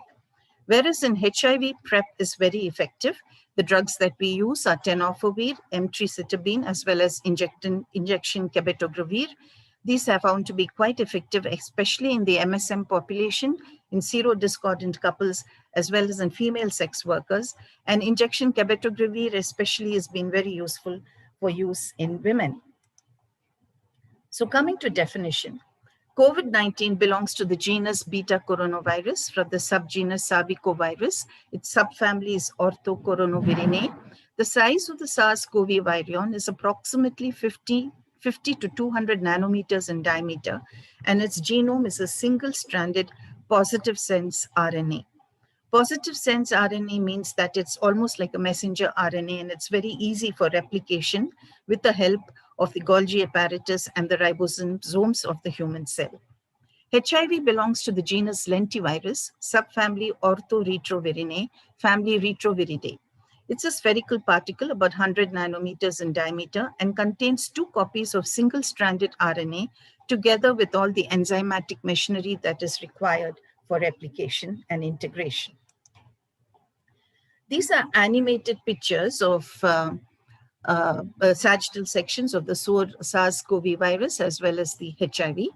And as you can see in COVID-19, the virus has about 16 non-structured proteins, 9 accessory proteins, and 4 structured proteins, which are very important. The most important of those are the pink protrusions that you can see, which are the spike glycoprotein or the S protein, which is the protein that unites with the receptors in the human cell. The others are the green tube-like structure, which is the membrane protein or matrix protein. And then we have the envelope protein, which is blue in color.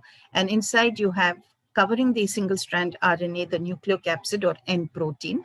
And then you can see the single-stranded RNA right in the middle. HIV, everybody is familiar with that. It has a knob of the GP glycoprotein 120 supported on a stalk of GP41. It has a lipid membrane, and enclosed inside are 2 single strands of RNA with all the enzymes that are required for replication and integration. We have the reverse transcriptase, the protease, and the integrase. What is the mode of transmission? The mode of transmission in COVID-19 is through droplet infection, coughing and sneezing. If the droplets are very light and small, they can be airborne and they can live in the air, float around in the air for more than 8 hours. And this can be especially infective in closed rooms or where there are huge crowds of people. If the droplets are big, then they can fall forward through coughing, sneezing, shouting, or singing, and can reach up to 2 meters. And if these are inhaled by the person at the other end, the infection can occur. It can also occur by direct contact with these secretions. If you touch these secretions and then touch your nose and mouth, you can get infected. Or by through the process of fomites, where if these viruses are on surfaces, by touching those surfaces and then touching your face and mouth, the infection can occur. SARS-CoV-2 is found mainly in the upper and lower respiratory tract fluids and are highly infectious. The virus has also been isolated from conjunctival secretions, stool, urine, and blood, but whether the extrapulmonary sources of SARS-CoV-2 are infectious is still not well established.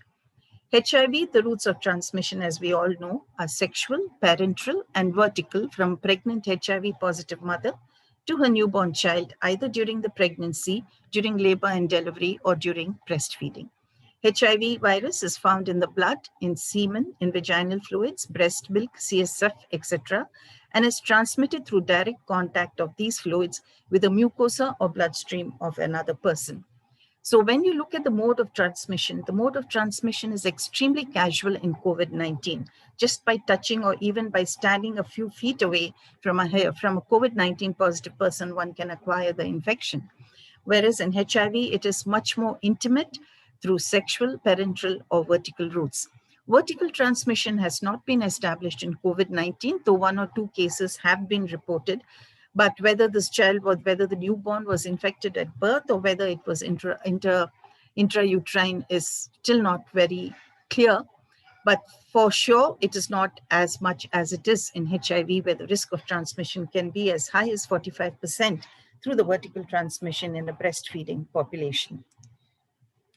Coming to pathophysiology, I have made it extremely simple. In COVID-19, the spike protein attaches itself to the AC2 receptors, which are found in the lung, heart, blood vessels, intestines, and kidney of human beings. The spike protein fuses with the AC2 receptors, and after fusion, and through a complicated process, it enters the host cells, and the process of replication and release of new viral particles happen. An immune response is mounted in response with release of chemokines and interferons, which in most cases is sufficient to curb the spread of infection. And this is what happens in mild and moderate cases. But in some cases, in a small percentage of people, it can go beyond this stage, resulting in the release of cytokines, interleukins, tumor necrosis factor, macrophages, resulting in severe inflammation and lung injury, referred to as the cytokine storm, can lead on to acute respiratory distress syndrome, multi-organ failure, and even death. But in a majority of cases, it stops with a mild or moderate infection. In HIV, the receptors are the CD4 receptors, which are present on the T lymphocytes and mononuclear phagocytic cells, as well as dendritic cells of the human host cell. The glycoprotein 120 of the viral cell fuses with the CD4 receptor, requiring either CCR5 or CXCR4 as co-receptors to pull the virus into the host cell. Using the enzymes there, the conversion of RNA into DNA happens, and there is integration of the viral DNA into the host DNA. The protease enzyme helps in the multiplication and replication of virions, and these virions then leave the infected cell to infect other CD4 cells. The immune system over a period of time becomes depressed, and over a chronic period of time and without treatment, it progresses on into AIDS. So the most important difference in pathophysiology between COVID-19 and HIV is there is no integration of the COVID-19 virus into the human DNA as there is in HIV. Coming to symptoms, the incubation period in COVID-19 is between 2 and 14 days. It can occur as early as 5 days or as late as 28 days even. The symptoms are basically cough, fever, breathing difficulty, inability to smell or taste, diarrhea, abdominal pain can also occur. Most patients have mild symptoms, but in severe cases, the infection can cause pneumonia, cytokine storm, severe difficulty in breathing, hypoxemia, kidney failure, coagulopathy issues, and even death. Most people recover fully within 2 to 6 weeks, but in some patients, there could be a extension of symptoms going on for a few months with chronic fatigue, chronic coughing, breathing difficulty, myocarditis, etc. But all said and done, this is a self-limiting disease. In the case of HIV, the incubation period is between 2 and 6 weeks after contact with the virus. The symptoms appear between 2 and 6 weeks after contact with the virus. And early infection happens within the first 2 weeks when seroconversion is taking place, and patients can have fever, headache, body pain like a flu-like syndrome with swollen lymph nodes. And these symptoms can be so mild that they may not be noticed even by the patient. In chronic infection, the virus continues to spread and destroy immune cells, causing immunosuppression. And over a period of time, if it is not treated, HIV turns into AIDS in an average of 3 to 10 years. When AIDS occurs, the immune system is already severely damaged. Opportunistic infections can occur, neurodegenerative diseases can occur, and cancers can also occur in infected individuals. And the treatment, and it's a disease that remains lifelong. So when we come to symptomatology, the main difference between COVID-19 and HIV is that COVID-19 is self-limiting, whereas HIV is a disease that is lifelong. Coming to treatment, really there is no specific treatment for COVID-19. Most cases are self-limiting with resolution of symptoms by just giving them symptomatic treatment with paracetamol for the fever and body pains, etc. Vitamins, especially vitamin D, C, and zinc mineral have been advocated, but these vitamins are more for critical for a well-functioning immune system and promoting the well-being of and promoting nutritional well-being rather than actually being involved in treatment as a treatment for COVID-19. Antivirals, favipiravir as well as oseltamivir have been advocated, especially in patients with mild and moderate disease, and it is said that this could improve the clinical recovery time as well as decrease the viral shedding, but not again really established. Remdesivir, which has been used for other viral epidemics like Ebola, MERS, and SARS, has also been used in COVID-19, but has been shown to be of limited efficacy. All the other treatments that we use, such as steroids, anticoagulation, monoclonal antibodies, etc., are more as supportive therapy because of the complications that have arisen because of the high pro-inflammatory cytokines and injury that has occurred. Vaccines are available as of today for COVID-19, and overall mortality is about 1 to 4%. When we look at HIV, initially for the first 1.5 decades, no treatment was available and many patients were dying. And then the antiretroviral drugs were developed, and these drugs were found to be very effective in controlling HIV infection. Initially, the drugs had a lot of side effects, both acute and chronic, and even deaths could occur like from lactic acidosis because of ART. But as time went on, the drugs became safer, they had lesser side effects, and were very useful in suppressing the viral load. The only thing is that the treatment for HIV is lifelong with more than 95% adherence. But HIV has really changed the profile of HIV infection. It has changed HIV infection from a life-threatening fatal illness to a chronic manageable illness. Antiretroviral therapy in HIV has made the single most important difference in prolonging the lives of people who are HIV positive. In spite of 40 years having gone, vaccines are still not available, and this is because of the high mutation rate of the virus, as well as the depressed immune system, as well as the latent reservoirs. Much progress has been made. Researchers have not given up, and still research is going on for vaccines. Without ART, the mortality in HIV is more than 95%, but with ART, the mortality has really come down almost to as much as with COVID-19. So the difference between COVID-19 and HIV in the form of treatment is that there's really no specific treatment for COVID-19. It's a self-limiting disease. The mortality is about 1 to 4%, and vaccines are available. For HIV, very, very specific treatment is available in the form of ART. The only thing is that the ART has to be taken lifelong and with more than 95% adherence. Vaccines are today not yet available, and without ART, mortality in HIV is high. What are the preventive steps that we have to take for HIV and COVID-19? For HIV, everybody knows you have to have awareness and knowledge about the disease.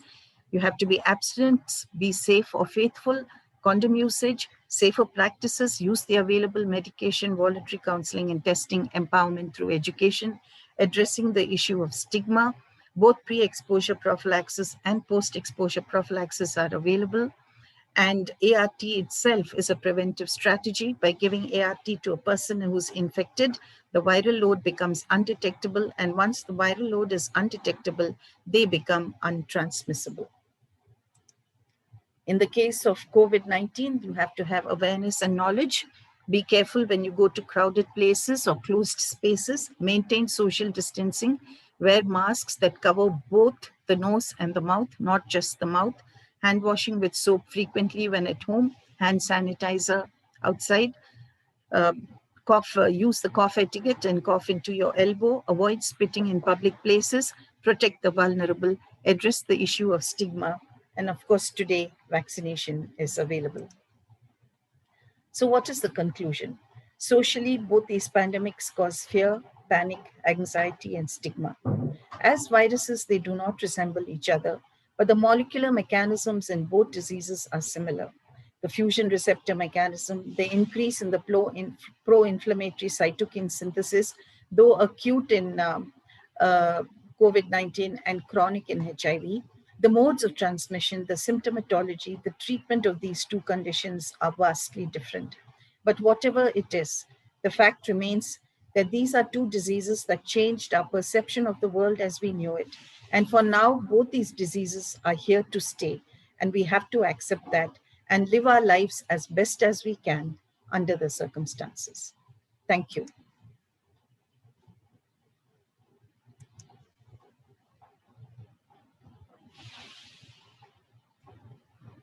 Thank you, ma'am. Thank you. I would like to ask the organizer whether there's any questions we can get onto this, or we go to the questions later on. We go to the next speaker. Yes, sir. So may I request you to please take it up?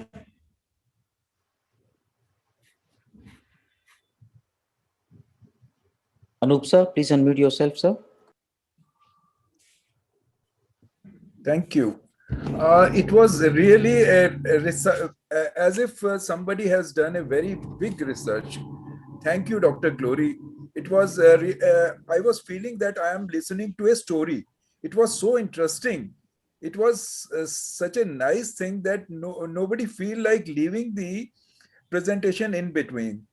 Definitely, there are many similarities and differences. We can see, and even I have noted down many things Madam has said about. The biggest thing is that there are two. I mean, there are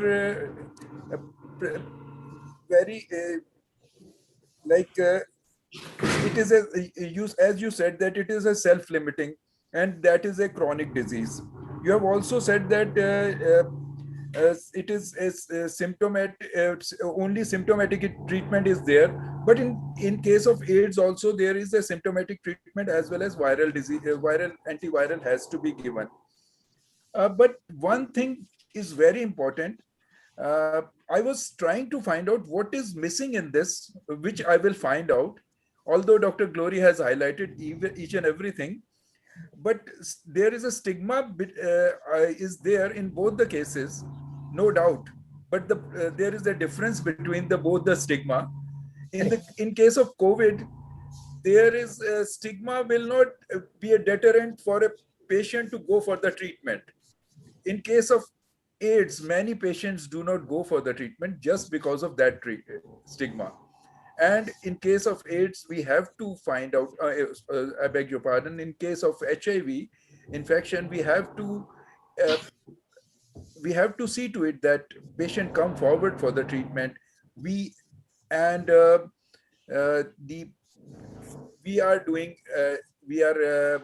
involving them to remove the stigma at each and every step. Thank you. Thanks a lot. And I would like to listen to you in other forum also. Thank you. Thanks a lot. Thank you. Thank you. Thank you, ma'am. May I request the organizers to please bring the next speaker on board? So would you, Dr. N. Kumaraswamy? Sir, please take it ahead. Dr. Puri? Dr. N. Kumaraswamy is a chief and director of, I think there is some disturbance from my side. You go ahead. Okay. Okay, sir. Sir? Yeah. Is it okay? Yeah, you please continue. Okay, sir. Yeah. Otherwise, there will be a disturbance from my side. Okay, sir, I'll do it. So he is the N. Kumarasamy is the Chief and Director of VHS Infectious Disease Medical Center, a clinic which provides medical care for large number of patients with HIV in Chennai. He is the Director of the Chennai Antiviral Research and Treatment Clinical Research Site, and that means a lot of clinical trials being done there on COVID also and other emerging infections. So he's got a multifaceted things to do. So he's published more than 400 manuscripts. Impact of antiretroviral therapy has led to scale up programs. He's an expert panel member of WHO ARV and also the Clinton Health Access Initiative. Dr. Kumarasamy, I think it's a very honor for us to have you with us. So let's go ahead with your talk, sir.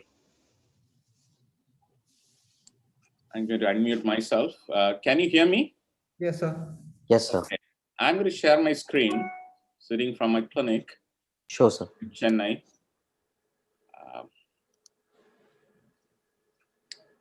We can see the screen, sir. Okay. Can you see my first slide? Yes, sir. Okay. Great. So at the outset, I like to thank the organizers, particularly a friend, Dr. Vanitha Gupta, and all our friends of this Aidscon, which I always enjoy traveling to Chandigarh to do these presentations. Unfortunately, in this pandemic, I couldn't do that. So thank you again for inviting me to do this. So, and as we all know that, we have been going through this in the last 1 year, managing whatever our patients, either is HIV or hepatitis or diabetes or hypertension, everyone have been affected and infected and with COVID. So today, what I'm going to talk to you probably in the next 20 to 25 minutes is the management of COVID-19 in HIV infected people, because that's a special focus of this conference on HIV. I'm basically an infectious disease doctor, which many of you know that I treat HIV, but since this pandemic, a lot of my life is on managing COVID patients. So I'm from a hospital called VHS, one of the largest tertiary care center here in Chennai, where we manage more than 1,800 COVID patients in my clinical unit, where including HIV, which I'll be sharing my own experience in the next 20 minutes. I don't want to go into the details. Can you see my second slide? If the organizer can say yes. Yes, it is visible. Right. So as all of you know that, about the structure of this virus, this RNA virus, coronavirus, which again, it just got several proteins, but one of those, a key protein, which is responsible for the antigenicity and virulence of this virus, is a spike protein called S. But on the other hand, all the other, each protein, like envelope protein, E, and membrane protein, all plays a critical role in the pathogenesis of this disease. But the spike protein is one critical one in causing this transmission. I'm not going into the details how it spreads, which again, you heard very elegantly from Dr. Glory. It's predominantly a respiratory-borne virus, where it spreads through aerosol and droplet. We do not know the clear answer about the fomics transmission, but still quite possible. But on the other hand, it's predominantly an aerosol and a droplet transmission.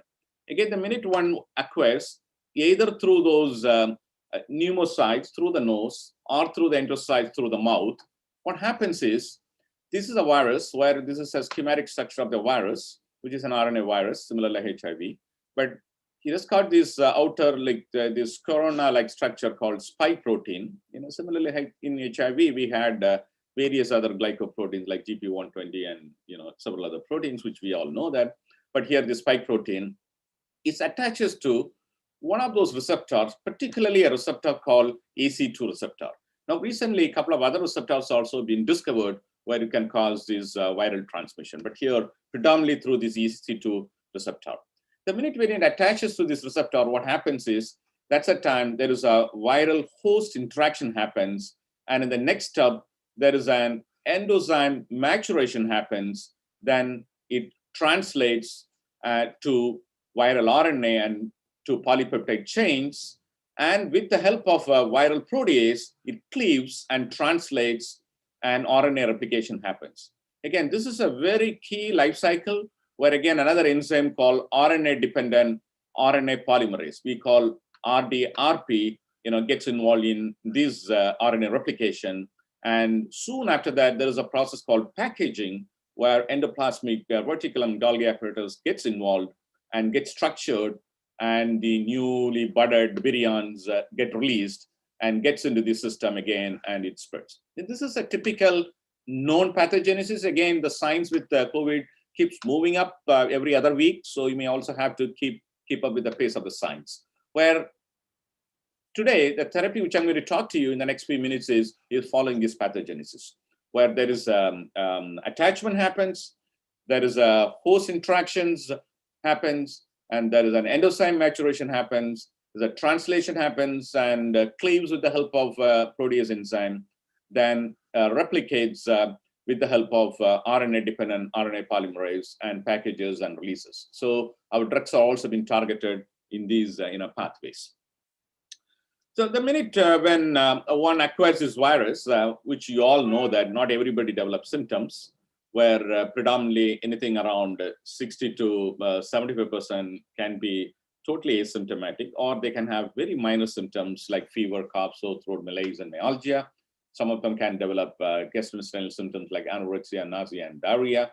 And also one of those pathogenic symptoms which we have seen in our patients, even before their diagnosis, they used to complain was this taste and smell disturbance. So this is something where there are a lot of research currently been happening on this particular area of science.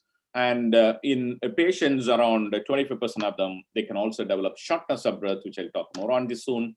And again, the median days for onset of any symptom is 5 to 8 days.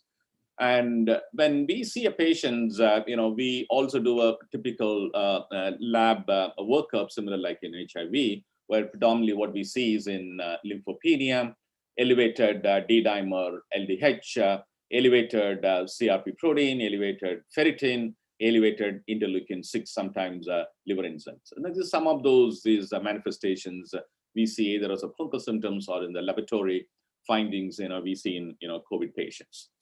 Now coming to the pathophysiology, which again, Dr. Glory walked you through this, but again, this is predominantly a respiratory associated infection.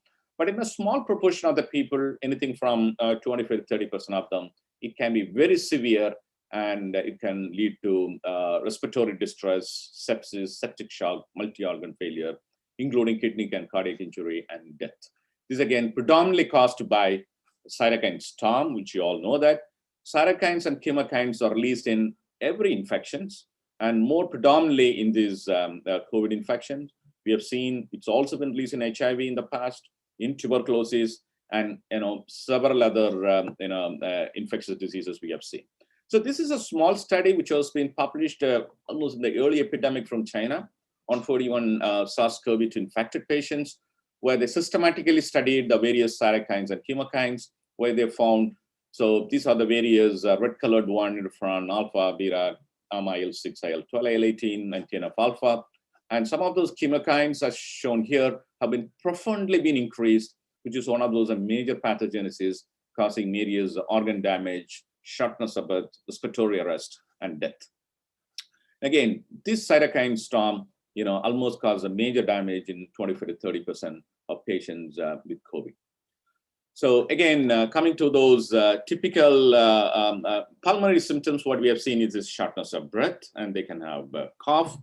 And when we do a chest X-ray or a CT scan of the chest, where we see these, what is called ground glass appearance, where a glass has been ground, where you can see these, particularly in the periphery, which is one of those pathogenic which we have seen in most of the COVID patients who had come with some sort of a respiratory, complaints. And again, COVID-19 not only does pulmonary manifestations, but also it's got several extra pulmonary symptoms like skin manifestations, including very petechial area and vesicles.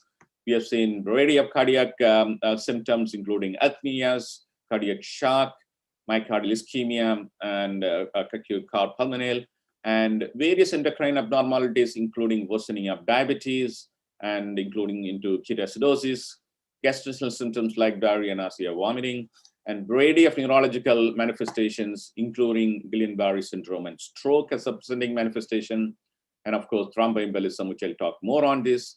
and in the hepatic elevated liver enzymes and acute renal injury.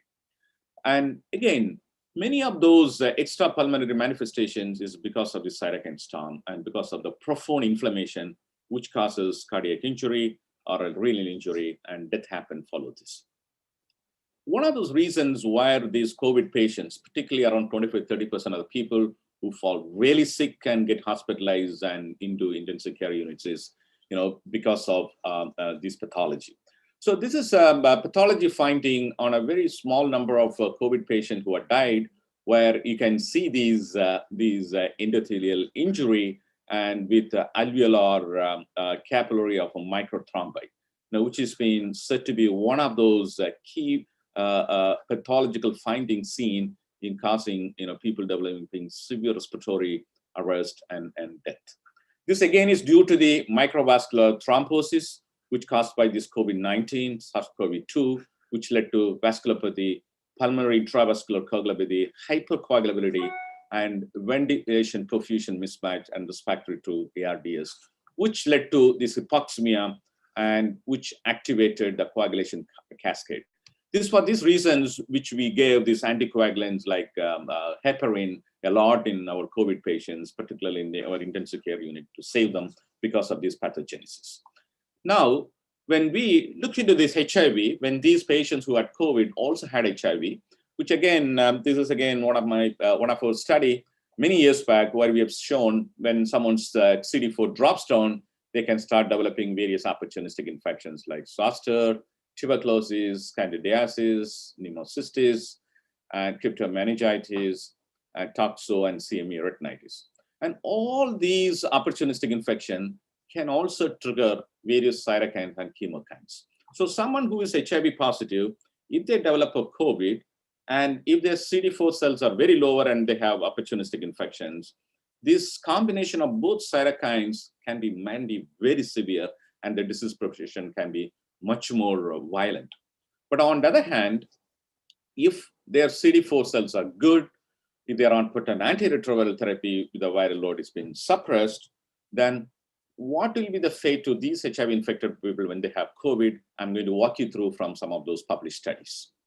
So these are the various risk factors, particularly for COVID patients. These are the high-risk people who have comorbidities, advancing age, and which all predicted the severity of illness and death. And also, there are some studies shows people who are immunocompromised with HIV have also seen in disease progression, but also there are many studies also shown people with HIV, when they have suppressed viral load, is not being risk. So our group, here in Chennai, we did very thorough literature search and wrote this review article a few months back, and now it's been published in Journal of Viral Eradication, of putting all those published studies across the globe, both from developed world and developing countries, what our HIV-infected people go through when they develop a COVID. So what we have seen in those published studies is, at present, there is no evidence to suggest that there is an increase in infection, increased severity of illness for people living with HIV with COVID. And people living with HIV who are not on treatment and who are not virally suppressed may have a compromised immune system, make them vulnerable to opportunistic infection, and also with more severe COVID disease. And it is also thought that people living with HIV who have got a suppressed viral load, good CD4, and do not have a severity following COVID. That's something what's been seen from their published studies and from our own experience. Now I'm walking through very few studies and been published from different parts of the world. So to start with, this is a very nice study from New York City on people with HIV and who have developed COVID. And also they have, what they have shown in that is people with COVID, who had died, they have found one of those various risk factors they have found in that is elevation of CRP, IL-6 and IL-8, which again, similarly we have seen in those people who didn't have HIV and with COVID and who had died. So that means, again, the markers which are being altered in people with HIV with COVID and who had died or who had very severe disease is similar like what's been seen in HIV negative people. Again, we see these graphs and people who are recovered, these markers are much lower. In another study from Bronze from the United States, what they did that is in a very large number of HIV infected people they have seen at the early pandemic, they compared that of 100 HIV infected people against almost 4,500 HIV negative people. And in that found that people, who had very low CD4 in HIV, they had a high risk to develop COVID disease progression. And again, this very clearly shows that if they have unsuppressed viral load, there's more chance of disease progression in COVID-19. So we also, documented other published studies in this review where they have shown there is no evidence of no association between HIV and worsening of COVID outcomes, and based on these published studies. Also, we have seen few studies which also have shown there is an association between HIV and worse COVID outcomes. And again, in these studies, particularly what you have seen is when they have unsuppressed viral load, low CD4, when they have multiple opportunistic infections, or if these HIV infected people also had comorbidities like diabetes and hypertension, there is an accelerated risk for COVID disease. And there is a very nice study being published from South Africa on a very large number of people who from the community who also had HIV, in that found the highest risk to die is having HIV, and also with particularly with a lot of other comorbidities and with advancing age. So that means even now from resource limited setting, data has come that people who have got unsuppressed viral load, low CD4 with comorbidity in HIV will be a major risk factor for disease progression in COVID-19. So do any of those antiretroviral drugs which our patients take protect COVID? Now, this is a common question which our patient asks, our doctors ask, our policymakers ask, guideline makers asked. So this is a very large cohort study being published from Spain on 77,000 people living with HIV, where they have shown and that this combination of tenofovir and emtricitabine, if this has been part of their antiretroviral regimen, which has been protective. But again, it's not a randomized trial. It is like an observational study where you have a lot of other confounders of using mask and physical distance, and all those would have protected these people. And also there is another study from New York on 88 people who have been with HIV hospitalized, and they found that when they're on regimen with tenofovir and emtricitabine with other antiretroviral drugs, also have a protective mechanism against death. And again, this is an observation study, no major signs behind it. So what we have seen in Chennai in our HIV cohort, what we did was, from our pool of very large number of patients in our clinic here in Chennai on follow-up, where during this pandemic between March 2020 and last month of February 28, of 4,300 patients of HIV who came to our clinic or called us over the phone, they had 101% diagnosed with COVID and HIV. Probably this is one of the largest series here in India. We are also been speaking to other clinicians from different parts of the India, if they can systematically collect this data, to understand what's happening in India in terms of HIV and COVID. So out of those 101 persons, what we have seen in COVID-19 in HIV in our clinic, 97 persons were on antiretroviral therapy. The remaining 4, either they are not taking the drugs or being a new diagnosis. And from this, we came up with the conclusion, no antiretroviral drugs prevented COVID in these patients, because either they were on first-line therapy with the TLD or with one of those protease inhibitors, or second line or third line.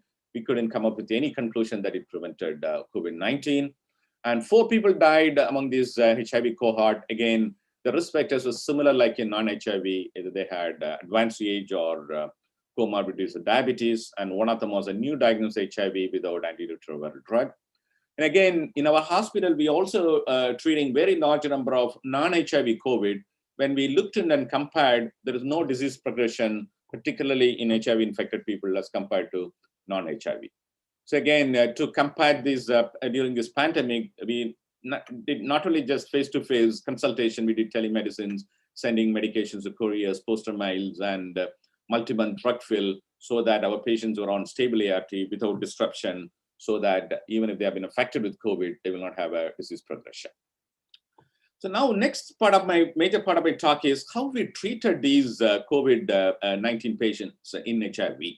So we didn't, there is no data to show that how you have to treat very differently as compared to non-COVID. We use the same guidelines what we use in managing non-HIV COVID patients. Again, as you all know that there are different guidelines. We have NIH guidelines, we have WHO guidelines and staging.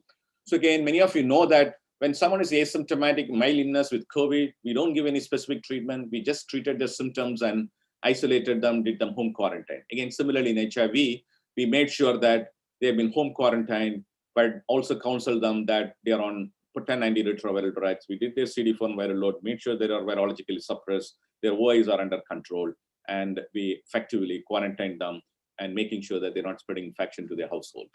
But on the other hand, someone who has got a moderate illness and severe and critical, we hospitalize them, and we gave them the typical COVID-19 treatment protocol, which we followed in our hospital.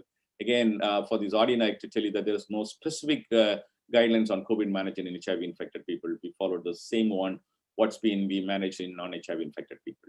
So again, we use antiviral drugs, we use anti-inflammatory drugs, and also in a very small number, we also use convalescent plasma, which I'm going to walk you through now. So coming to these antiviral drugs, again, if you go back to this pathogenesis starting from viral entry to this viral replication, there are various pathways. There is an viral host interaction, and where several drugs have been tried. Now, there are trials going on with monoclonal antibodies, which now it's not been available now, but in the United States, they have been using for compassionate use, which has got some response. Now we have been involved in a very large clinical trial in our center. And at the time of endozyme maturation, there is an inhibitor in the form of hydroxychloroquine, which you all know that been used, but again, did not work. I'll walk you through that. And again, at the time of translation from viral RNA to polypeptide chains, protease enzyme been involved. Lopinavir was being tried, which didn't work, which I'll walk you through the data soon. And at the time of translation RNA replication, the enzyme called RNA-dependent RNA polymerase. So that's a time remdesivir, has got some activity, which I'll walk you through that. But also there are a lot of research happening on the other types of this life cycle. So again, this virus not only uses EC2 receptor, but also a couple of other receptors, including TMPRSS2, which again, there are some trials currently being ongoing, whether we can block these receptors. So coming to some of those drugs which have been tried, which again, Dr. Glory told you at the beginning, that about hydroxychloroquine. So there are several trials being done, but this is one particular trial called recovery trial, which happened in UK and Europe, which really sealed and put an end to hydroxychloroquine. So what they did particularly in this trial is on a very large number of patients with COVID, they randomized into different types of treatment. They randomized to hydroxychloroquine, dexamethasone, lopinavir, azithromycin, convalescent plasma, the standard of care. Then coming to hydroxychloroquine, that particular arm, they randomized 1,500 patients, and they compared that with almost 3,000 odd patients against the standard of care. And they found that there is no difference in terms of mortality. So this is one particular trial, very large number, put an end to hydroxychloroquine. Subsequently, no one uses, subsequently. Again, if you're using this in your practice, please don't use it. It's also been subsequently been supported by the WHO's Solidarity clinical trial. So coming to this lopinavir, which we all had used in our HIV patients a lot as part of second and third line. Also, still we have been using in our second line patients. And there was an initial belief that probably this could be one of the drugs for COVID-19. So now the trial's been done in China on 200 odd patients. They're randomized into two different groups. One group received lopinavir, another one received standard of care, where they found that there is no difference in terms of viral shedding and mortality. And there we clearly shows that lopinavir did not have any effect. And this has also been now well supported both by the recovery trial as well as the WHO Solidarity study on a very large number of population, stating that lopinavir is not anymore effective. So don't use it, particularly for COVID management. Coming to these other antivirals, particularly I want to spend time on remdesivir. I'm not going to talk anything about favipiravir or astellamir, which again have no activity. People have been using a lot even today also. Please don't use it. It has got no activity, and there is no proof and not part of any guidelines. So the only drug which has got some activity, but again is very limited, is a drug called remdesivir, which I'm sure you all had used in your practice where you managed COVID. So how this drug acts? So again, I told you about this particular enzyme RNA polymerase, which is a very important enzyme, which is called RDRP, RNA polymerase, which is very important for the RNA replication and translation. So this particular remdesivir, it gets incorporated into the viral RNA, which is a very important pathway. and prevents it being synthesized and halting this virus replication. So this remdesivir, again, is not a new drug. It's a repurposed drug, which was earlier used for Ebola, SARS, MERS with very limited activity, where now it has been repurposed for SARS-CoV-2. So when they did this, when they found that it could have some effect, they use it for compassionate care in the United States on the first 61 patients. So they found that it's not a randomized trial. They just use it for compassionate. Why not we save somebody's life using this drug? They found that 68% of them had improvement in oxygen support class out of those 61 patients. 47% of them got discharged, and it also reduction in death. Then they found that it might have some activity. When they did some sub-analysis, and they found that particularly in people who are not on invasive oxygen, it has got a lot of benefit in terms of getting them discharged out of this when they use this in the compassionate use. So following this, NIH developed a very nice clinical trial called ACT-1 on 1,063 patients who had COVID, randomized into two different groups. One group received intravenous remdesivir, another group just a placebo therapy. And again, what they found in that is people who received remdesivir, they have faster chance of getting discharged from the hospital, 11 days versus 15 days when they received placebo. And also faster recovery, and also, which was been statistically significant. When they looked at the mortality, of course, the mortality in terms of numbers reduced, but it was not significant. I think that is very important. You know, they're able to reduce a death, even if it was not significant, the numbers were less death as compared to people who are on placebo therapy. Again, when they did sub-analysis, particularly in people who are not receiving oxygen, it has been statistically significant, as well as people who has been receiving oxygen, it has been significant. But on the other hand, people who are on any of those mechanical ventilation like ECMO and ventilators, which has not been significant. This very clearly shows that remdesivir has got activity in preventing death, but you may have to give it the right time. You know, if you wait till they develop really sickness and put on ventilator or a very high flow oxygen, probably it may not have so many activities. But on the other hand, people who are little early when they have been hospitalized because they have moderate disease or moderate to severe, it has activities, it prevented death. It has got a very little adverse effects as compared to a placebo. It is a safer drug. And it has also been now supported by two other clinical trials. One was carried out in very severe COVID patients called SIMPLE trial, where again, they studied using this remdesivir either 5 days or 10 days. In that particular trial, they found that even 5 days treatment is more than enough as compared to 10 days treatment. But also in this particular trial, they found that someone who's needing oxygen for a longer time, extending from 5 days to 10 days have got some benefit, particularly when they are mechanical ventilation. But otherwise, 5 days of remdesivir is enough in preventing the disease progression. Also, very recently, this trial was being carried out in a moderate patients with COVID who doesn't need any acute ventilation or any other supportive measures. When they studied this, they randomized the 3 different groups. One group received standard of care because at that time the treatment was not using remdesivir. One group received 5 days of treatment, another one 10 days. In that what they found in it is 5 days of treatment definitely prevented death and more discharges as compared to 10 days and when compared to standard of care. So that means I'm not saying that remdesivir won't work. It has got activity, but you should give it the appropriate time. So following this, there was an emergency authorization was given for the use of remdesivir, but before it has to be given, you have to give these EGFR and should monitor the LFT and also report all those adverse events. At that time, our Indian regulator also gave approval for some of those Indian generic companies which manufactured around that time, which was a big boon for our own patient because we had remdesivir at our doorsteps from our generic manufacturers, which I feel and I felt in my own experience, saved several lives, despite some of the other trials which I'm going to talk to you did not show the benefit. So which study which really didn't show any benefit is the one done by the WHO called Solidarity Trial, which again, my department is also one of the sites which participated along with 405 hospitals across the globe in 30 countries.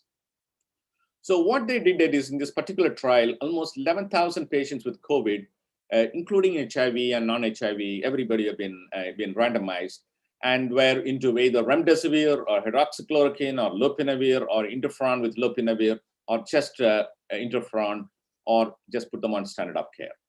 So there were almost 1,200 deaths were being seen, when this initial analysis was done and published in England Journal of Medicine, and 28-day mortality of these 11,000 patients who have been randomized with almost 12%.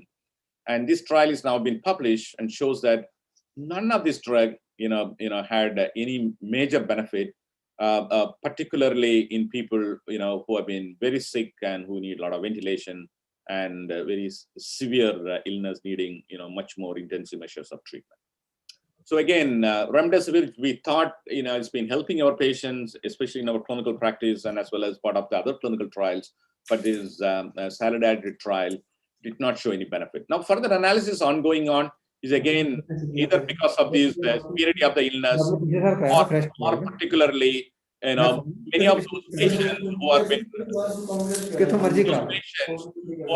recruited in this trial, probably they have been very sick with multiple other comorbidities, or probably they are really seriously ill where it didn't prevent it. Again, further analysis is going on. Again, for these reasons, when you are giving antivirals, when you look into the pathogenesis of this disease, it has to be given much early. We learned this in HIV. HIV, many years back, we started giving antiretroviral drugs. I think, can others mute? Can others mute, please? So, and again, we learned this in HIV, where initially they were antiretroviral drugs in HIV only when the CD4 was less, 200 or 350 and 500.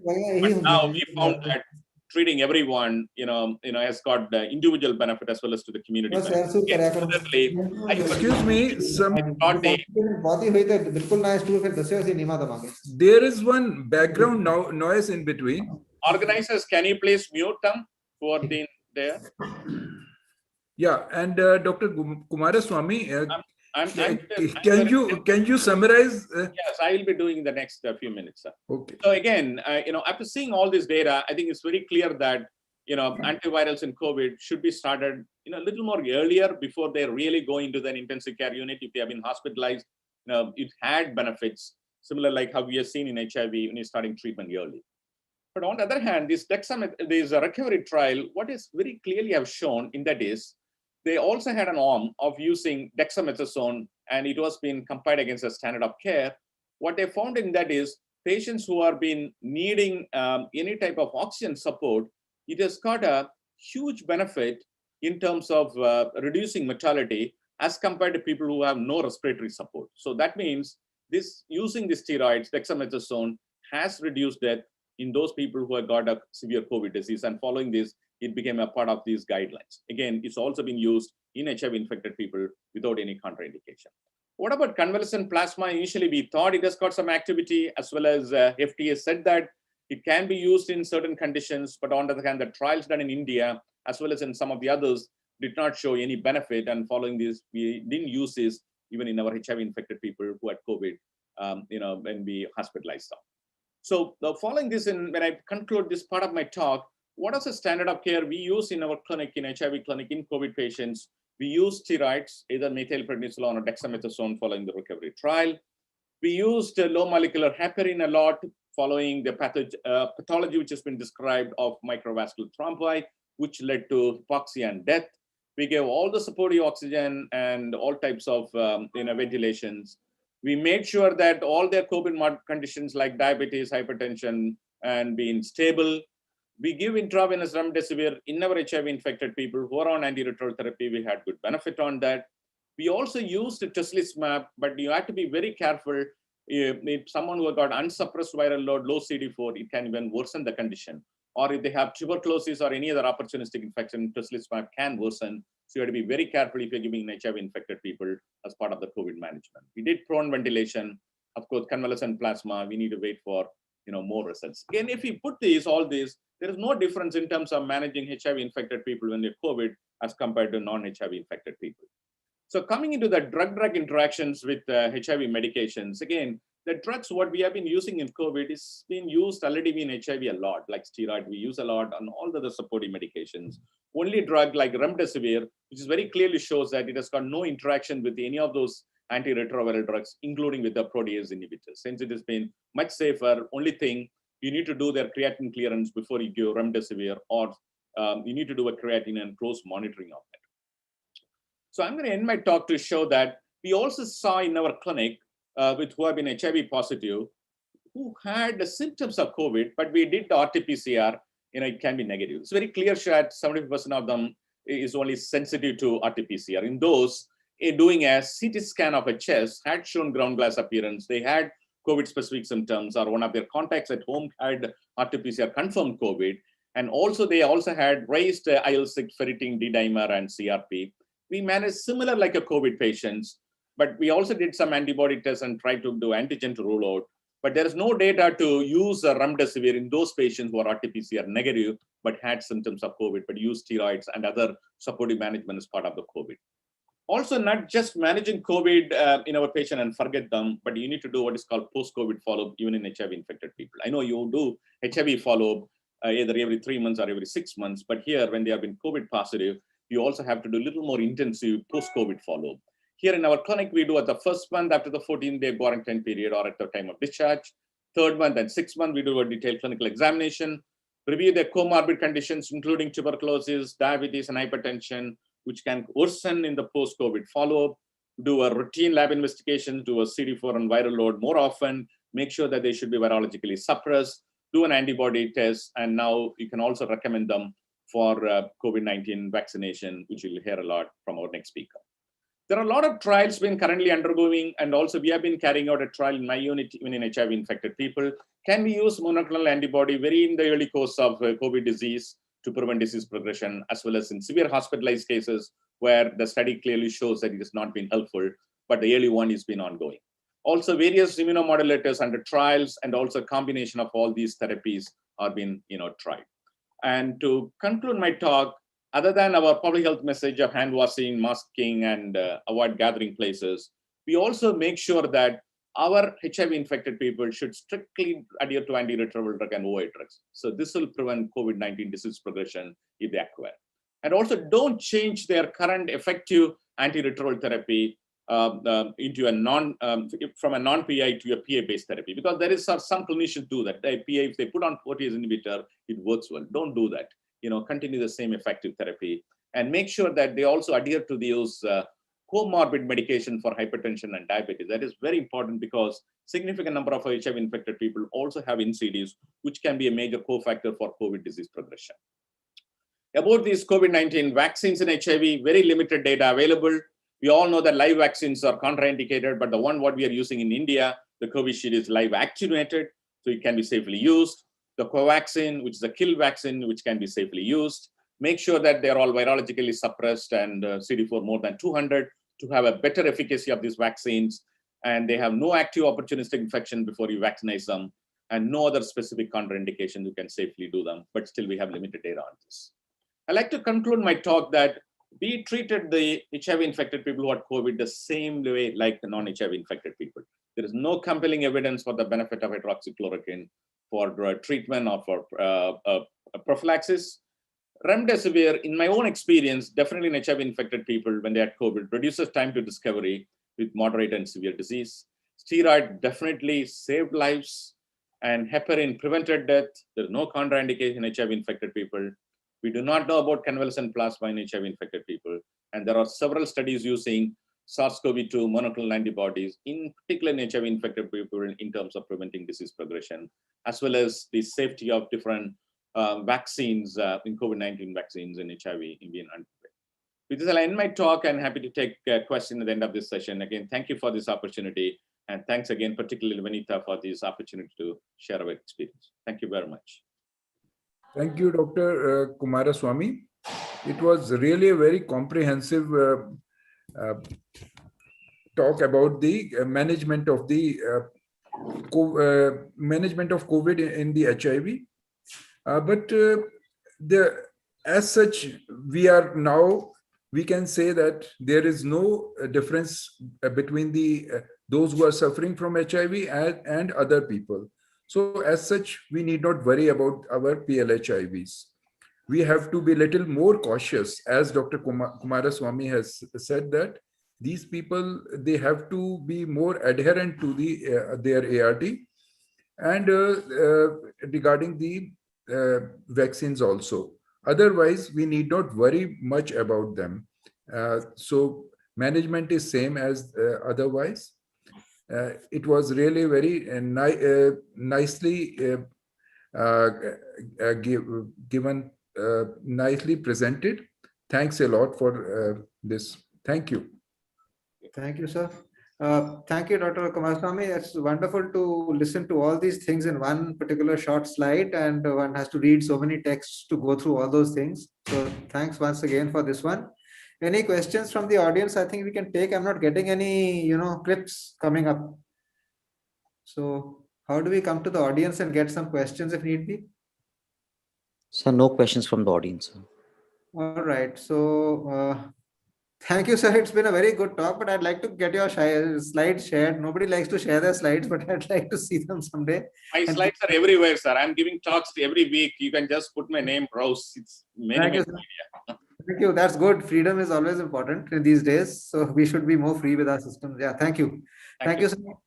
Very good. Wonderful meeting you. We'll get in touch with you more. We will take questions at the end of the session, sir. Right, ma'am. Okay, ma'am. And may I ask Dr. Puri, would you like to take up? Yes. Yes, I would like to take an opportunity to introduce Dr. Ishwar Gilada. Thank you, sir. He's a very good friend of mine.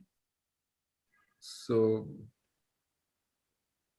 Dr. Ishwar Gilada is a HIV consultant, Unison Medicare and Research Center, Honorary Secretary, People Health Organization India, President AIDS Society of India, Government Council member, International AIDS Society. Area of expertise is management of HIV, AIDS, and STDs. There are 280 papers he has published, and he has received 75 awards, including Outstanding Young Persons of the World, Glasgow, 1995. And for me, he is still a young as others. I mean, as young as and as energetic as and when he got this award. I think he got this award 26 years back, and Amateur Medicine Award, Munich, 1999, termed Indian Michigan Against AIDS. Thank you and welcome, Dr. Ishwar Gilada. Thanks a lot. He will be talking about the stigma and discrimination against both the diseases. Welcome, sir. Thank you, Dr. Puri, for this introduction. And at the outset, I thank Dr. Vanitaji and entire team of Aidscon. I think barring one Aidscon, I have been associated with all the Aidscon. And I thank Vanitaji for also giving opportunity to AIDS Society of India by organizing a special session. Every time is a ASI session. Unfortunately, we are missing the trip to Chandigarh and also Punjabi food after the session. So possibly after this session, we'll have our own tiffins eating here. And thank you for the audience, because this is a hybrid conference, so there will be audience and there are people online. For a change, I would like to speak extempo, not going to use any PPT. We have seen last entire year, we're calling it a triple epidemic or triple pandemic. One is a pandemic of COVID, second is a pandemic of guidelines, and third is a pandemic of meetings or web meetings, webinars. With this, we got so much of shrouded that we would like to meet personally, greet personally, and that we are missing. What I'm going to speak to the entire audience about today is stigma, discrimination, and human rights violation, and particularly about HIV in COVID era, as well as in the marginalized communities. So when we look at stigma and discrimination, we find that more the educated person, more the discrimination, less the educated, less discrimination. And that we have seen in our practice in HIV or STD for last several years, 35, 40 years. Anybody who is from downtrodden society, uneducated class, they are so much supportive to each other. They are not bothered about getting either COVID or HIV from the relative or some person they are accompanying. But more they educated, they have inquisitive mindset, they Google, they go here and there, and they talk about minor things and they start discriminating. But we have also seen that if we talk about personal health and public health, in personal health, people are bothered about self, and in public health, we are bothered about others. But when we talk about public health, and then we try to impose on something on people, uh, taking that in the public interest to do this thing, people are not interested. So whether it is a SMS, that is a sanitizer, mask, social distancing, you have to tell that what you have to do is in your own interest, then they will follow. Same thing we see in using helmet or any gadgets. You tell people use helmet because of law, people may not use, or they may use when they see a police constable. But if you tell them it is for preventing your own head injury, and if that appeals them, there will be more usage. So we need to look at those issues. But what has happened in our country, I've seen both the epidemics very closely, HIV and COVID. Both the epidemic where initial work started with ICMR, Indian Council of Medical Research. It wasn't started as a public health approach. So when I'm not blaming ICMR, I'm not blaming any research, but as researchers, what happened when they talk about how COVID organisms can spread, and that can spread through either 3 feet distance or 6 feet distance from aerosol, from surface, and you describe graphically. There are some videos available from Japan. How much, if you laugh, how much aerosol will go, where it will go, where it will land, and you touch there and you pick up. And those kind of scenario, people were scared of handling credit cards, handling currency notes, handling newspapers. I used to get calls from my seniors who I adore, and they used to say that, "Can I read newspaper?" And they were so scared of touching newspaper. So I used to tell them, if you have to read newspaper and you are so scared, I am the newspaper of first page, last page, and read it. So that kind of scare has been created. And if we look at how this scare has been created in HIV, there was one circular issued by ICMR in 1986, how to dispose of HIV positive person's dead body. And in that it was mentioned that you double wrap in a thick gunny bag, which is impervious. So it can be plastic, it can be resin, but it thick and impervious. Secondly, dispose of the dead body as soon as possible. So don't carry dead body from hospital to home. Take it directly to a funeral or whatever rites you are going to perform. Thereafter, there have been 10 to 15 circulars. But everybody carries that first circular in mind. And till today, HIV positive people's dead bodies are discriminated. I would like to see how many postmortems are done in HIV positive people. Hardly few. And even the person who had done postmortem, his paper was published that he is the first person to do postmortem in HIV positive person. So we create such kind of stigma and discrimination through our medical actions. Same thing has happened in COVID. In COVID, they said the dead body of the COVID should be disposed of as early as possible. Very few people should attend dead bodies. Don't do last rite. Don't do any bath or anything. So what has happened finally? They were COVID warriors. They were performing rites. They were not relatives. And I coined a slogan, Jalana ho ya dafnana, insaniyat ko mat bhulana. So we have forgotten our humanity. It is the either what you call cremation or burial. Humanity is essential. And we lost that humanity. And if we look at entire background, all these things starts with medical professions. So our medical profession has to think of corrective action in such a way that it will not create stigma and discrimination. When we talk about discrimination, it can be sexual discrimination, it can be race, religion, caste discrimination, it can be educational discrimination, it can be financial discrimination, it can be medical or mental discrimination. And as a born human being, we are discriminatory.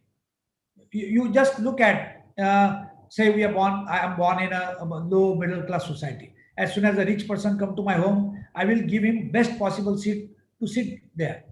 And if as a poor I go to somebody else's home, they would ask me to sit down. So our mindset has been toned up in that fashion. So what is the remedy to this? We need to do reverse discrimination. I would just give you a small example, my own setting of the clinic. I worked in JJ Hospital in 86. Actually, yesterday was the day when India's first HIV clinic started, 35 years back, 5th March 1986. And on the day one itself, we realized that having that HIV clinic, calling it HIV clinic, we are creating a discrimination. So we call it a special clinic. We call a different name to the clinic. By calling ART center, everybody will say, what is ART? Antiretroviral therapy. It is in HIV. So we start discrimination by describing a location. We ICTC, we only for HIV. So we start discriminating from that particular word we use. So what happened after working for 5 years in JJ Hospital, 5 years in HIV, I worked in JJ Hospital for 10 years. When I resigned, I started clinic at a polyclinic where there were other 16 practitioners, and I paid my deposit. I did a opening with fanfare. A lot of about 500 people came for opening, staggered between 2 to 3 hours. Next day, I was given a call by the owner of the clinic, and they said, Dr. Gilada, can you come at 8 o'clock in our clinic? And I thought they will give me a rousing welcome, or there may be some tradition that a new doctor has joined. Then I went there, all of them were just looking at me with a lot of suspicion, as if I am HIV infected. So it is not discrimination against HIV positive person, even also against a person who is working for HIV. And the owner said, Dr. Gilada, we know that you are doing great work. You should get some award, but please vacate this clinic. I said, why? He said, no, you are a HIV consultant. You will be sitting in one of the rooms here, and your patients will come and sit in the same waiting area, which is also used by other patients who are going to the other doctors. I said, so what? Now, if somebody gets HIV, they will blame us. I said, how will they get HIV?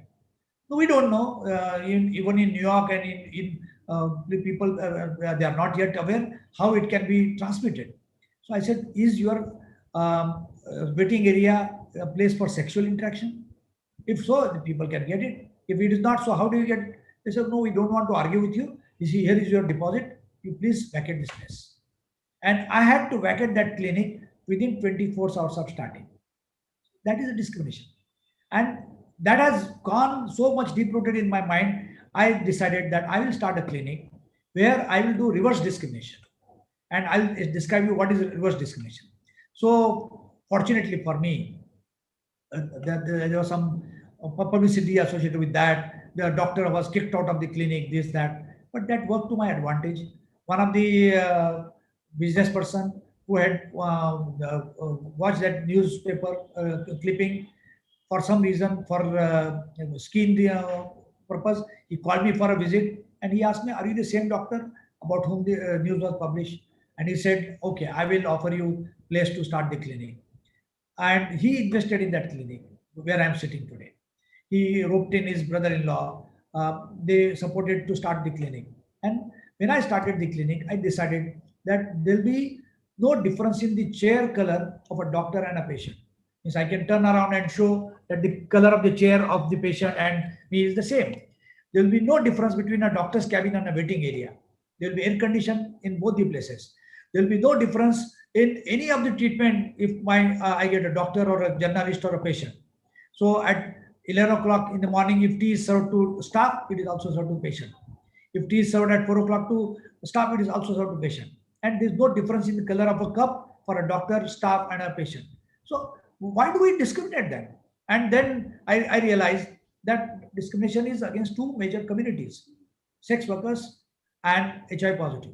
So I employed one sex worker who was a Devdasi. Devdasi is a cult in Maharashtra and Karnataka where women are dedicated to goddess and then they are taken to prostitution. So we requested her, can you work? And she was working in a Saheli project in the red light area. Thereafter she is working. And today she is working for us for last 32 years. I will tell you one thing. The sex workers there are honest people everywhere. But if you compare honesty between a sex worker and non-sex worker staff, she is more honest, more sincere, more hardworking than others. I employed one HIV positive woman. She is a elite controller. She's not on treatment. 15, 16 years she's working with me. And every staff you sit together, they eat together. The same staff makes tea for everybody, for me including. So if you have a kind of a reverse discrimination, if you prioritize them for treatment, the discrimination can stop. And that message goes to entire staff. Till today, in 26 years of this clinic, there is not one single case, whether filed or unfiled, against us that we discriminated anybody based on any caste, race, religion, being a transgender, being a MSM. So this kind of message has to go from top. Now, what happens is when we talk about what do you call cremation, they were warriors who were performing. I come from a town called Latur, and they were a team of 10 Corona warriors, municipal corporation workers. And for 3 months continuously, they only perform cremations and burials. Nobody else. So that kind of atmosphere was created, but thereafter we wrote articles, we sent video film, and then the thing changed. And we took this as a mission. So basically what I would like to tell, today we have law, which is HIV/AIDS Act 2017. And with that act, we can file cases against people, those who are discriminating. Discrimination is not only in a healthcare setting or in job setting, it is also in insurance. Today, being HIV positive person, they don't get insurance. Despite that, we fought, we went, we wrote to the insurance authority. Thereafter, insurance is allowed. But in a very camouflage way, they discriminate. They avoid giving them compensation. So whether it's a Mediclaim or any other insurance, they are not able to get. But till today, not a good single case is filed anywhere in the country against such kind of discrimination. So unless and until we use that law as a weapon, we are not going to achieve something. Similarly, we need to prioritize. And what we have seen, really thank NACO for all their plannings, all their committees, all their setups, all their conferences, meetings. They prioritize marginalized communities, whether they are sex workers, MSM, transgender. And by doing that, that is affirmative action. So what is required is also affirmative action, both from the communities which are vulnerable, from themselves, and from the authorities. Because what are laws basically? Laws are there to protect minorities. Laws are not there to protect majority. So if we have some minorities which are suffering, which have been downtrodden, which have been discriminated for some or the other reason, we need to make law. We need to make some kind of guidelines. We need to have affirmative action. I still remember I started my our HIV clinic in JJ Hospital, where from the first day I put male, female, and H is Hijra. So I started using 3 sexes since 1986. Thereafter, Mr. T. N. Seshan was election commissioner, and at that time, Hijras were not allowed to vote. I went there, went to meet him personally. I handed over the letter. Thereafter, they were allowed to vote. So a lot of things went into this kind of scenario where today we see Supreme Court, High Court, or any lower courts, they are giving their judgments in favor of these discriminated communities, whether they are MSM or Asia community. Today, what they are seeing is those people who are young, 25, 30, 35, they are not seeing the worst of those days when being a gay or being a sex worker or being a hijra, how much they were discriminated. They were discriminated at every level. Today also they are discriminated. It's not that all things are over, but at least there are communities who, as an association, as an organization, who will care for them, will provide support to them, will be a kind of a peer group for them, which was not there earlier. And that kind of affirmative action, both from the community, from the NGOs, from the government, that did help in bringing out these communities out of closet. And today, actually, I don't think that MSM practice has increased, but people are, because they are coming out of closet, therefore they are able to come to the treatment. Today, as compared to my 26 years of practice in this clinic, in last 2-3 years, I see many more MSM coming. And MSM are not only from an uneducated class or a particular community. They are from medical community, they are from engineers, they are from MBA, and they come out. Now, if you talk about discrimination in families itself. If there's a person who is HIV positive and who is also gay or MSM, in family, he or she doesn't mind telling the family parents that he is HIV positive, but doesn't want to tell that he is MSM. And that means being a MSM is a harder and larger stigma than being HIV positive. And sometimes because of non-telling, family pressurize them, they marry that person either remain fully MSM or bisexual, and a lot of things with 2-3 families get involved, and matter goes on in a bad to worse way. So therefore, we need to resolve that. We need, because stigma leads to discrimination, discrimination leads to human rights violation, and these are all clubbed together. And we need to have all these things to be sorted out at all the levels, at societal level, at governmental level, at the organization level, and at the vulnerable communities level. And unless until they are united, they come out in firmly for their own rights, things will not change.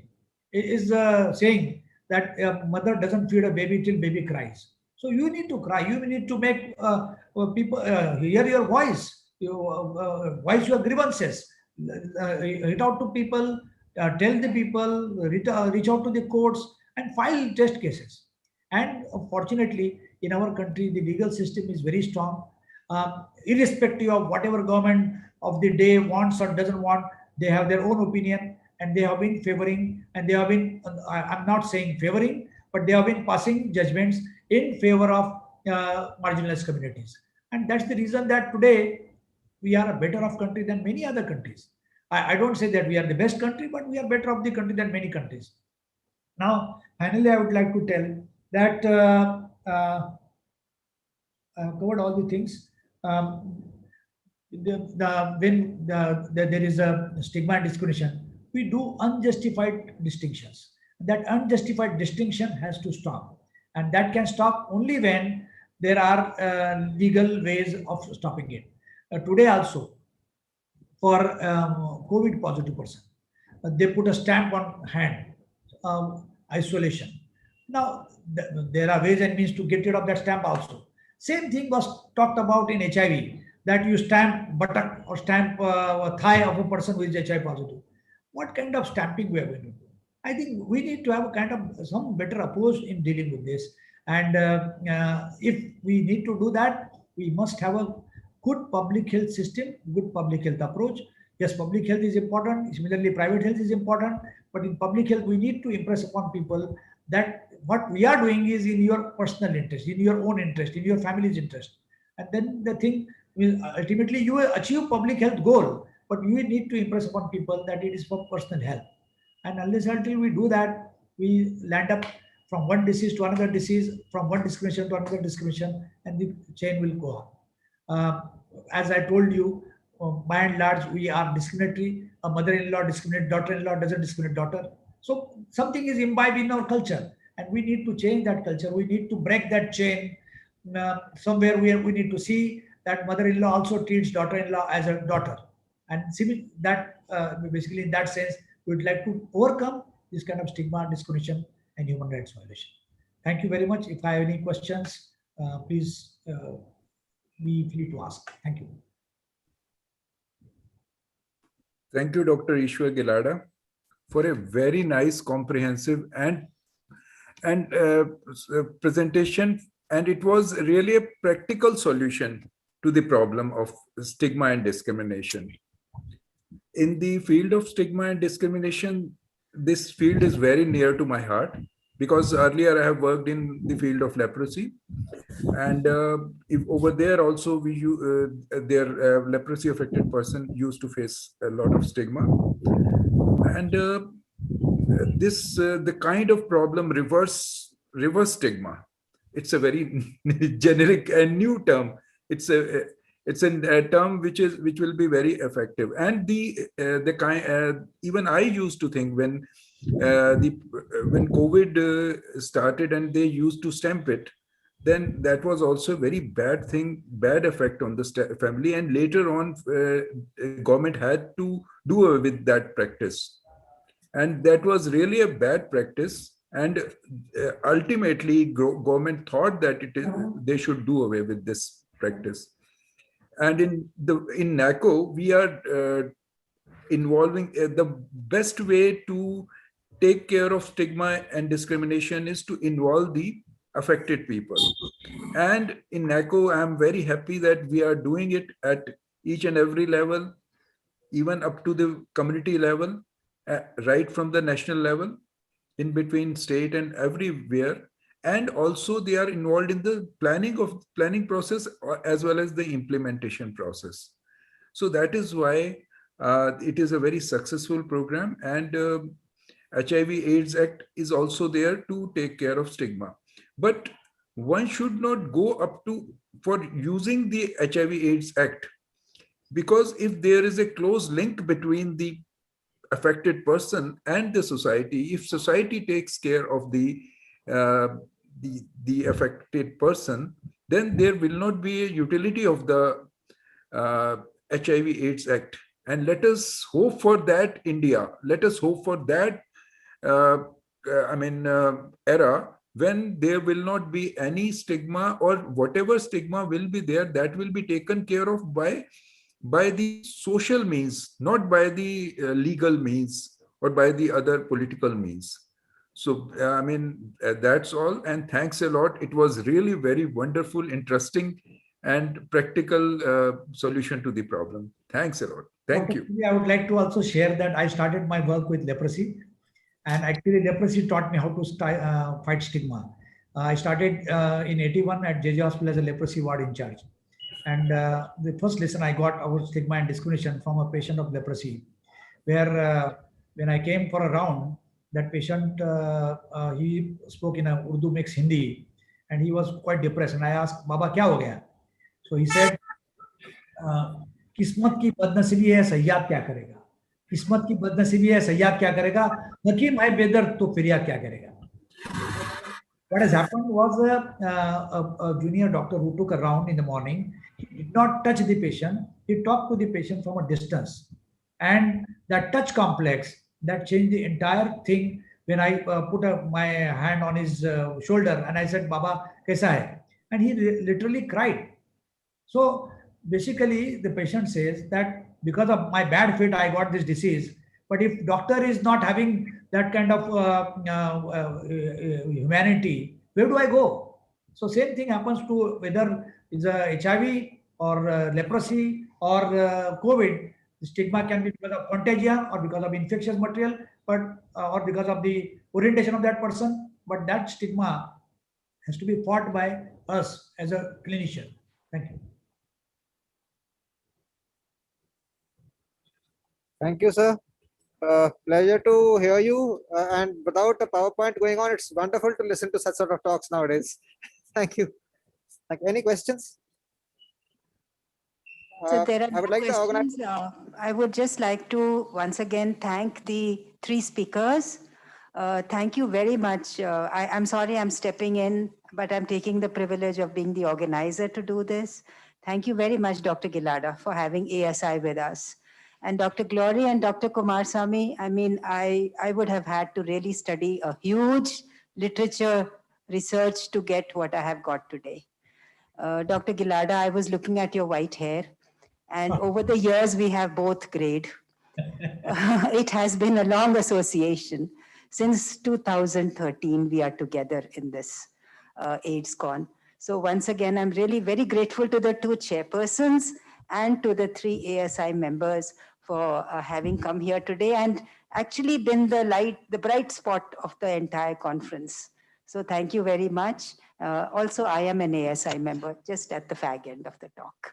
So once again, back to Dr. Lehel, Dr. Puri, I think let us wind up now. It's quite a long session. We are also very thankful for inviting us. Okay, thank you. Thanks a lot, madam. Bye. Stay safe. Thank you. Bye-bye. Thank you. Thank you, ma'am. Maybe go off the screen now, ma'am. Sure, sir. We can be privileged to have lunch there. We'll have lunch. Thank you. Thank you, sir. We'll break for lunch. Thank you. Madam, are you going to serve us lunch through via? Is sir there any means virtual lunch? अगर कुछ ऐसा हो सकता तो हम जरूर करते sir. We are also missing you all. अच्छा, we are also missing you. And आपने बोल दिया हमें lunch मिल गया. Thank you. Thanks a lot. Thank you very much. Thank you. Thank you, sir. Thank you.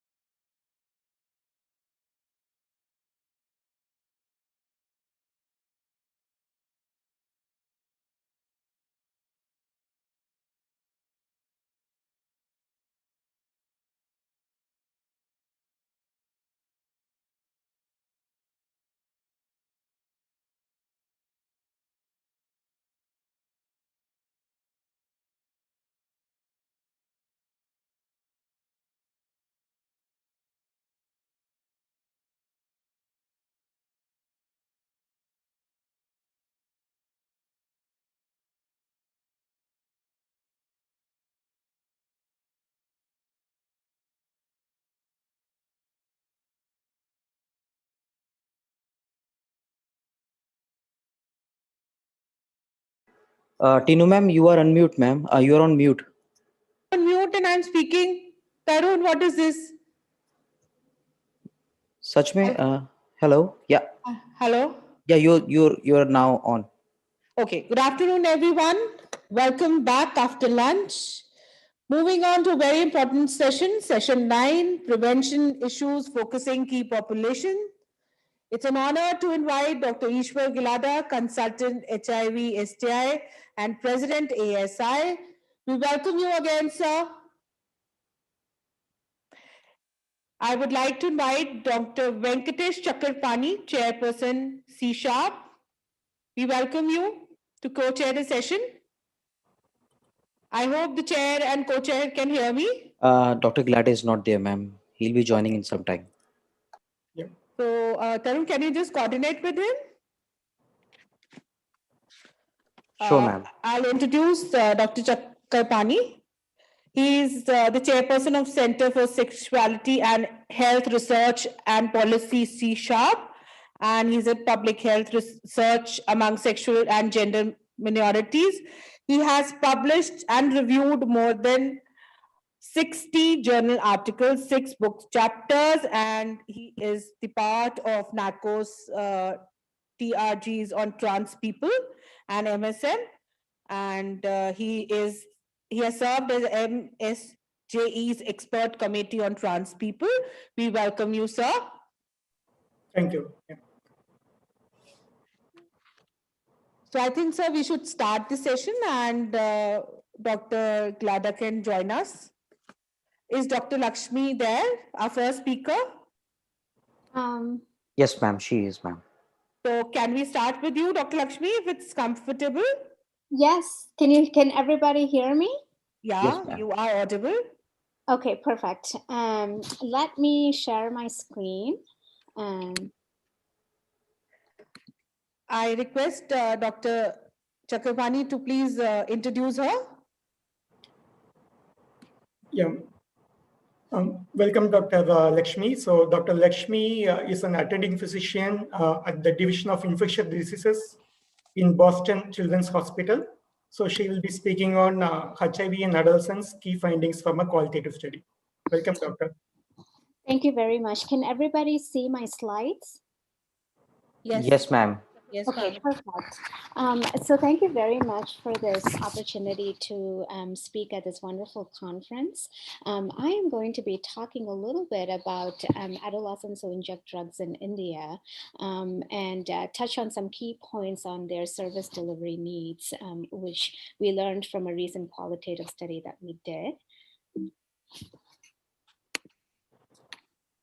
So although the WHO defines adolescence as anyone between the ages of 10 to 19 years, there is increasing recognition that it actually takes a lot longer to achieve both physiological as well as emotional and psychological maturity to function as adults. So in recent years, there has actually been an expanded definition of adolescence as including anybody between the ages of 10 to 24 years. Globally, there is, in fact, a very huge gap in understanding the epidemiology of injection drug use in adolescents under the age of 18. And this is because of consent laws in many countries that preclude adolescents from participating in surveys without parental consent. So they really are not very well represented in studies. However, in India, in large cross-sectional studies like the NIBBS, as well as our studies, approximately a quarter of injection drug users are adolescents between the ages of 18 to 24. And this is certainly not an insignificant proportion, but we do have some clues that this proportion may in fact be a lot larger and that there are more adolescents in India who inject drugs than are captured currently in studies. In both the NIBBS as well as our own studies, the median age of injection initiation is roughly between 19 to 21 years, which essentially indicates that at least half of injection drug users in India are starting to inject as adolescents. And in all of these reports, including our own studies, the vast majority of injection drug users reported first drug use before they turned 21. So why should we focus our efforts on young people? Globally, including in India, HIV and injection drug users is concentrated in young people. It is young people who are bearing a disproportionate burden of new infections. A few years ago, via respondent-driven sampling, we recruited close to about 15,000 injection drug users across 15 cities in India. And in this study, we found that in cities in North and Central India with emerging injection drug use epidemics, the annual HIV incidence was exceedingly high in 18 to 24 years, in injection drug users between the ages of 18 to 24 years. And this annual HIV incidence was nearly around 5%. Importantly, what we have also learned through our studies is that young injection drug users in general have higher risk-taking behaviors, including needle sharing and unprotected sex compared to older injection drug users.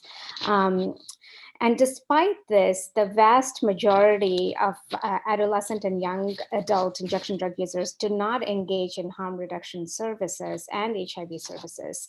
In our studies, nearly 60 to 70% of young adults had never used syringe services programs, 80 to 90% had never received opioid substitution therapy, and 60 to 70% had never received an HIV test. So why aren't adolescents and young adults engaging with services? Since 2013, in collaboration with NACO as well as various NGOs, we have established integrated care centers to offer comprehensive HIV services to injection drug users across 12 cities in India.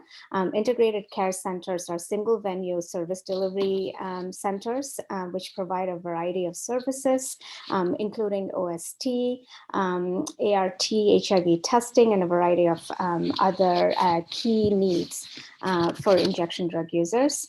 And when we compare the populations that we recruited in our studies via respondent-driven sampling to the clients who came to the integrated care centers, we saw that the representation of young adults who were recruited via respondent-driven sampling in our studies and had high HIV incidence were in fact low in the integrated care centers, meaning there were fewer of them attending services and integrated care centers. So we decided to explore what may explain this.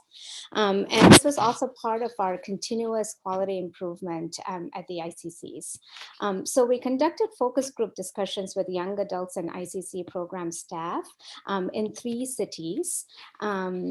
And we recruited a total of 43 injection drug users and 10 staff to participate in our focus group discussions.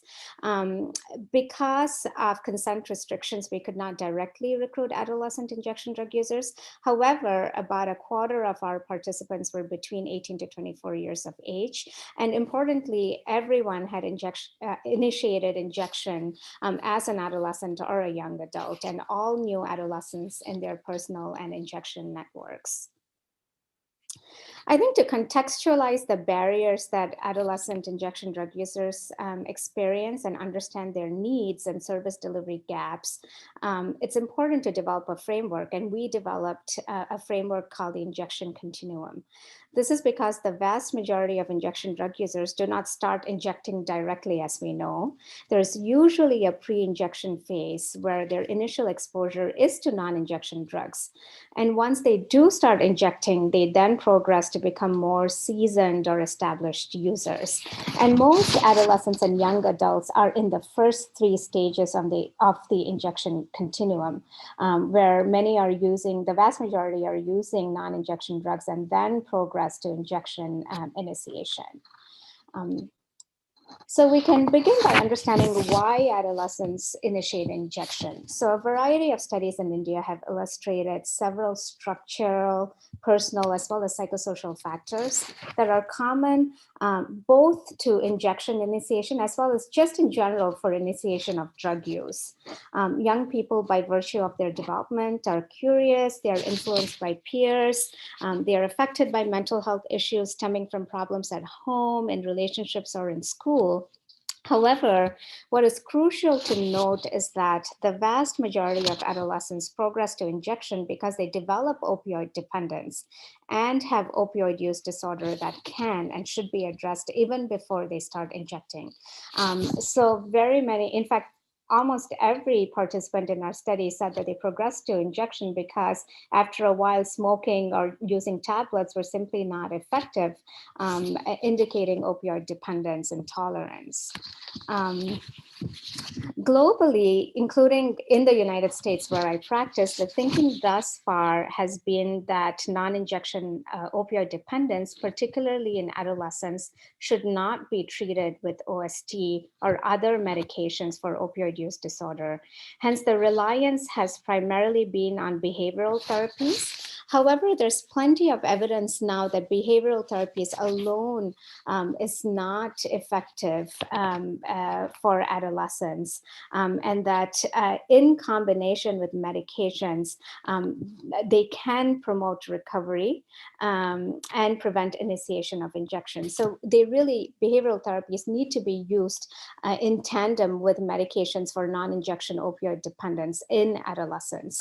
And in India, recent practice guidelines do not prohibit the use of OST in adolescents. However, it is not widely used in adolescents, and thus far the literature really only reports case reports of OST use in adolescents. Structural barriers are a key reason why adolescents do not go to facilities that offer harm reduction programs or HIV services. I think this is common to really services offered across the injection continuum. Adolescents desire confidentiality and anonymity. So they really do not want anybody else to know about their drug use, and particularly their parents or close family members. So the need for parental consent to receive services such as OST treatment or an HIV test is a deterrent. Adolescents would also rather be seen with their peers than with older injection drug users, so they do not wish to be seen as hardcore users. And this is also a reason why they are less receptive to education and hotspots from older former users.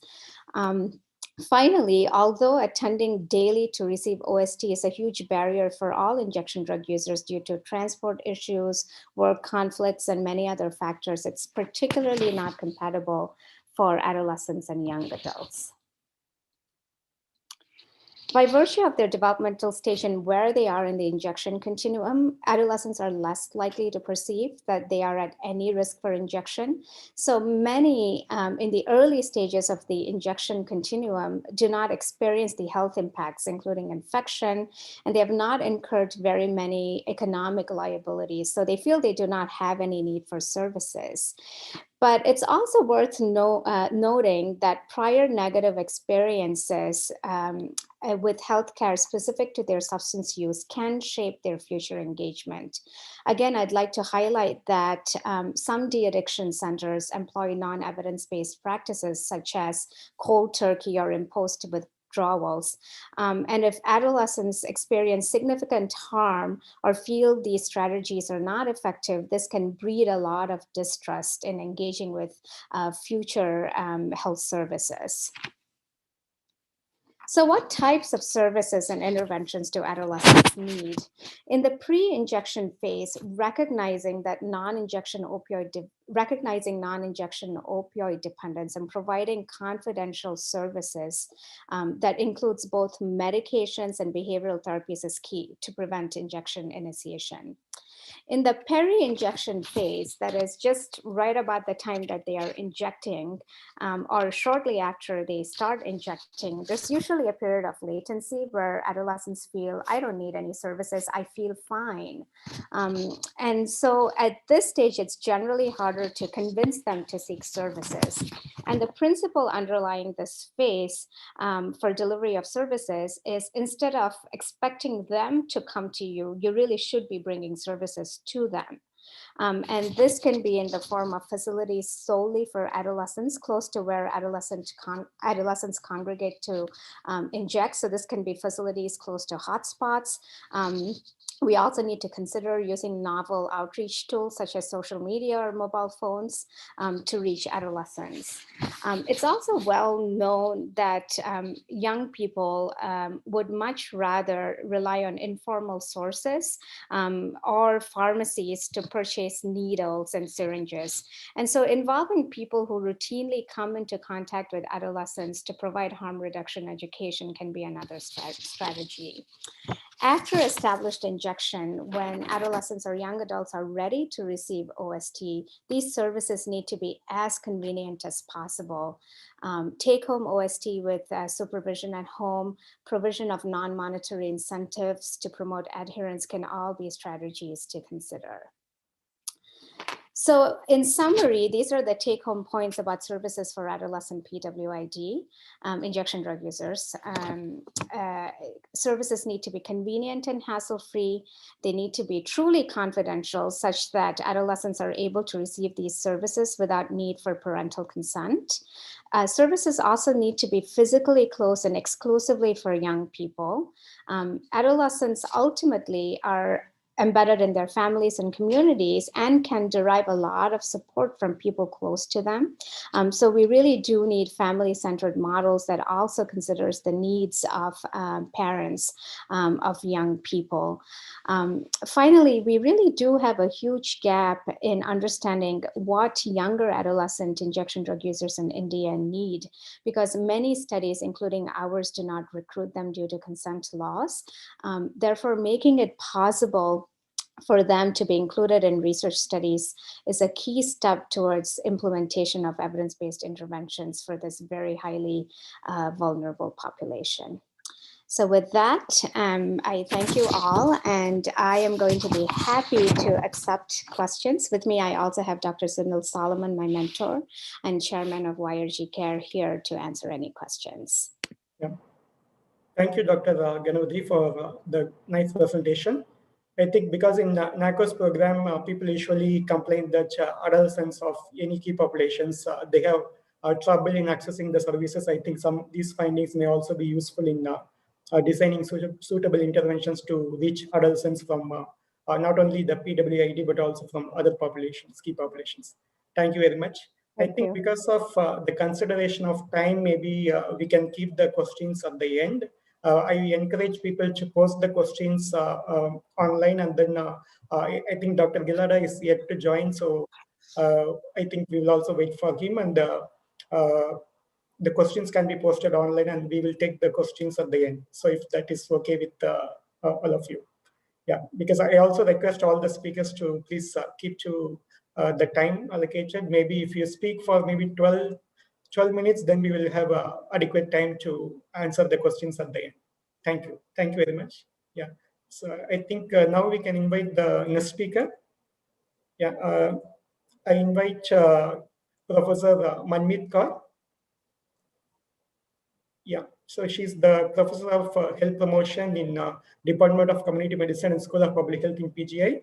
So she carries out mixed methods research. So I think she's going to talk about that.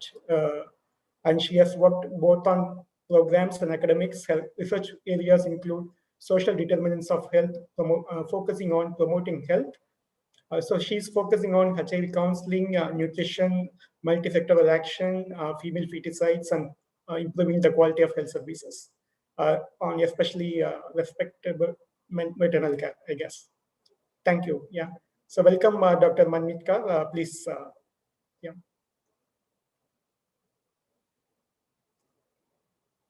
Yeah, please unmute. Please unmute, Raj.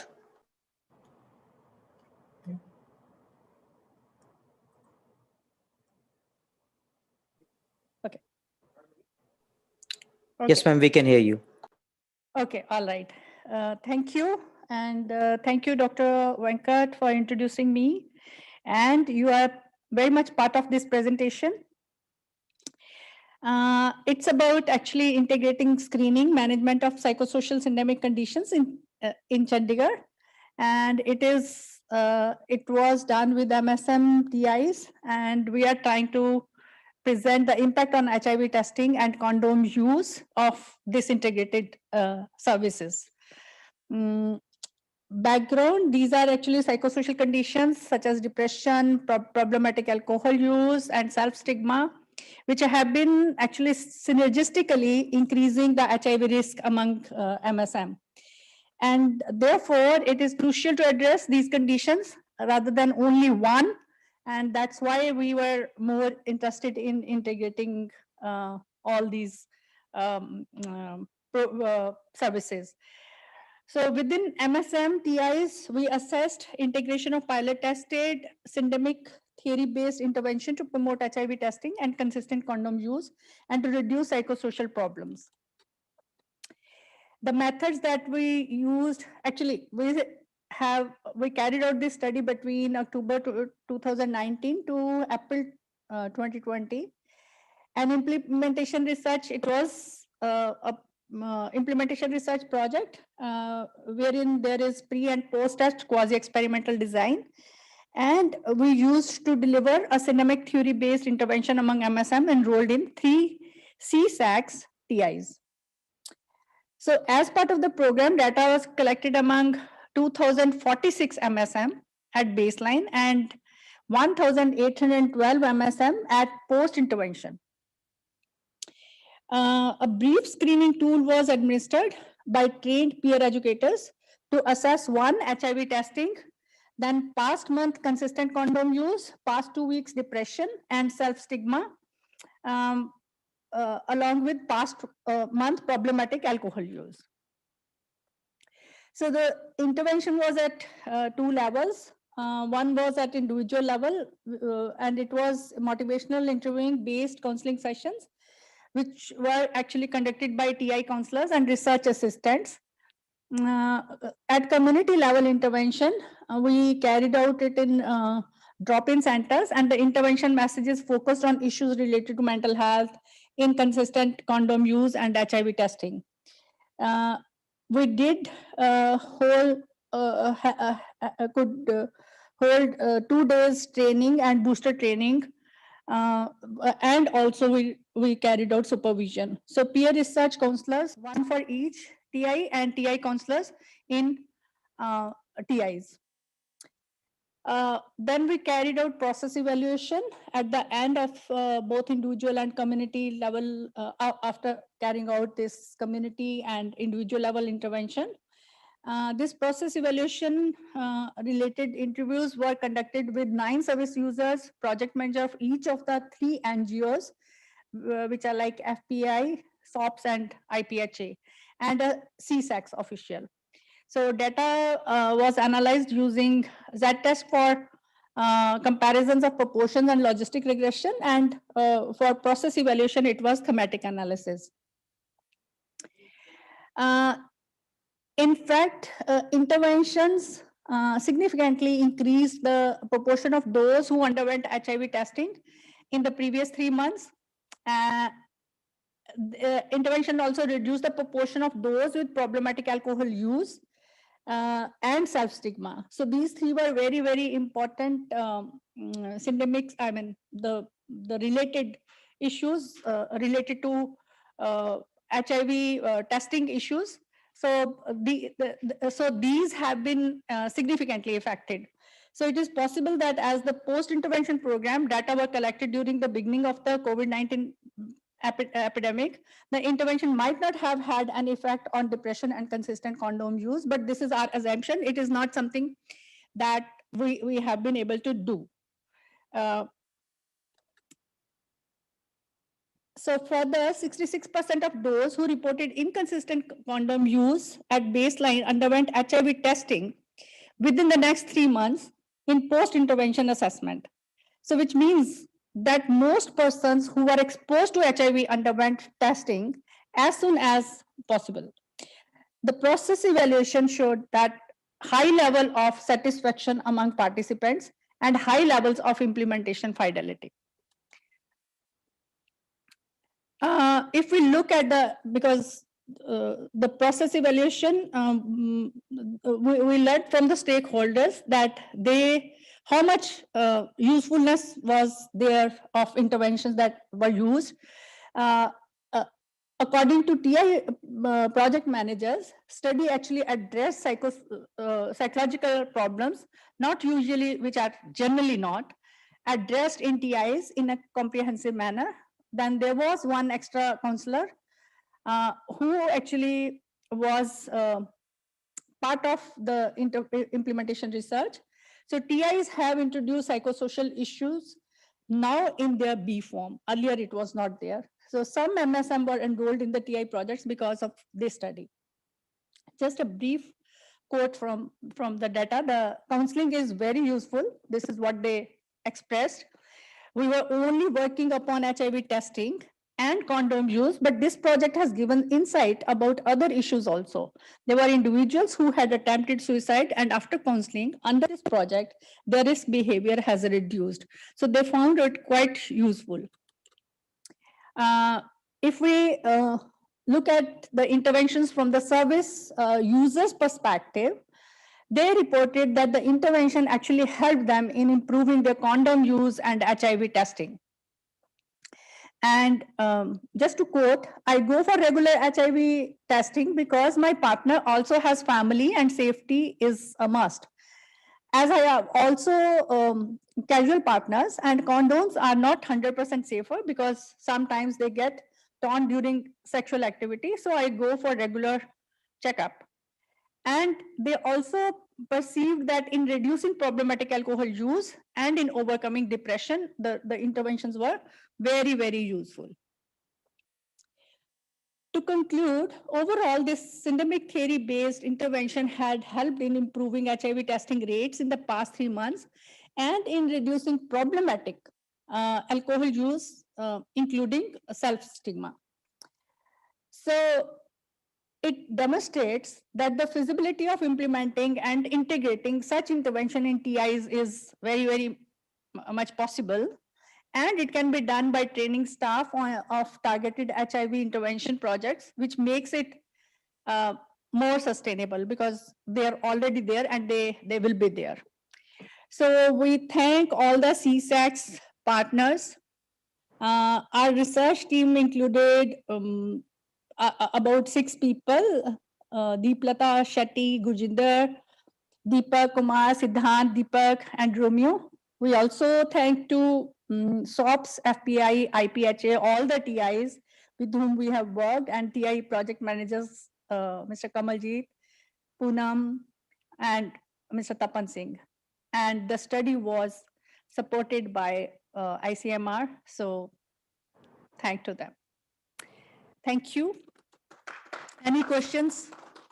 Yeah, thank you, Dr.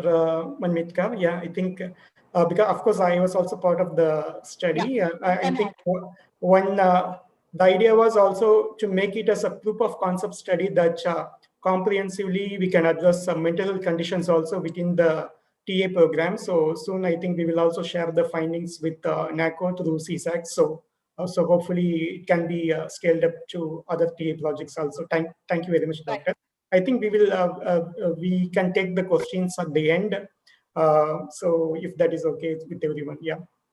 I think yeah, Dr. Gilada also has. Yeah, thank you, Doctor. Dr. Gilada also has just joined. I think welcome, Doctor. Yeah. Thank you. Yeah. So we have just 2 presentations all over. We are going to have the third speaker now. So before that, if you want to say anything, yeah.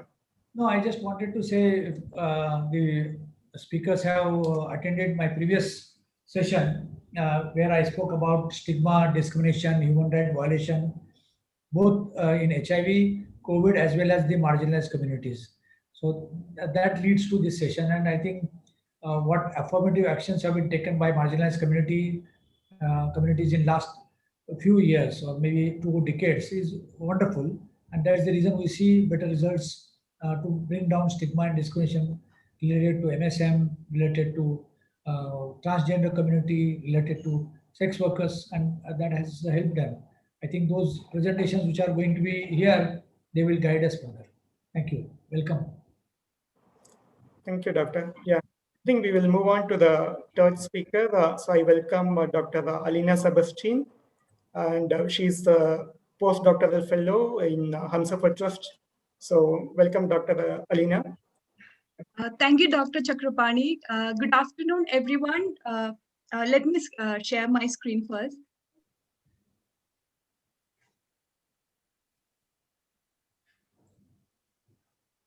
Are you able to see the screen? Yes. Yeah, yes, ma'am. Yes. I'll be presenting the research observations from a study which we conducted during lockdown at Chandigarh. And the presentation is titled as Impact of COVID-19 on Mental Health and HIV Risk among MSM in Chandigarh. We have seen how the COVID-19 has disrupted the general quality of life across population in terms of their access to income and healthcare services. But in our study, particularly, we were interested in understanding how the pandemic has been disproportionately affecting across populations. And we argue that in comparison to the general population, sexual minorities like MSM were, experienced a profound impact of COVID-19. And definitely there are a set of reasons to it, because these communities experience stigma and discrimination because of their sexual identity in the everyday life. And this definitely have implications for their mental health conditions and HIV risk behaviors. And even while exploring the COVID impact on MSM, we were interested to explore the COVID experience through an intersectional approach, because we all know that within MSM there are a lot of diversity in terms of their economic position and health status. For example, there are MSM who are HIV positive, and there are MSM who are engaged in sex work. So they also experience multiple stigmatization in addition to the sexual identity related stigmatization. So definitely, we were trying to explore what are these disproportionate impact of COVID-19 through an intersectional approach as well. And considering the limited empirical data currently available on the COVID-19's impact on income, mental health, and HIV risk among MSM, particularly in the case of South Asia and in India, this study becomes relevant. And the objectives of our study were to understand the impact of COVID-19 on income security, mental health, and HIV risk among MSM, and to explore and identify potential interconnections between sexual stigma and COVID-19 related stress on psychosocial symptomic conditions and HIV risk. By symptomic conditions, here we mean the co-occurrence of two or more mental health conditions. And to explore the aspects, we adopted a concurrent mixed method study, which means it had both qualitative and quantitative component. And the data collection was conducted at Chandigarh during the lockdown period from April to June 2020. And we also had a set of eligibility criteria for recruiting the participants. The participants were aged above 18 years, and they reported sex with men and self-identified as MSM. For the quantitative component, we had a cross-sectional survey which was conducted among 132 MSM who were recruited through 3 NGOs in Chandigarh, and there were convenient sampling during the lockdown. And we also had an interviewer-administered structured questionnaire. And here this questionnaire becomes very relevant, because this was a major tool through which we wanted to understand their experience of stress and the existing health conditions prior to the COVID period, which we call as the pre-existing stress.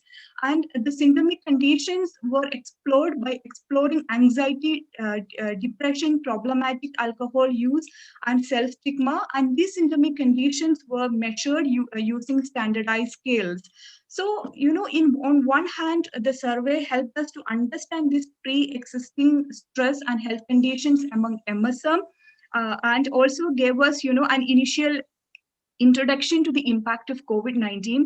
But same time, we wanted to see in detail how this, pre-existing stress, is changing during the COVID time, and what are the interaction between this pre-existing stress and COVID-related stress, and that is where the qualitative, interview becomes relevant. It actually helped us to probe in detail the impact of COVID-19 on MSM and what were its implications for HIV risk behaviors. And the interview was conducted among 10 MSM, and this was a purposive and maximum variation sampling. By maximum variation sampling, I mean that, we ensured that, the participants had a proper representation in terms of their different sexual identities within MSM. And we used a semi-structured topic guide. And for the data analysis, for the quantitative study, we use descriptive statistics using SPSS, and for the qualitative analysis, the interviews were audio taped, transcribed, translated, and we also adopted thematic analysis. Now, from this part onward, I would be moving to some of the research findings, and I think it's very important to talk about the socio-demographic profile of the participants, because as I mentioned in the beginning, even while exploring the impact of COVID-19, we were interested in exploring through an intersectional approach. And here, if you look at the socio-demographic profile of survey participants, you could see that a majority identified as Koti. There, Koti means that their gender expression is feminine. A majority were about 25 years of age, and they were single and had at least a college degree. And I also wanted to look at, the number of participants who were engaged in sex work and HIV positive, because, this number is, this percentage is important when we talk about the differential experience of COVID-19, even within MSM. So sex workers were around 43% and 8% reported as HIV positive. And coming to the socio-demographic characteristics of qualitative interview participants, I want you to particularly look at the occupation diversities. And there were private company staff, sex workers, and daily wage laborers. And it's important to note that out of 6 private company staff, 4 reported job layoff during lockdown, and out of them 2 had to choose sex work because of the emerging economic crisis during COVID-19. So I think before moving, I already mentioned that there is, our interest was to explore the interaction between pre-distress and COVID-related distress. And the survey was helping us to explore the pre-distress and mental health conditions using the standardized scales. And it was found out, it was, revealed that, 2.3% of MSM participants were experiencing depression, and anxiety was reported by 21.2%, and self-stigma was reported by 4.5%. And for the alcohol use, we could, we actually, the study revealed that only 0.8% could have had alcohol use, and we assume that it could be because of the limited access to alcohol during the especially during the COVID period. And if you look at the next figure, the adjacent figure, to which I will come back in a while, you could see how the health conditions are cumulatively increasing within 3 to 4 months span of time, and I would come back to that in a while after. And and it's also important to understand that the health conditions are the presence of health conditions are interrelated with the experience of stigma and violence, and which actually reiterate the need to explore existing societal structural inequalities. So here you could see that around 2.3% MSM experienced forced sex in the past 1 year, and there were around 26% reporting inconsistent condom use. That kind of shows how there are HIV risk implications. So this is where different components become very relevant. So it becomes important to understand the psychosocial aspects. So it's important to explore them when we try to understand HIV risk behaviors among MSM. So coming back to coming back to the impact of COVID-19 specifically, on HIV risk, we could see there were a variety of reasons or distress experienced during COVID-19 by MSM. There were economic distress reported, and there were disruption in healthcare services, especially access to ART, and mental distress was also, reported, and these were leading to increased HIV risk among MSM. Yeah, Dr. Alina, you have 5 more minutes. Okay. Yeah. Yeah. So if you look at the factors contributing to economic distress, so especially those engaged in sex work narrated that they had less clients during COVID-19, and then they had less daily income. But there were other MSM who were in other occupations, and they reported job layoff, decline in daily wage, and salary delay. And it's important to see the economic crisis was actually forcing them to enter into sex work, and the economic crisis also forced them to procure high interest loans from money lenders. And you could see here that nearly 25% borrowed loans, and 33% were pressurized by the money lenders to repay the loans. And now let me come back to that second slide. The second figure, where you could see how the pandemic is impacting on the mental health conditions, and there were a set of reasons to this. People were experiencing social isolation because of social distancing. The peer avenues were closed, and even those engaged in sex work reported that they were all alone in the room throughout the day or throughout the lockdown period, and they had only clients visiting them, and they could never have any personal conversation with the clients. There were anxiety reported because of economic crisis. And even there was experience of sexual stigma and sex work related stigma. Some of the MSM were asked to vacate from the rented premises. So here you could see nearly 87% reporting depression, 68% reporting anxiety, and 73% reporting stress due to social distancing.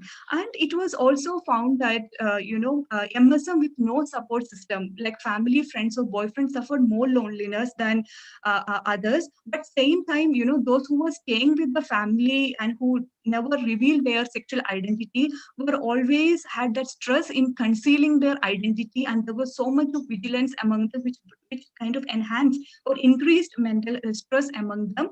But same time, it is interesting to note that the lack of physical support increased virtual meetings through Grindr, Blue, and Facebook and other social sites.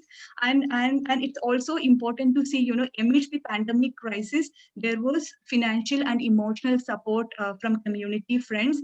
And it's very important to go through the qualitative narratives where the community friends are also equally embedded in socio-economic vulnerabilities, and even when they take a step forward in helping their own community members in whatever way they could.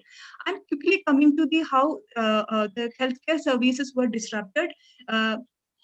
The participants, 22% participants could not access condoms when required, 42% MSM could not access HIV testing, and 59% could not see a doctor for STD screening or treatment. And the qualitative narratives actually helped us to probe into the reasons. And it was revealed that, the fear of virus infection while stepping out, fear of stigma and stigma due to identity and sex work also, stopped them from accessing services. And there were limited travel facilities, especially for those who were in the suburbs and rural areas. So, so it's important to see how the economic stress is leading to mental stress, and how, the disruption in the health services, all these factors together contributing to HIV risk behaviors such as condomless sex, along with lapse in COVID-19 safety measures. And those engaged in sex work also reported that, they had less clients, and they were experiencing decline in income. So there were clients offering more payment for condomless sex, and because of the economic crisis they had to compromise for a condomless sex, and there were also other reasons which were leading to HIV risk, which were closure of peer avenues, psychological distress, and lack of access to condoms.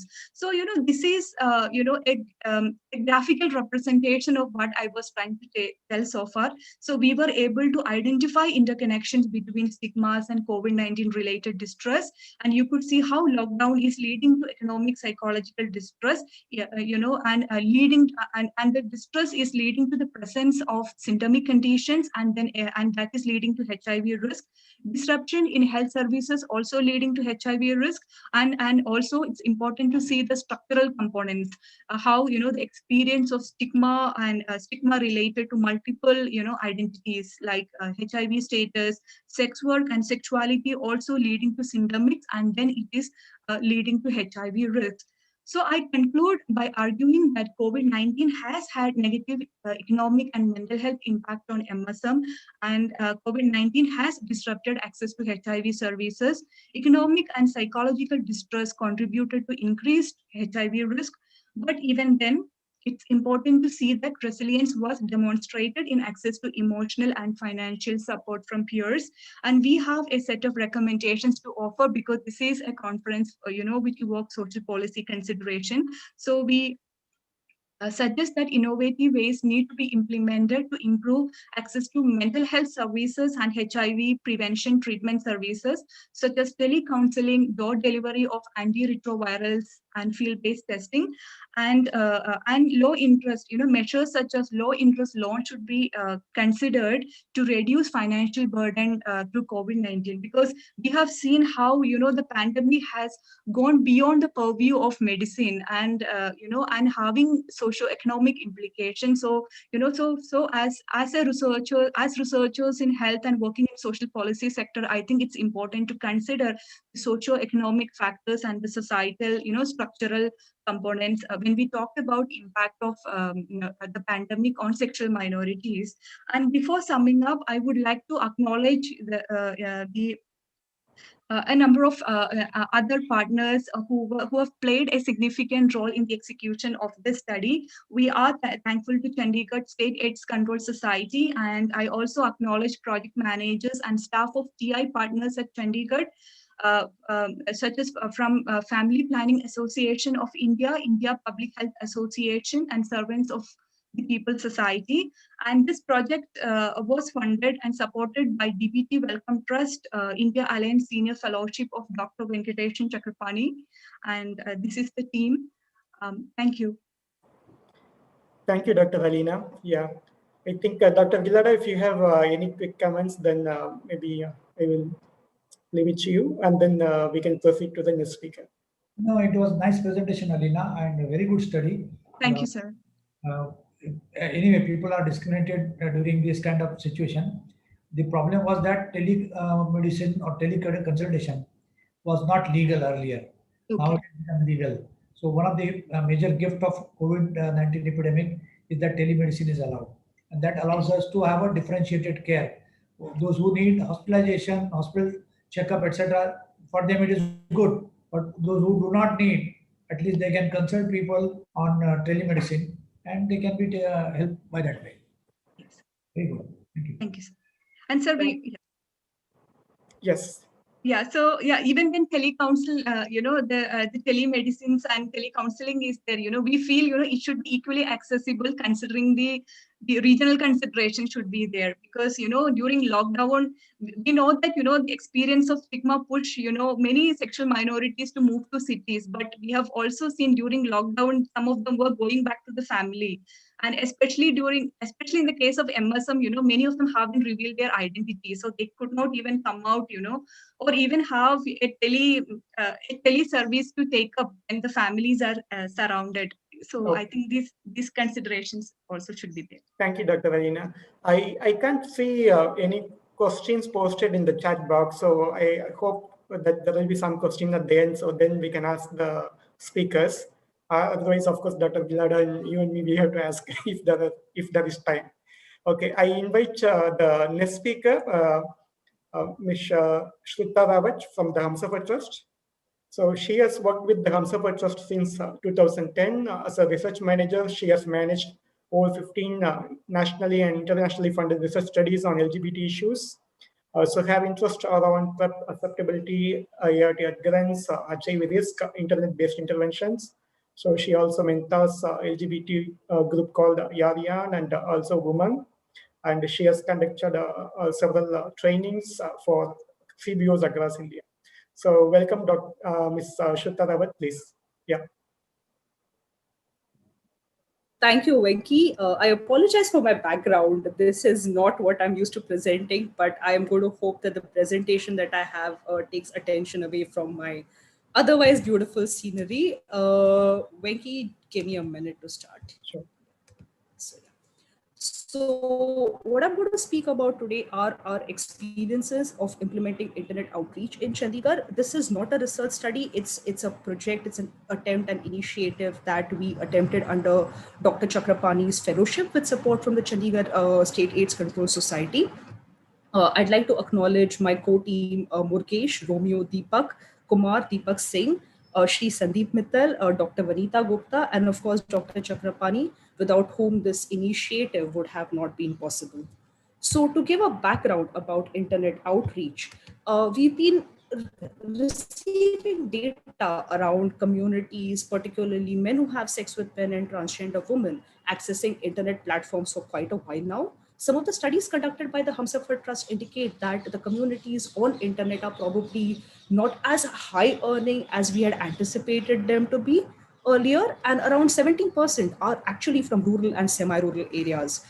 Risk behaviors in particularly are pretty high, with 5% reporting chemical sex and 23% reporting alcohol prior to sex. But I believe a most concerning part from our studies till date indicate that HIV testing is very, very low.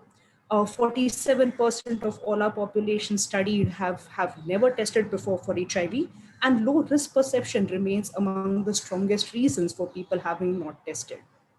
Along with this, in continuing, conversations that Dr. Alina has left us with, a COVID-related impact and HIV together, remains we do have information that is very pertinent as shared by Dr. Alina. However, with regard to COVID and with regard to social distancing, communities probably not being able to access safer, spaces and services in person, I believe internet outreach definitely has a very important role to play as we go ahead. So this is a model that we had developed at the Humsafar Trust to give an insight into communities on the internet. It's not that they are isolated entirely. You would have a portion of the communities that would interact with those who attend physical cruising sites, and they do not exist in vacuum. There is a level of interaction. And I believe it is this interaction that needs to be tapped in so that we can effectively, implement internet outreach services. So the approach that we basically had, we initiated this in October 2020, was to first understand the level of understanding and preparedness within community-based organizations, within organizations implementing HIV interventions within Chandigarh. We hope to develop capacity building modules for counselors, outreach workers, as well as other staff to implement HIV outreach on online platforms. We were also hoping to adapt communication strategies because we know that our communication in offline spaces cannot be used and translated as is on virtual spaces where different modalities and different ways of talking exist. So adapting communication was something that we desired to do. And once all of this was done, we were hoping to identify and establish referral and linkage networks and initiate outreach around Jan 2020. So right now where we are at is basically reporting, reviewing our challenges of our efforts since October 2020. So the first step that we took towards our initiative was to categorize platforms. Now, of course, on the internet, if you try hard enough, everything becomes a dating platform, but it isn't designed as such, right? You would need to use different strategies when you look at dating websites and location-based apps. If you look at social media platforms, you have Facebook and Instagram. The way you would outreach communities over there would be slightly different. And then you would, of course, have instant messaging platforms like WhatsApp, Line. We now have Telegram to add to the list, given the recent WhatsApp shift and, the privacy policy concerns. But yes, that the first thing that we did was we categorized these different platforms so that we can understand what's the best way to approach communities on each of these platforms. We worked with 3 targeted interventions in Chandigarh: FPAI, IPHA, and SOPS. And we tried to understand the capacities of communities implementing outreach programs. We tried to understand whether all of the peers and outreach workers had access to mobile phones, what were their technology users like, and what were their phones like, basically, like, to start off with. So what we found out was that all but 4 peers had access to personal smartphones, and the most common smartphone that was used was 64 GB memory one, which kind of is adequate to support internet outreach. Anything lesser than that would probably, give you space issues. If you had to if you had to download too many apps, upload too many pictures. When we spoke to outreach workers, we realized that there were around 4 to 5 groups for LGBTQ communities based in Chandigarh with more than 100 members. There were many other groups, but their memberships were smaller. When we asked our community outreach members and peer educators their membership of WhatsApp groups, the most active peers on social media and platforms reported 4 groups over 50 members. They were a part of other larger, smaller groups, but 50 is what we took into account, considering outreach would need to be to a certain number of people. What we also found out that Facebook and Grindr were the most popular in Chandigarh to connect with communities, and Instagram was widely not popular. This observation is slightly different from what we see in Mumbai, where communities are very active on Instagram, and Instagram should be explored as a mode of outreach. With regard to organizational presence on the internet, it was not consistent. There were some platforms where the organizations were present, some not, and most of the outreach that was happening was more at an individual level and not at an organizational level. We identified some of the themes that could be used to approach participants, approach communities on internet spaces. And among all of the themes that we identified, we found out that there was support available if someone wanted to go for HIV testing, if someone wanted to access community spaces and events, if someone wanted to access free condoms testing, as well as if they wanted to, seek out in the event of crisis or in the event of a positive HIV result. But the space where things were massively lacking were with regard to sexuality counseling and mental health support that was LGBTQ friendly. So we could have pathways to direct people to in the event that they needed information on HIV. We kind of drew a bit of a blank when it comes to sexuality related counseling as well as mental health. And this is probably an area we would need to work with in greater depth in future. So the barriers that we identified were the very first one, confidentiality. The numbers that a lot of ORWs used for this initiative was their own. They were self-purchased SIM cards. And there is some element of risk involved in giving a personal contact number to someone on the internet, and you may not want to do that. In all fairness, there was also an overlap between professional and personal space. For communities who use the same platforms for dating, at what point of time do you stop being an outreach worker and be a community person who uses the space to date another person? So that's a boundary that was something that we had to figure out and navigate.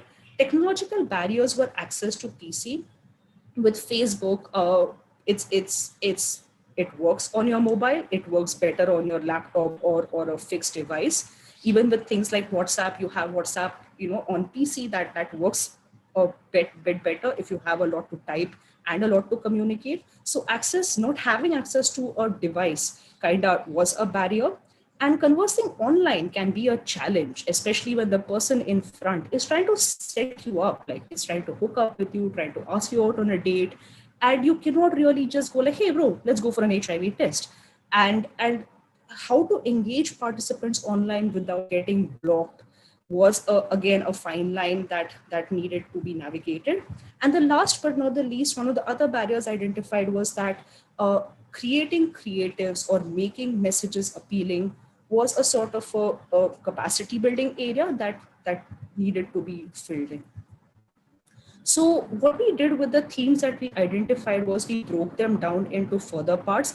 This, of course, reads very, very tiny, but for those with an excellent vision, not like mine, we can see that HIV STI testing has been further broken down to testing facilities, modes of transmission, risk assessment, and these are the further sub areas that were used to develop messages.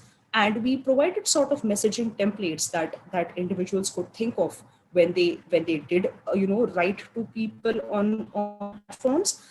These messages were from an earlier study that was implemented by Humsafar Trust. I would like to particularly draw your attention to the language. The language is easy to read, it's catchy, and it kind of has a sort of a punch that makes you think and remember the sentence after it's done. And the emphasis that we had with all of the outreach communication was people need to remember that sentence after it's done. It has to be 140 characters and it cannot flow into paragraphs. So this is a little pathway that we followed in this process. I would like to draw your attention to the last two levels. When we look at identifying issues and when we look at capacity building, message development, this needs to go hand in hand with monitoring and review, and that has to feed back into your messages. It's not that you have a certain message bank and that the same message bank can be used forever. You have to keep innovating, you have to keep adding, because new issues are going to keep getting introduced as you speak to a greater number of people. And any initiatives and efforts that you make need to be mindful of these changes. So these are some of the conversations with individuals. We've taken adequate care to blur names out, even that of our outreach worker. But if we can focus a little, a lot of times the conversation is like, hey, don't mind, but you know what, I'm going to talk to you about HIV testing. And we finally have someone who was like, yes, I'm willing to come in for an HIV test. But the tone taken in most instances is friendly. And we've introduced HIV probably after some amount of conversation, and not just as a, yo bro, let's go with that kind of approach.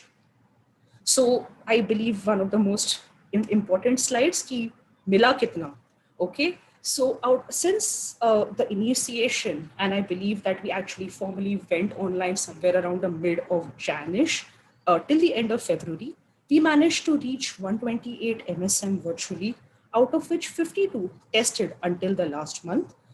If we can look at the figures, we used 3 outreach workers who were following up with each of the clients. In many instances, in actually with 2 outreach workers, we had individuals who continued conversations, but despite having spoken everything, they did not come in for a test. Some of them visited, TIs, but they did not get an HIV test. And some of the reasons for not getting an HIV test were one, not being interested in HIV testing, discomfort with one's own sexuality, and this is different from the fear of being outed, right? Some individuals said that they had done testing elsewhere in private. We would have no way of verifying that. For some individuals, the timings were not suitable. And the last but not the least, fear of outing and social stigma definitely played a factor in some of the individuals not wanting to come or get an HIV test. So challenges that we face are, of course, the first one that we spoke about in much detail was confidentiality, and access to own devices, technological barriers. A key challenge that I felt was very prominent was that though we did manage to initiate conversations with MSM, we did not manage to reach out TGW on internet platforms.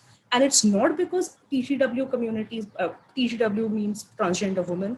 It's not that they're not present on these platforms. They definitely are. Transgender women do use Grindr. They do have different groups on Facebook that they are a part of. It's just that we probably need to make additional efforts or rethink our strategies by involving transgender women who are on social media into informing our strategies, and then probably take a step ahead. Technical barriers, we need to have a stronger online presence as an organization, as peers, and I'll explain why this is important in my next slide. And the last challenge that we have is, of course, sustainability and skills transfer.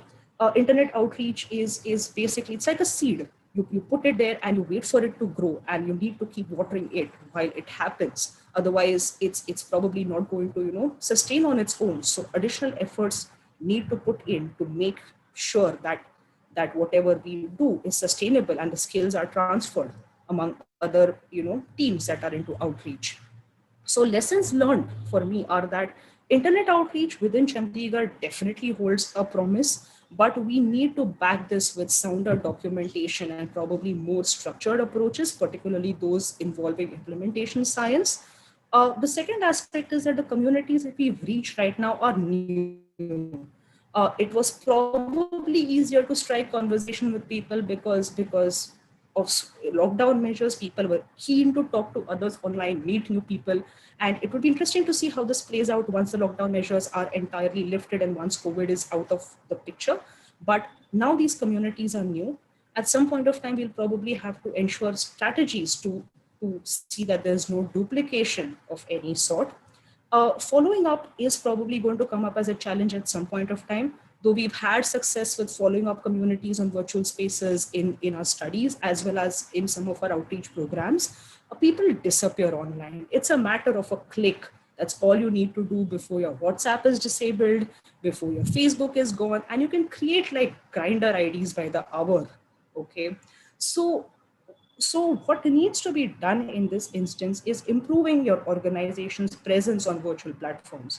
People may not remember all of your phone numbers and everything if you've typed it, as a message, but they might remember the organization's name. They might look you up on Facebook and decide to reconnect at some point of time. On the other hand, if it's a little graphic that you've made, people might store that graphic. So even if the app is gone at some point of time, an image in your gallery is something that can be used or can be revisited by the person at some point of time in future. And again, I will reiterate, a lesson learned is we need to focus on transgender women on virtual platforms, and revisit our strategies so that we do not exclude them from a larger conversation on outreaching communities on the platforms. So potential way ahead is, of course, refining our documentation templates and strengthening reporting. We would want to focus on a more structured message development workshop, probably something that looks at information, motivation, behavior skills framework that targets each of the issues that we have identified in the message matrix. We did attempt that with our communities, with our teams earlier, but it will probably require a lot more effort at this point, which is something that we should do. And we need to follow up strategies. We need to develop strategies for follow-up so that we don't lose communities, particularly the ones who walk into our TIs and for some reason, don't get a test. So this is a wonderful team. I would love to give a shout out to Mr. Deepak Singh, Mr. Romeo Shahi, and Mr. Deepak Kumar. I think I've misspelled his name over here. My apologies, Deepak Kumarji.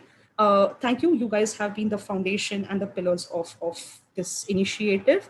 Our beautiful TI teams, our team IPHA, team FPAI, team SOPS.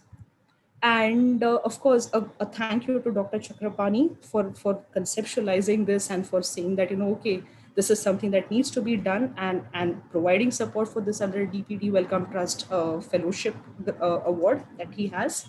A special thank you to Chandigarh State AIDS Control Society for pushing this initiative ahead, for taking this up.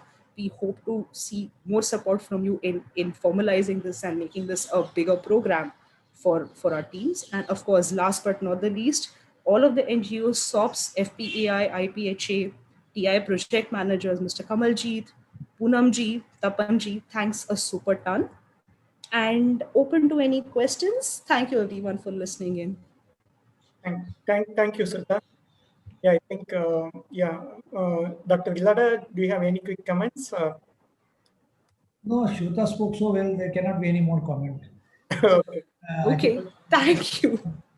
I think, I think because of we are lagging behind about 10 minutes, I think. So maybe we can catch up and then come back regarding the questions.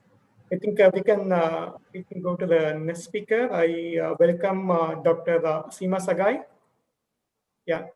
So Dr. Seema Sagai, she is scientist G from ICMR Nari in Pune, and she's the head of the Social and Behavioral Research Department. She has conducted several trainings on research methodology, qualitative research methods, bioethics. And because we don't have time, maybe we may not able to read everything.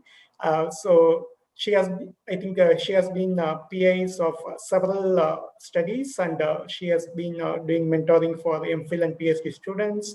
And she is part of several national and international expert advisory committees and published over 80 papers, multiple book chapters, and several models. Welcome, Dr. Sagai. Yeah. Thank you, Dr. Chakrapani. I would share my screen.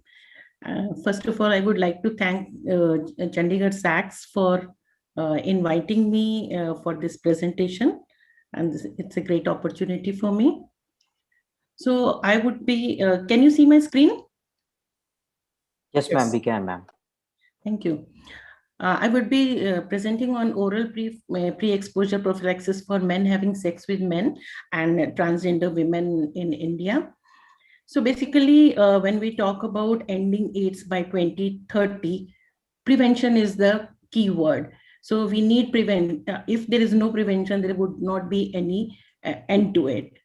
And India has shown very good progress in treatment. What we are lagging behind in prevention even now, because we can see there is very little decline, less decline in new infections, less than expected decline in new infections.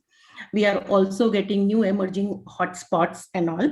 And that is why PrEP becomes extremely important. PrEP is pre-exposure prophylaxis, and 12 randomized controlled trials, 3 randomized controlled trials where they compared PrEP with no PrEP, and there have been 3 observational studies, and all of them have been successful study. I know it's a learned audience. All of you would know about PrEP. But the problem with any prevention drug is like efficacy versus adherence. So if we try to think of our effectiveness, then adherence becomes extremely important. And that is why we need to study how community would take oral PrEP. WHO also recommended that oral PrEP containing TDF should be offered as additional prevention choice for people at substantial risk of HIV infection as a part of combination HIV prevention. So basically, when we look at the gaps in PrEP implementation, the community awareness problem is there, toxicities and drug resistances are there. Implementation and distribution model, we do not know how do we distribute, how do we implement if we have to implement the rollout of PrEP in country. There would be a lot of socio-behavioral dynamics. Shruta has talked about it, Elena has talked about it. And then acceptability and adherence becomes extremely important. And cost effectiveness is another factor that will be a gap that we need to study about PrEP. And all of this combined together would really lead to some kind of PrEP research where we would have good data, good evidence to roll out PrEP in the country in a proper way. So based on this background, we had the questions how to implement PrEP in real world settings, which would include identifying populations that would benefit the most from this additional prevention option. And then what would be the optimal delivery strategies and means of support for adherence from program point of view.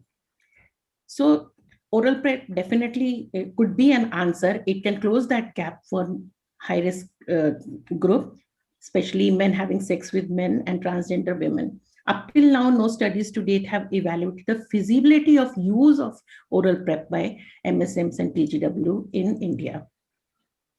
So we are conducting this. This is an ongoing study, and I would be presenting that ongoing study.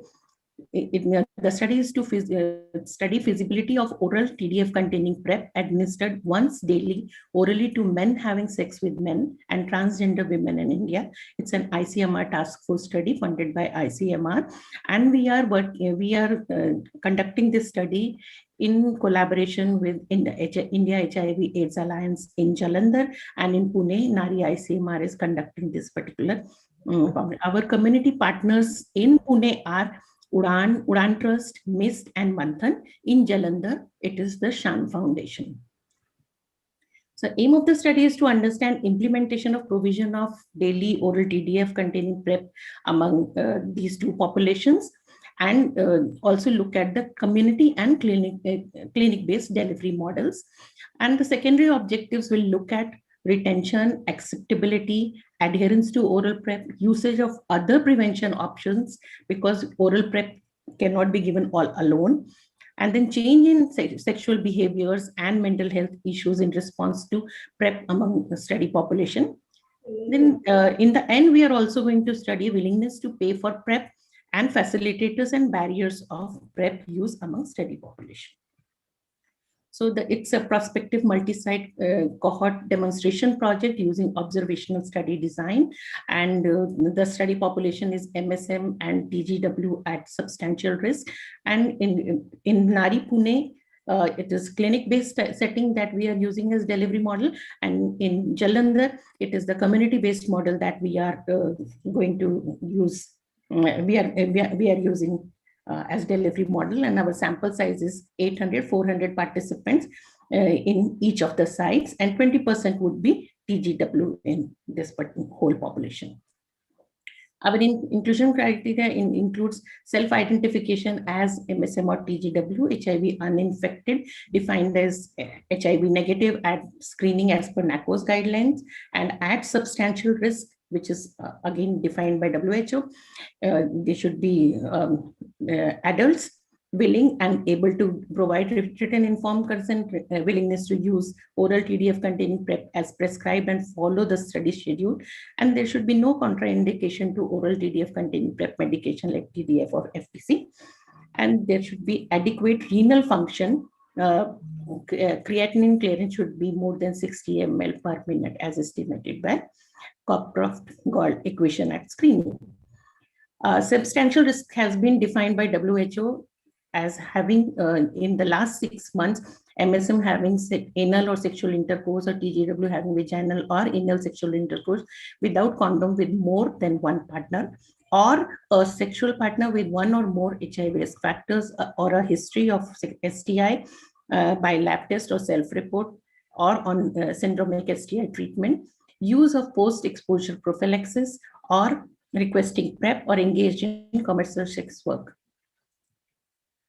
The exclusion criteria is confirmed HIV positive report, hepatitis B surface antigen positive at screening, anti-HCV ELISA positive at screening, not able to adhere to study protocol or follow-ups, creatinine clearance. Again, I have talked about it in inclusion criteria also.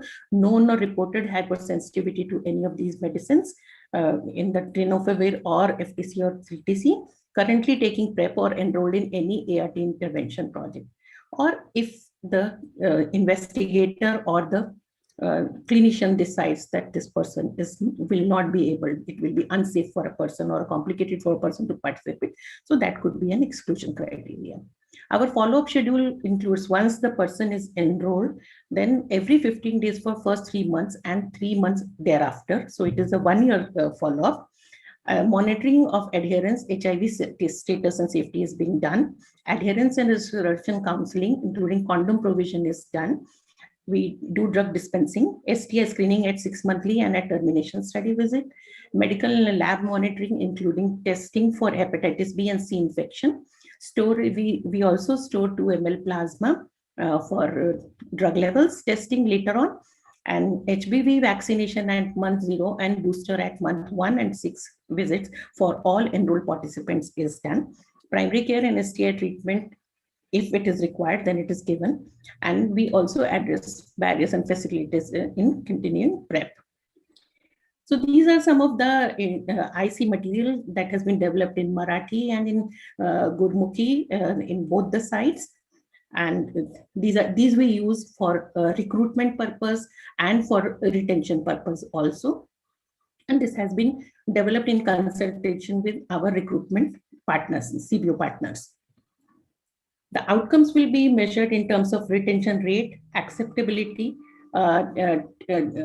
proportion of PrEPs, proportion of PrEP users who test positive during study period, percentage of study participants that had completed 1 year of PrEP use, adherence. Adherence would be not only net pills count and net pill counts, but also detection of drug in 20% of the blood samples over a period of 1 year. Then side effects and toxicities, including creatinine elevations, will be studied. Side effects and discontinuation of the studied drug would be studied. Enumeration of for reasons for stopping PrEP, that will be also assessed. STI incidents, for example, syphilis, NGCT, and HSV2 are being taken care of.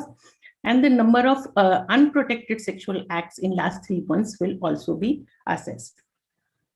Then for the mental health, we are also looking at anxiety, depression, and suicidal ideation during the study period. Then towards the end, we would be conducting qualitative. These are exit interviews, which we have not done as yet, but it is scheduled now. So in the qualitative interviews with the exiting participants, we are going to talk to them about cost, willingness to pay for paid PrEP, median cost, what kind of price they would be able to bear, and reasons for choosing or declining PrEP.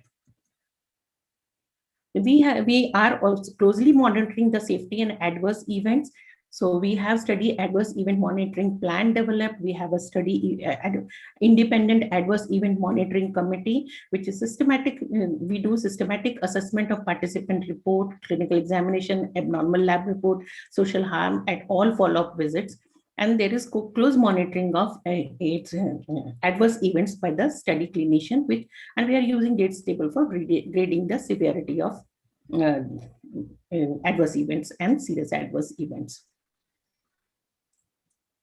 So I am going to share, this is like the study is still ongoing, and we also suffered from COVID because we started the recruitment in February, and in March there was total lockdown. So we also suffered from this problem, and our participants, we had almost 50 participants enrolled before the lockdown, and we tried to follow them up during the COVID period. So I'm going to share some of the very basic preliminary data and the current status of the study. Up till now, we have screened 348 individuals, including in both sites, and we have enrolled 229 individuals. So in Pune, we have enrolled 126, and in Jalandhar, we have enrolled 103. And if we look at the median age in Pune, the median age of our participants is 28 years, and slightly younger age is there in Jalandhar, 24 years. If you look at the literacy level in Pune, 98% are literate right now, and in Jalandhar, 40% are literate. Most of them are unmarried in Pune, and 50% of the participants, like 49%, are unmarried in Jalandhar. If we look at the occupational status in Pune and in Jalandhar, people are having different jobs, private service. Some of them are students also, like 24% of the Pune participants were students, and very few were doing reported of doing sex work. I'm also presenting a little bit about sexual behavior. So in Pune, the first sexual partner was a no more than half of the participants. The first sexual partner was a male partner. In Jalandhar, it was very low, 13%, while and the wife was the first partner in 15.5%. Age at first sex. If you look at the age of first sex, the mean age of the first sex was it was young. In Pune, it is 16.3 years, and in Jalandhar, it is 15.1 years. And if we look at the interquartile median also, it is 16 and 15 years in both sides respectively. We also asked them question about first intercourse being coercive or not, and most of them in both sides have reported that their first intercourse was not coercive. Talking about the anal sex, most of the participants in Pune and Jalandhar have reported having anal sex, and condom use during the anal sex is also high in Pune and slightly lower in Jalandhar, which is 55%, and in Pune it is 84%. Looking at their health behavior or the knowledge, most of the participants in Pune had heard about HIV. In Jalandhar, 71% had heard about HIV, but the self-risk perception of HIV was, right now it looks it is low. In Pune also it is 47%, and in Jalandhar it is 39.8%. So nearly half of them feel that they are not at risk for HIV. And then HIV testing, most of them in Pune had done their HIV testing. In Jalandhar, 43.7% have reported that they have ever been tested for HIV. And 77% knew in Pune knew about HIV test result, while in Jalandhar, 44.7% said that they knew about their HIV report. Doctor, 2 more minutes. Okay, and this is my last slide. About PrEP information, whether they 78% in Pune have talked about that they had heard about PrEP. In Jalandhar, 34% had talked about that they had heard about, and mostly they had heard from NGOs. And oral PrEP is good for prevention. Almost all of them in Pune and Jalandhar have said that it is good for HIV prevention. So with this, I would like to, we have really to move forward because our sample size is 800.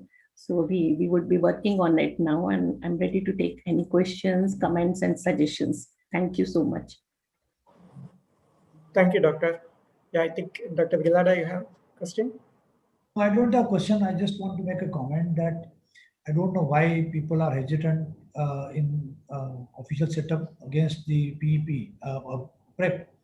Because if we are promoting condom, that is also a barrier protection, and this is a chemical protection. So if we allow condom, why don't you allow PrEP? Secondly, if we don't allow PrEP and that person lands up with HIV, we are willing to provide free ART treatment for life. But at the same time, we don't want to give PrEP. So with this background, I'm also on the TRG of NACO. NACO has, TRG has approved PrEP, which is a regular PrEP, not an event-based PrEP. But till today, the guidelines have not yet come. For public setup, PrEP is not available. And that may be a delay due to, again, COVID. So we can again blame COVID for not happening PrEP in public places. Privately, we are using PrEP for last more than 3 or 4 years, and it is very successful. Right, sir. Thank you. Yeah, I think we can move on to the next speaker. Yeah, I welcome Dr. Deepak Jumani. So he's a senior sexual physician and counselor, and he's with Sub JJ Group of Hospitals and Grand Government Medical College in Mumbai. And he is a consultant sexologist to Mumbai Police, and he is a course director of Fellowship of Clinical Psychology. And he's also the author of the bestseller Sex Has No Expiry Date. Yeah, that's true. And Dr. Vanita Gupta also especially asked me to say that, told me to say Dr. Gupta and Dr. Jumani, they were batchmates long back in JJ Hospital in Mumbai, right? Grand Medical College Hospital in Mumbai, right? Yeah, so with that, I welcome you, Dr. Jumani. Yeah. Thank you very much, Venki, for that sexy introduction. Okay. Let me show my slides.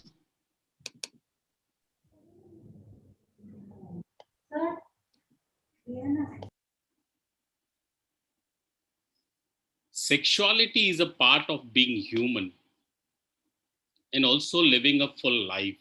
So if we are living a full life and are human, sexuality is incorporated in us.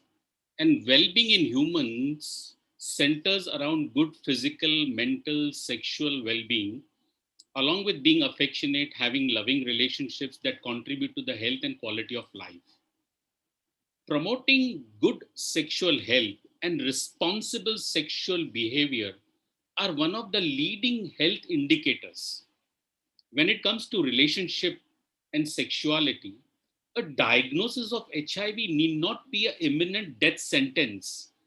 Although there is no medical cure or vaccine still available for this, HIV can currently be managed as a chronic disease. It does affect our body image, self-esteem, and how others look at us is more affecting to all of us. Dr. Gilada beautifully described the discrimination part of it. I'm amazed as to whatever he said. It's true.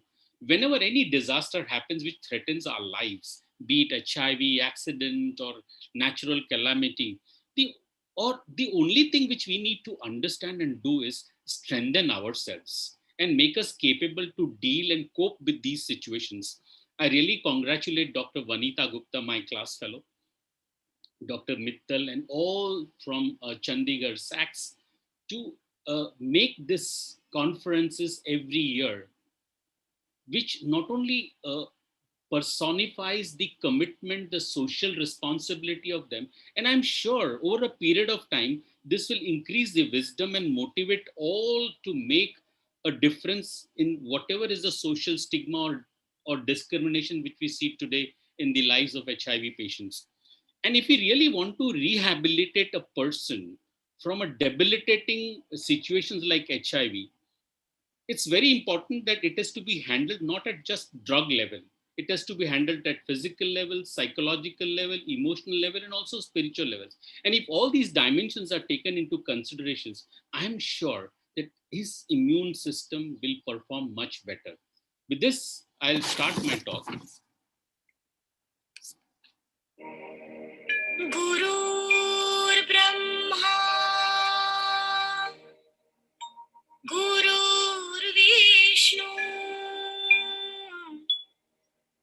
Gurur Devo Maheshwara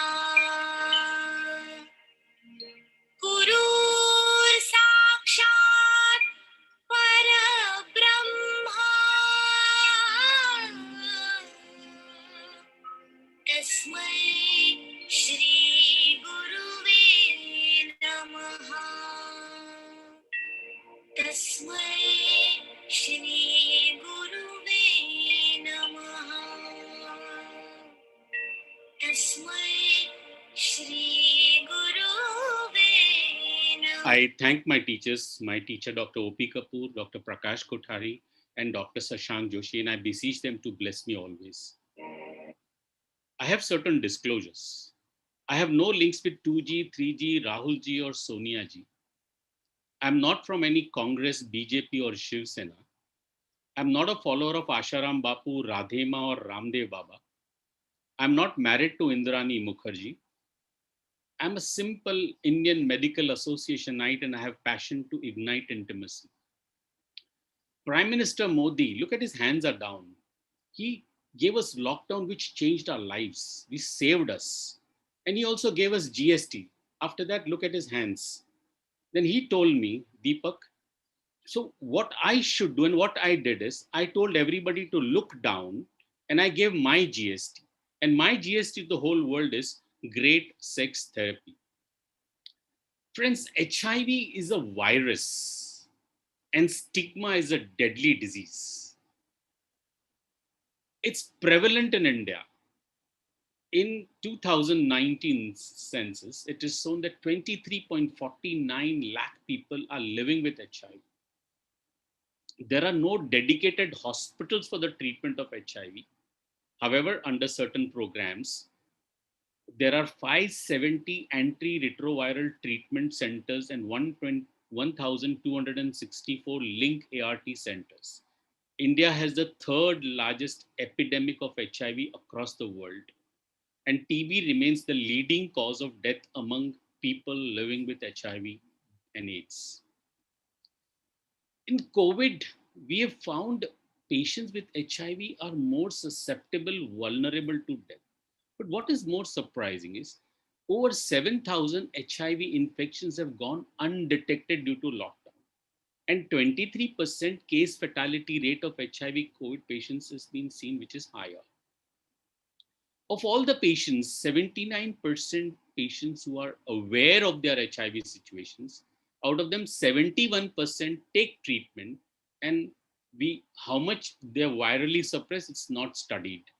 And key populations who are getting affected with HIV are sex workers, men having sex with men, people who inject drugs, hijras, transgenders, migrant workers, truck drivers, and prisoners. Amongst the sex workers, 1.6% of female workers are living with HIV today. Amongst men who have sex, in spite of in 2018, Supreme Court decriminalized homosexuality between consenting adults as Section 377, still we find these people are marginalized and face widespread stigma, homophobia, discriminations. All of them prevent them from accessing to HIV services and make them more vulnerable to acquiring more severe infections. People who inject drugs, prisoners, truck drivers, hijras. Being transgender is strongly associated with stigma and trans discriminations. These people also lack access to tailored HIV services. Migrant workers' incarceration increases the vulnerability, especially when these truck drivers, prisoners engage in high-risk behaviors like injecting drugs. And when we look at HIV, what does it do? It is got a lot of complications. And what I'm going to focus on is the sexual part, hypogonadism. What are the sexual problems we see in patients with HIV AIDS in men?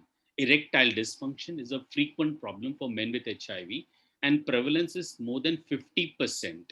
Low sexual desire, early, delayed, or retarded ejaculations.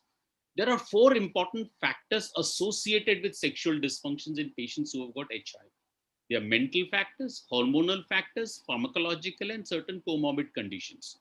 Amongst the mental factors, the feeling of guilt that they had unprotected sex and got this, and this negatively influences their sexual response, and depression. And we know depression is one of the causes of erectile dysfunction in men. And in HIV positive men, sexual dysfunction is associated with certain avoidance strategies. They don't want to have sex, they give excuses, and they don't want to take risks anymore. And they're using antidepressants. All these patients develop erectile dysfunctions. Hypogonadism, this is a hormonal factor, was one of the most frequent causes of sexual dysfunctions before even they started the antiretroviral treatment. And estradiol is often higher in men on patients who are on antiretroviral therapy, possibly due to augmented peripheral conversions of androgen into estrogen in the lipid tissues.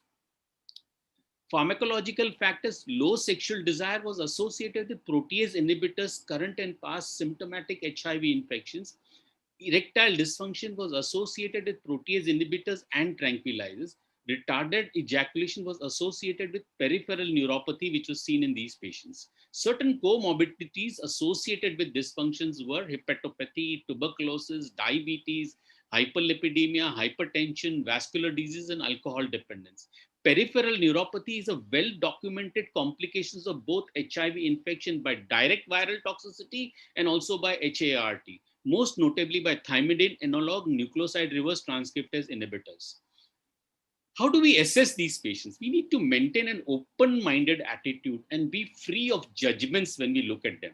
We need to do general examination, look for complete physical examination from top to bottom, gynecomastia, testicular atrophy, which can indicate hypogonadism, check for gross loss of weight, muscle loss, fatigue, depressed mood, anemia. Detailed sexual history, which includes their fears, masturbation thing, detailed history of their orientation, acceptance by their peers and family about this altered identity which they have, detailed history of addictions like smoking, alcohol, and or other substance of abuse, routine blood count with HIV panel, hormonal assay, penile Doppler studies, and nerve conduction studies. All antiretroviral drugs are associated with different degrees of sexual dysfunctions. The highest rate of dysfunctions are associated with indinavir and the lowest with nevirapine. When we look at sexual dysfunctions in men and want to give them PDE5 inhibitors, we need to have certain cautions in our mind. There are drug interactions with antiretrovirals. Because of these drugs are metabolized by the cytochrome P450 system, the dosages of PDE5 inhibitors like Viagra, tadalafil, sildenafil, or udenafil, whatever you give them, the doses need to be reduced. If you have to give them sildenafil, give them not 100 milligrams, give them 1/4 of the dose, 25 milligram, and not every day, every 48 hours. Tadalafil, which is a long duration of action, give them half the dose, that is 10 mg, every 72 hours. And vardenafil, the lowest to be given is 2.5 milligrams every 24 hours.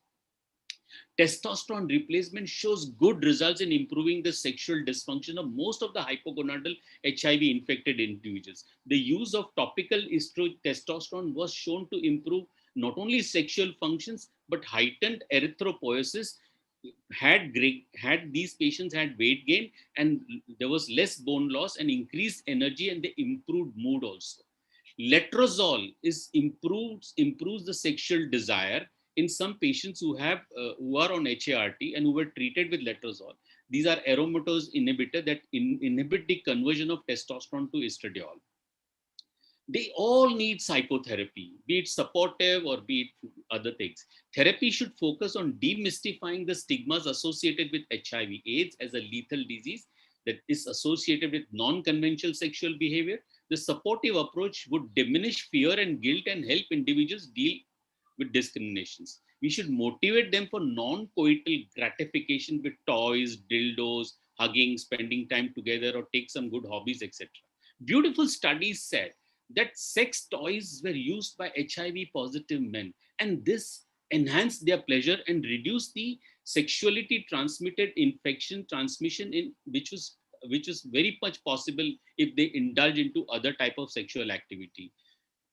To reduce the sexual risk factors, these patients used toys, 100% condom, and had oral sex even with condoms. This was very good studies done, and they showed that this reduced the risk of acquiring or transmitting HIV infections.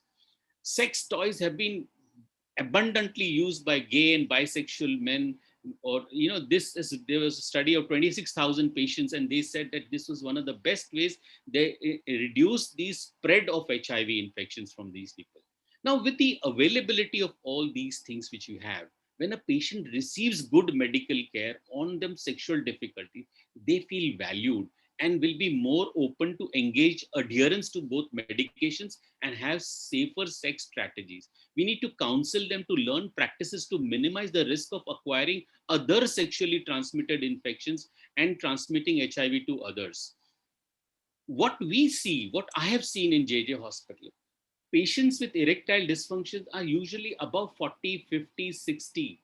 They are not younger age. But in HIV group of patients, we find younger patients suffering from erectile dysfunction. This is the beautiful change we have seen, and this was even studied to it. Why HIV is not going? Because they have sex at early age, little life skills and less sex educations. They hardly use condoms. They have multiple partners, stigma and discrimination, sex for money or sex for other things, substance abuse. Ganja is so commonly used, cocaine, alcohol, men having sex with men, and homophobia and gender inequality and gender roles. STI and HIV have a beautiful link. There has been gender inequality, violence from the male partners. All males have been dominating. There is a gender inequality in which women, particularly in the rural areas, have little control over important aspects of their lives. Intimate partner violence, including sexual violence, is relatively widespread today. This power imbalance between men and women means women are unable to negotiate the use of condom by their partners or protect themselves from the risk of HIV infections in men. Women living with HIV are reluctant to access the healthcare for the fear of being discriminated or marginalized, leading to disproportionate death rate, which is more in HIV affected women. This is the Doctor, we first have just 2 minutes just remaining. Yeah, 2 I'll minutes. just finish. For Yeah. science and for giving hope to HIV positive people.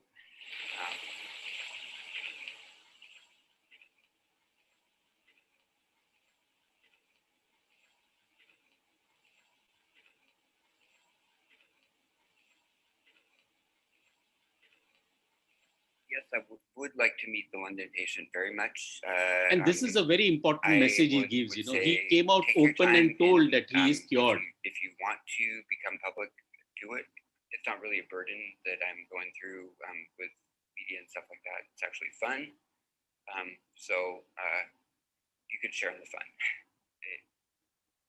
What Sri Ravi Shankar ji had to say. So faith community can take this oath and promise from people to shun discrimination against people with HIV, to look at them with compassion, and to make people aware, youngsters aware, boys and girls aware the dangers of HIV and how they should avoid it, to prevent it. So faith community. This is my book, Sex Has No Expiry Date. My last slide. HIV/AIDS is not a death sentence. It's preventable. Sexual dysfunctions with HIV/AIDS can be easily managed today. Use of sex toys has highest level of gratification and are safe. Empathy, compassion, indiscrimination, and love can make a life of an HIV/AIDS individual a meaningful life. Social and psychological vaccination should be given to them. We don't have any vaccine for HIV/AIDS, but this vaccination is definitely available to all of us. Thank you all for your love. I'll be happy to answer any questions you all have. Thank you, Dr. Jumani. Of course, you talked on a topic which is usually not discussed in most HIV conferences. Yeah, I think over to Dr. Gilada, because I don't know whether we have enough time. It's almost time. Dr. Vanitha Gupta may not allow us even to ask questions. Yeah. Thank you, Dr. Jumani, for this sexy presentation and your sexy attire. Thank you, sir. And very good, very informative talk.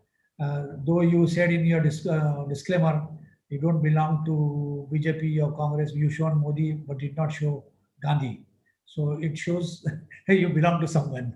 And similarly, you did say, you said that you didn't belong to any Baba and this, but you shown Sri Sri. Anyway, it was very good. And but I showed them because they were relevantly talking about what I liked, about them. Particularly, these gurus make a difference. You see them, huge crowds, I've never seen 20,000 people in a conference where I see them 2 lakh people listening to them. So they can make a difference, So that's why something which they say is really worth listening and sharing it. That's why I shared it. I would like to just add one thing. Yes, sir. Our erectile dysfunction currently, what we are seeing, they are easily corrected with vitamin D3. And vitamin D3 once a week, 8 weeks, with supplementation of calcium only for that period of 60 days. We are finding almost 30-40% people are getting good relief. And I don't know what has been causing vitamin D3 deficiency recently. We can blame on lockdown. People were not going to sun or they were just locked down at home. But there is somehow a lot of people are deficient in vitamin D3 and similarly vitamin B12. I've not seen vitamin B12 related sexual problem except 3 or 4 people, but a lot of people are having problem with the D3 related erectile dysfunction. I fully agree. But if they have some associated metabolic syndrome like diabetes, hypertension, dyslipidemia, obesity, or if they are chronic smokers or alcoholics or having certain drugs which are causing, they may need little more, medications or more counseling and more lifestyle measures to be followed. Besides controlling vitamin D, we all doctors are, having low vitamin D. I had very low vitamin. A study done in Hinduja Hospital, all the doctors had low vitamin D. This is correctable. All actually, even metabolic syndrome is today reversible today. So erectile dysfunction, according to me, is a correctile dysfunction today. Okay, so I don't see any any questions posted. So I'm not sure, what do you think, do we have time to ask questions to the panelists? I had actually 1 or 2, but I don't know about the time now. What do you suggest, Dr. Gilada? No, I think you should go ahead. If your question, go ahead. But otherwise, a lot of people ask. Okay. But we're running short of time. We have a Yeah. valedictory session after this. Okay. So in case with that, I think then we can thank the chair, Dr. Gilada, and of course all the speakers. Yeah, so it was of course we did not have much time to ask questions or further discussion, I think, but it was very good sessions overall. So yeah. Thank Dr. you very Gilada. much, Venki. Thank you very thank much, you all Dr. the Gilada. speakers and the chair and the co-chair. Thank you very, very much for joining us. There was as everyone knows that we had a poster competition, and now it's the time to announce the winners. I request Poonam Bakshi to please announce the winners and the titles also. Thank you.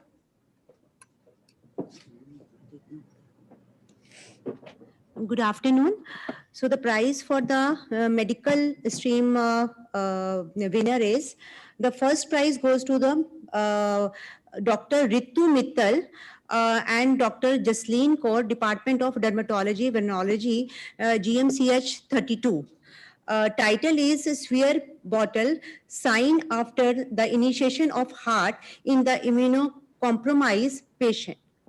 And the second prize goes to introduction of HIV syphilis combo kit, a cost-effective strategy of Odisha for the reach of elimination of dual pediatric infection of HIV and syphilis. So the name of this winner is Tripti Mishra. And from social, the title is Cycle Run as a novel strategy to spread the awareness regarding the HIV/AIDS at the community level by overcoming the stigma association with disease.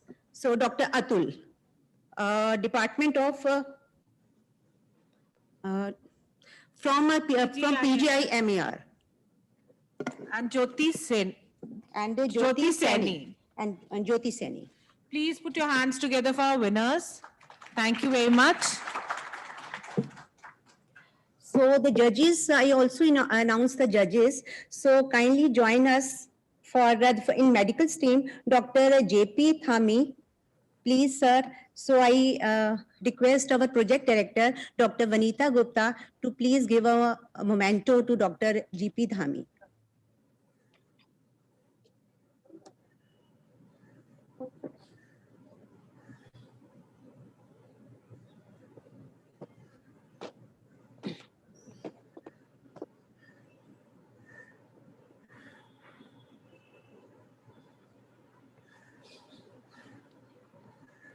Background change करोगे?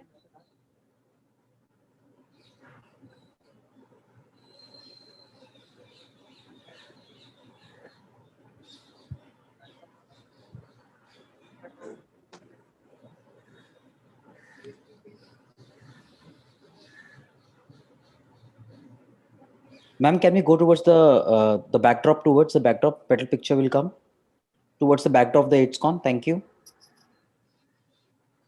Thami sir, towards the backdrop. Thank you so much, sir. Thank you.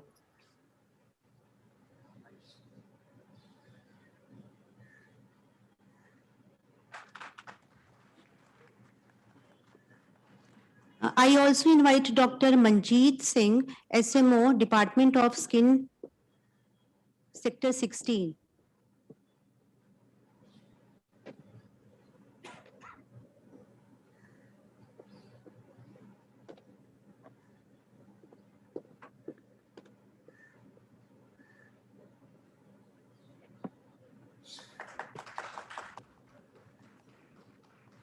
We have two more judges in social stream, Dr. Vikas Bhatia, Dean AIMS, Hyderabad, but presently, physically, he is not available. So, ma'am, we will give this award later on when he comes. And the second judge is Dr. Sonu Goel, Associate Professor, Department of Community Medicine, PGI. So I invite Dr. Vijay Pandi to please collect the memento on behalf of Dr. Sonu Goel. Right.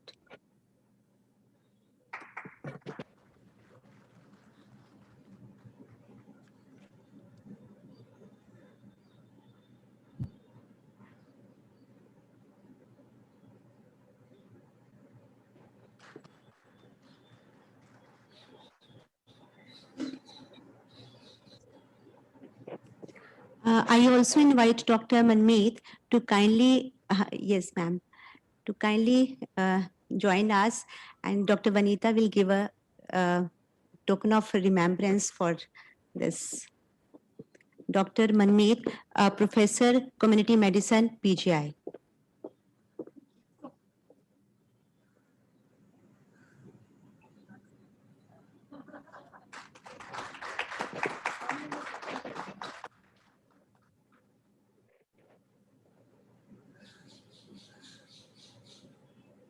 Ma'am, Ma'am, one group photo for all with all judges. Sir, Dr. Thami, please. Dr. Manjeet, Dr. Bijay Pathi, please join us for one group photo.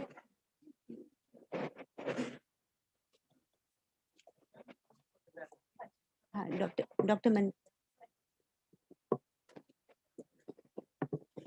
Tino, can you please go and join with this? Yes, I can do that.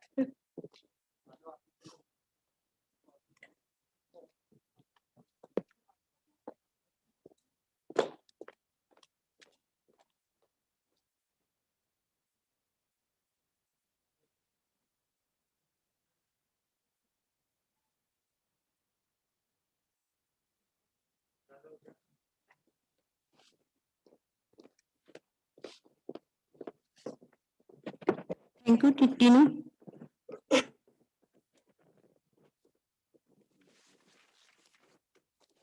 As the winners are not physically present, we would request them to please visit our office on Monday and collect their mementos and gifts. Thank you.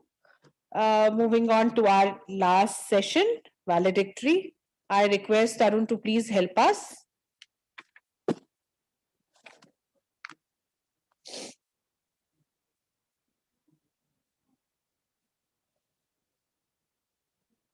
दस साल इकट्ठे हमने ये काम किया है आप सबकी हेल्प से तो आज मैं आपको वेलकम करती हूँ इधर और सबसे पहले हमारे मुख्य अतिथि का डॉक्टर अमनदीप कम जो हमारे डायरेक्टर हेल्थ सर्विसेज हैं कम मिशन डायरेक्टर एनएचएम मैडम ने जब से अपना काम संभाला है अक्टूबर 2020 उस कोविड में रुचि करी उससे पहले भी रुचि हुई थी कोविड तो मार्च से चल रहा है मार्च 2020 इतना बढ़िया काम किया उसी के लिए तो गवर्नर साहब ने इन्हें स्टेट अवार्ड दिया अगस्त 2020 में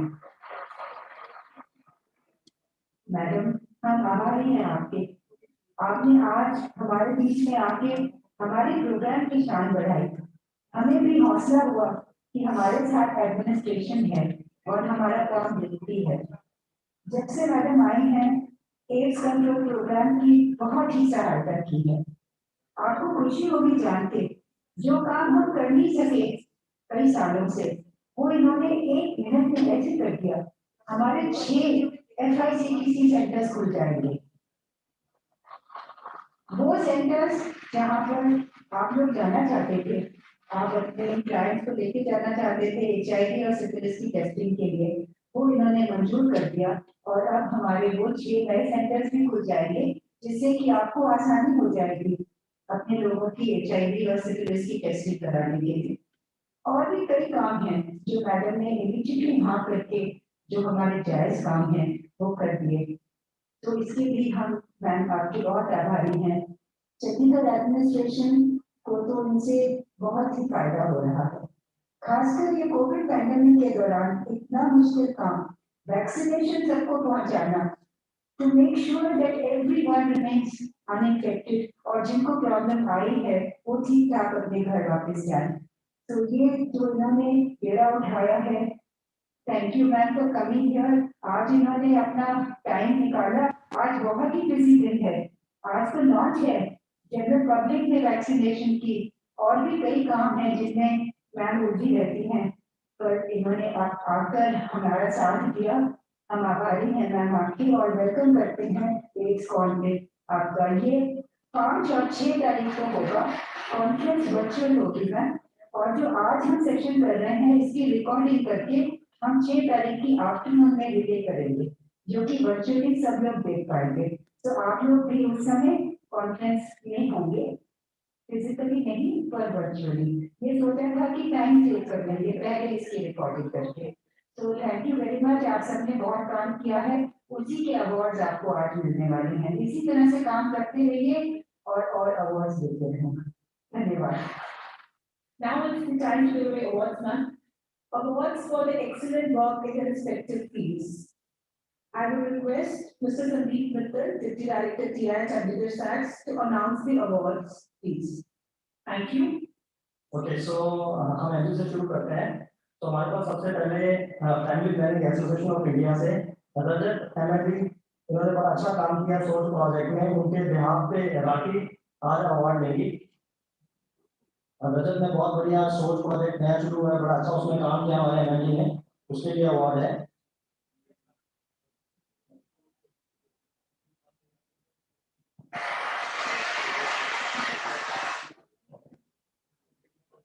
तो सेकंड अवार्ड है Sonia, she is eligible to family planning association of India मॉडी branch.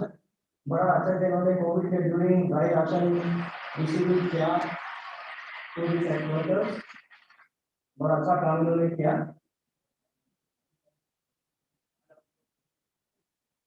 Then we have Manpreet Kaur, she is ORW with Servants of People Society. इन्होंने भी बड़े अच्छे से सेक्स वर्कर्स के साथ प्रोजेक्ट में काम किया और उनको कोविड के ड्यूरिंग ड्राई राशन देके उनको से उनको काम मिला। Then we have Miss Rita Batra. She is a project manager.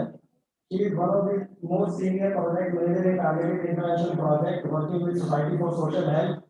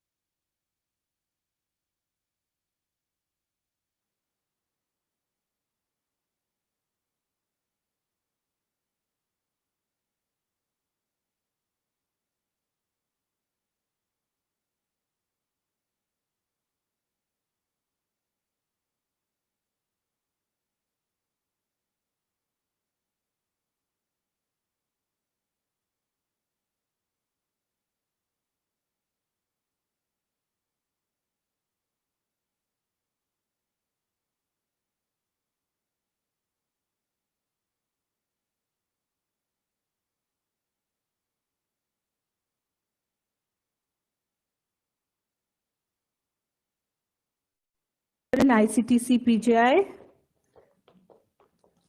She's been awarded for her PALS software coordination. Congratulations.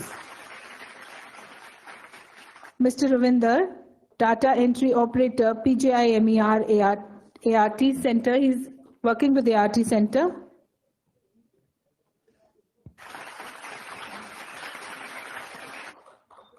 Ms. Sunita, Counselor ICTC 22, CHC 22.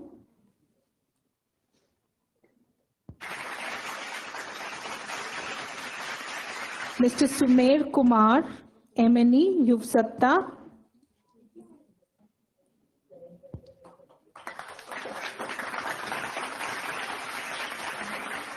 Mr. Shekhar, District HIV TB Coordinator. He's getting an award for excellent collaborative activities, HIV and TB collaborative activities. Congratulations. Not to miss Mr. Ram Sarup, caretaker IMA, who's always been a great support. Thank you.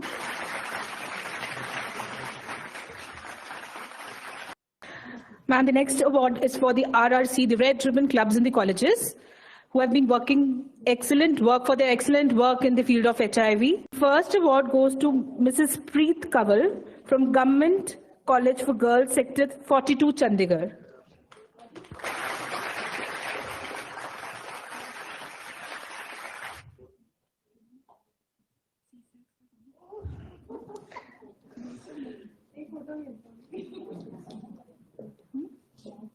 Ms. Jasneet from Shri Guru Gobind Singh College for Women, Sector 26, Chandigarh.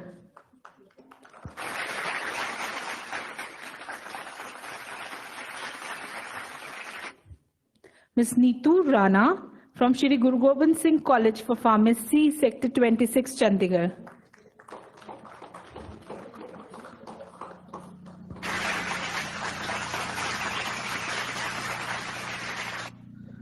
Ms. Leena from Dev Samaj College for Women, Sector 45B, Chandigarh.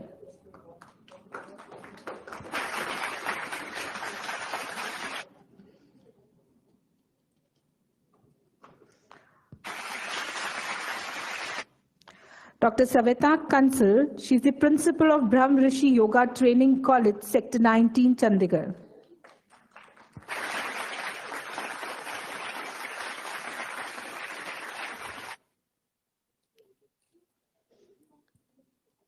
Dr. Kusum from Government College of Education, Sector 20, Chandigarh.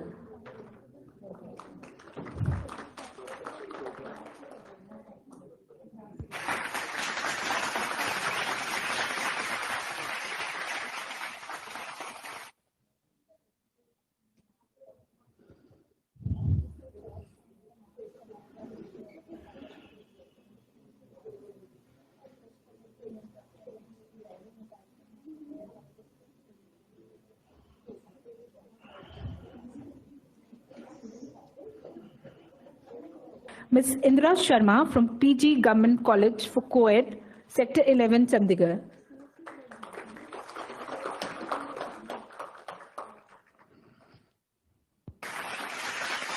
Dr. Madhavi Goyal, Dev Samaj College of Education, Sector 36B, Chandigarh.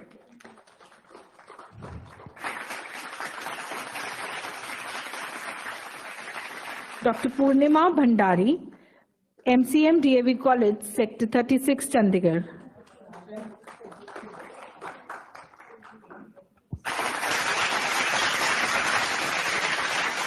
Mr. Mahendra, Government College of Yoga and Health Education, Sector 23, Chandigarh.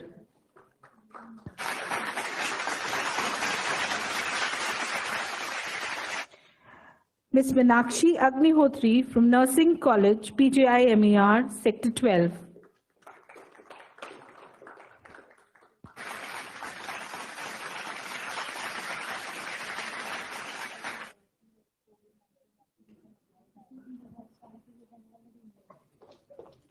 Mr. Mahant Sharma from Sanatan Dharam College, Sector 32C, Chandigarh.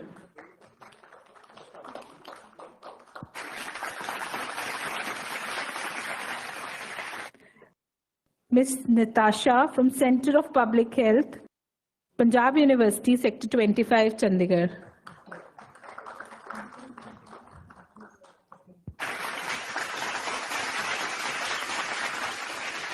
Ms. Suman from Government Polytechnic for Women, Sector 10, Chandigarh.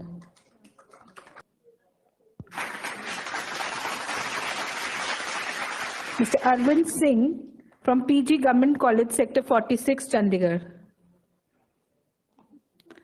Dr. M.K. Chabra from Institute of Dental Sciences Hospital, Sector 25. Dr. Rajesh Biswas from Home Science College for Girls, Sector 10.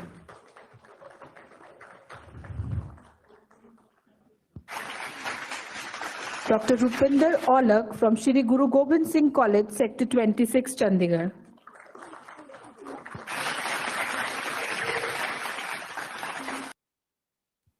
Now I request our chief guest to please give a memento to our project director, Dr. Vinita Gupta. Thank you very much, ma'am. Thank you for all your support, for teaching us each and every small thing. Thank you.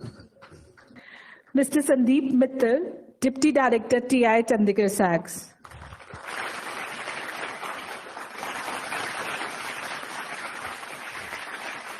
Dr. Jitendra Dhaya, Assistant Director,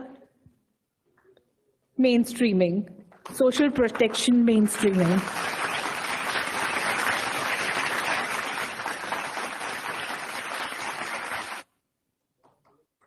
Mrs. Poonam Bakshi, MNE.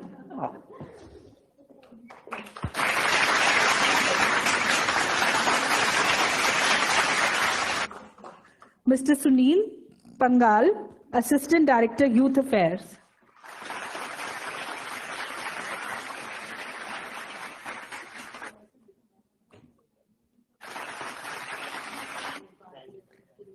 Mr. Manoj Chawla, he's the store officer with CSAGS.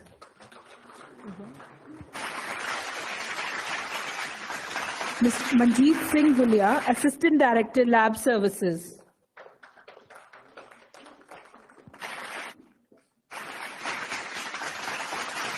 Mr. Sunil Sharma from Pan India, Supply Chain Management.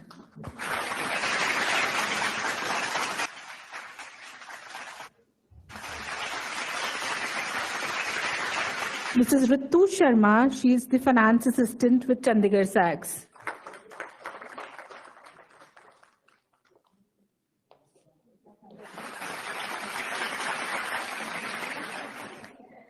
Mr. Devendra Gera, Finance Assistant, Chandigarh SAGS.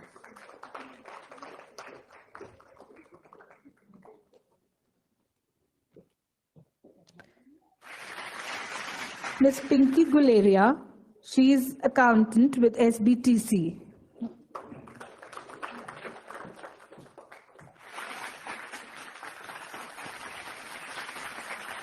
Mrs. Urmila.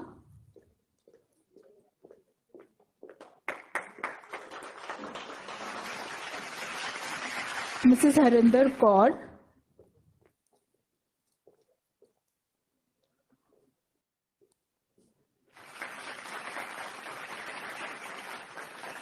Mrs. Kiran.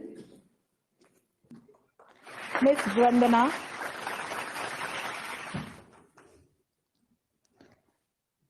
Mr. Sandeep Mittal. Mr. Kanu Bhardwaj.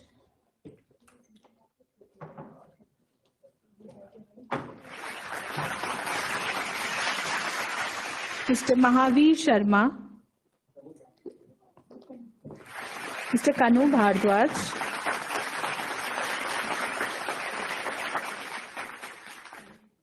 Mr. Mahavir Sharma.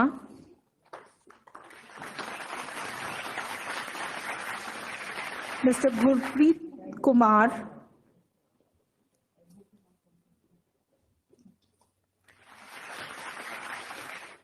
Mr. Imtiaz, he's the training manager with Sati organization. Imtiaz.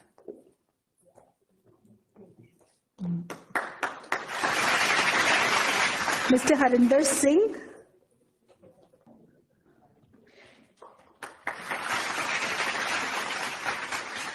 Mr. Kuldeep Singh.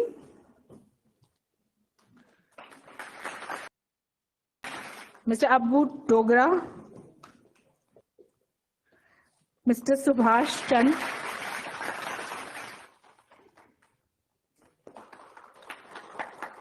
And Mrs. Teenu Khanna.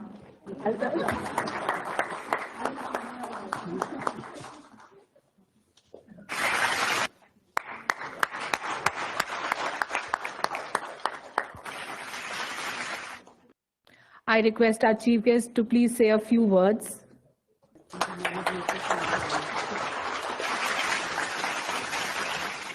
Dr. Vinita Gupta ma'am and pyare sathiyo, it is a proud moment for me today because कितने सालों से नैको का ये national conference होती थी तो हम gynae department की एड्स का सेल वहाँ पर भी है तो हम यहाँ आते थे for you to participate in this conference. And I never knew that one day I'm going to be addressing you as a Director Health Services. Over the years, what has been seen is कि जब ads भी ads के बारे में जब शुरू हुआ ads तो काफ़ी मिथ और बहुत सोशल मीडिया जैसे आजकल कोविड के बारे में बड़े मिथ्स हैं तो ऐसे ही एड्स के बारे में भी बहुत मिथ्स थे बहुत डर था लोगों के मन में and people used to be scared of associating with this AIDS control. तो ओवर द इयर्स इतनी टॉक जनरेट हुई है और इतनी empathy and by this talk इतनी इंफॉर्मेशन और मैनेजमेंट में चेंजेस आई हैं और ये सब कुछ ये जो कॉन्फ्रेंस हम आज भी कर रहे हैं तो इन्हीं कॉन्फ्रेंसेस का रोल रहता है to generate talk about on the media and to inform the people about the real information and not to struggle with false myths and doubts which are there in their mind and over the years हमने AIDS को transmission को control करा है उसकी prevalence नीचे आ गई है all because of your efforts और आप लोग इतना दिल से काम करते हो सारे तो we are proud of that and ma'am की लीडरशिप में तो पिछले 10 सालों से चंडीगढ़ एड्स कंट्रोल सोसाइटी और नैको ने बहुत बढ़िया काम किया है and I have come to know that ये जो नेशनल कॉन्फ्रेंस भी होती है ये किसी और स्टेट में नहीं होती मैम ने बताया कि Chandigarh is the we are the union territory which are holding this every year तो ये बहुत बड़ा एफर्ट होता है एक नेशनल कॉन्फ्रेंस को ऑर्गेनाइज करना सारे टॉपिक सिलेक्ट करना उन पे पैनलिस्ट बुलाने और lot of hard work and all of you organise it every year और बहुत शानदार तरीके से करते हो आप सारे and lot of we are really proud of you thank you so much आजकल जैसे पहले एड्स से बहुत डर था अभी कोविड जब शुरू हुआ था मार्च में बहुत डर था लोगों के मन में अभी मतलब घर जाके people used to even like sterilize their belts and shoes बाहर निकालते थे and all that but over a period of time जैसे इन्फॉर्मेशन जैसे ये डिजीज बढ़ती गई तो हम अंडरस्टैंड कर रहे हैं इस बीमारी को अब वो भय नहीं रहा लोगों के मन में बट जो जरूरी था जब लोगों के मन में डर था तब वैक्सीन नहीं थी अब लोगों के मन में डर नहीं है और वैक्सीन आ गई है तो प्रॉब्लम जो हमें आ रही है कि people are hesitant to receive the vaccine they don't understand कि इसकी जो किसी भी कम्युनिकेबल डिजीज की जो ट्रांसमिशन है उसको रोकने में इंटरवेंशंस जरूरी होती हैं उस इंटरवेंशन में covid vaccine is a wonderful thing which we have got now तो आप सब लोग तो इस चीज को समझते हो because you over the years आपने एड्स की प्रेवलेंस को नीचे करा है तो प्लीज स्प्रेड द मैसेज एक करेक्ट मैसेज आप आपके जो भी जानकार हैं आप सोशल मीडिया पर हो lot of activity on social media to promote covid vaccination is required कोई भी वैक्सीन अगर 70% एफिकेसी भी हो किसी वैक्सीन की तो जब वो देश के 60 से 70% पॉपुलेशन को लग जाती है तो ट्रांसमिशन रुक जाती है ऐसा जरूरी नहीं है अगर किसी एक व्यक्ति को देनी है ऑफ हैंड देनी है वैक्सीन तो उस वैक्सीन की एफिकेसी ज्यादा चाहिए 95% से ऊपर चाहिए but when we are going to touch a big part of our population जो हमने अगले 2-3 महीनों में करना है तो ये बहुत ज़रूरी है मैसेज स्प्रेड करना। सोशल मीडिया पर लोगों को इतने डाउट्स हैं, साइड इफ़ेक्ट्स तो हमने 20,000 लोगों को अब चंडीगढ़ में लगी है vaccine, there are mild side effects, किसी को ओनली 10% ऑफ पीपल फील कि किसी को एक दिन बुखार आया या स्लाइट हेडेक हुआ। 90% लोगों को तो पता ही नहीं लगता, अपने वैक्सीन लगवा के काम पर चले जाते हैं। फिर लोग ज़रूरी नहीं समझते, एक एक्चुअली सोशल रिस्पॉन्सिबिलिटी है अब हमारी। जब तक हम सब वैक्सीन नहीं लगवाएंगे, कोविड की मतलब इन्फेक्शन को ट्रांसमिट होने से हम नहीं रोक पाएंगे, बिकॉज जो नेचुरल इम्यूनिटी है it is for may be it's very doubtful, may be for 1 month then starts diminishing, कम होनी शुरू हो जाती है। तो इन सिचुएशंस में vaccine is the only thing, and I am speaking from my heart and I know it, जितना स्टडी करा है इसके बारे में, तो ये 3-4 महीने में अगर हम अपने देश में 70% लोगों को लगाएंगे तभी है। इट्स नॉट अबाउट मी और यू और एनीबडी, मुझे ज़रूरत है या नहीं है, it's because India needs it. अगर नहीं तो फिर ये जो वेव्स आती रहेंगी तो ये कभी वेव आगे कभी नीचे चलेगी, आगे नीचे, इस सर्कल से हम निकल नहीं पाएंगे। इसलिए ज़रूरी है, not for 1 person to get rid of COVID infection transmission, vaccine is required. Maybe its efficacy is 70%. Still, अगर सब लगवाएंगे तो फिर अचीव हो जाएगा success. Please pass this message. You are on social media, all of you. So I expect you to do that. Thank you so much. Thank you very much, ma'am. Now I request Dr. Vinita Gupta to please hand over a memento of remembrance to our chief guest, Dr. Amandeep Kang, Director Health Services, UT Chandigarh.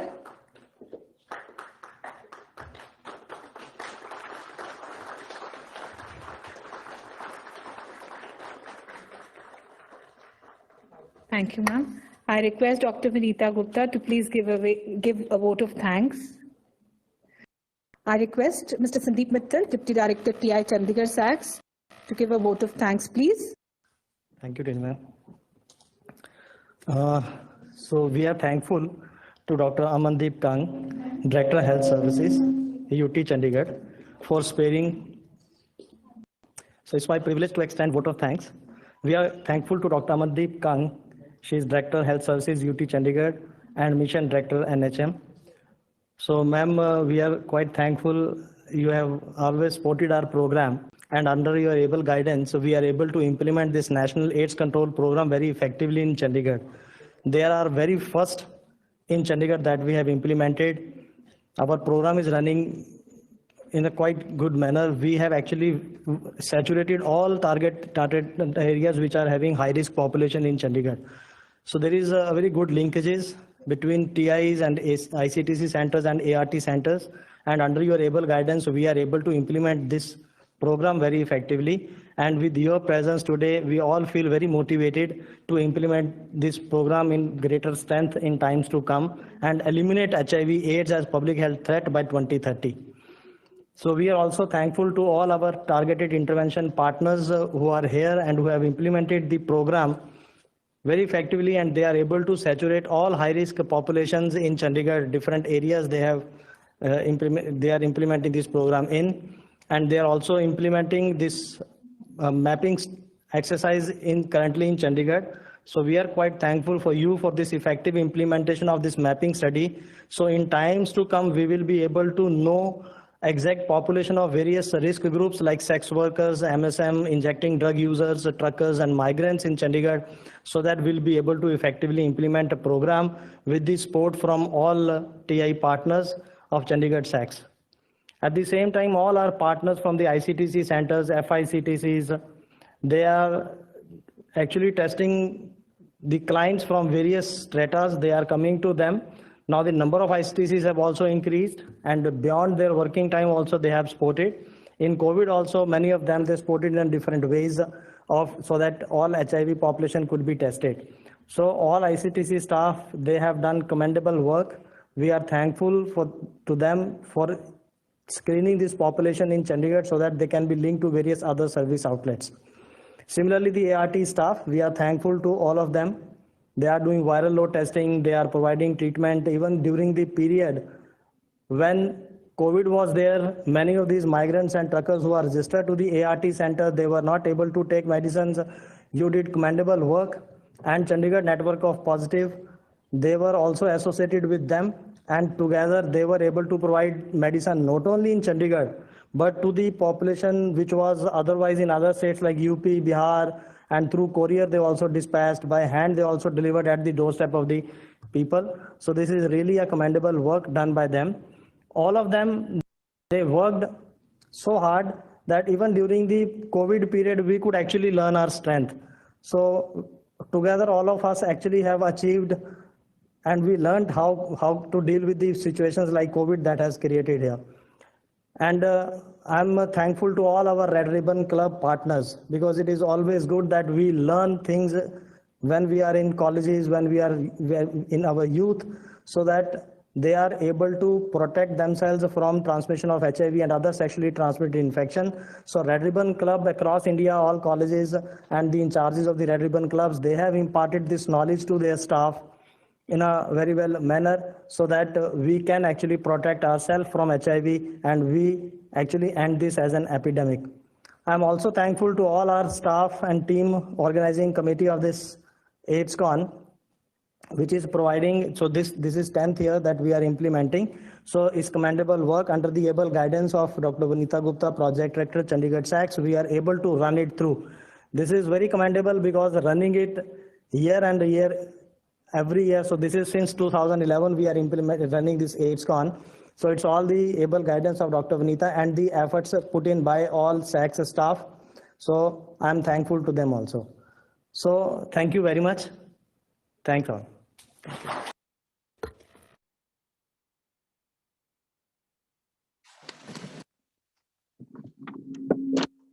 Thank you. I thank each one of you once again for being here with us. Thank you. Okay. So we have a winner for the medical stream, Dr. Ritu Mittal. इकट्ठे हमने ये काम किया है आप सबकी help से।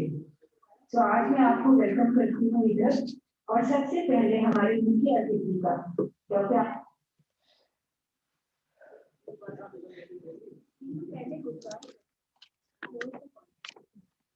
Okay.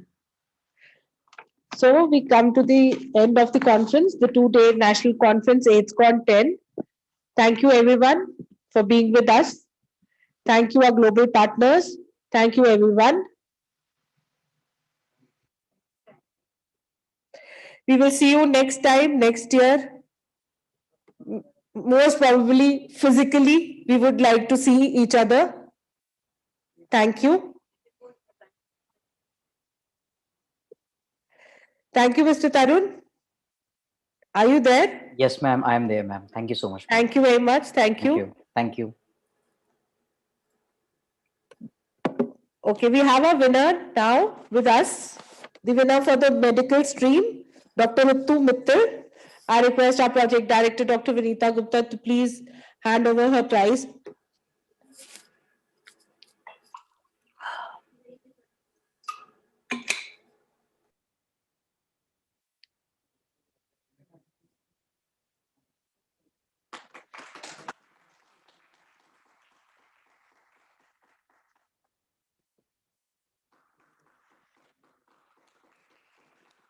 Thank you, everyone. I would like to announce that you would be getting e-certificates for this conference. To people who joined us, will be getting an e-certificate for this. Thank you.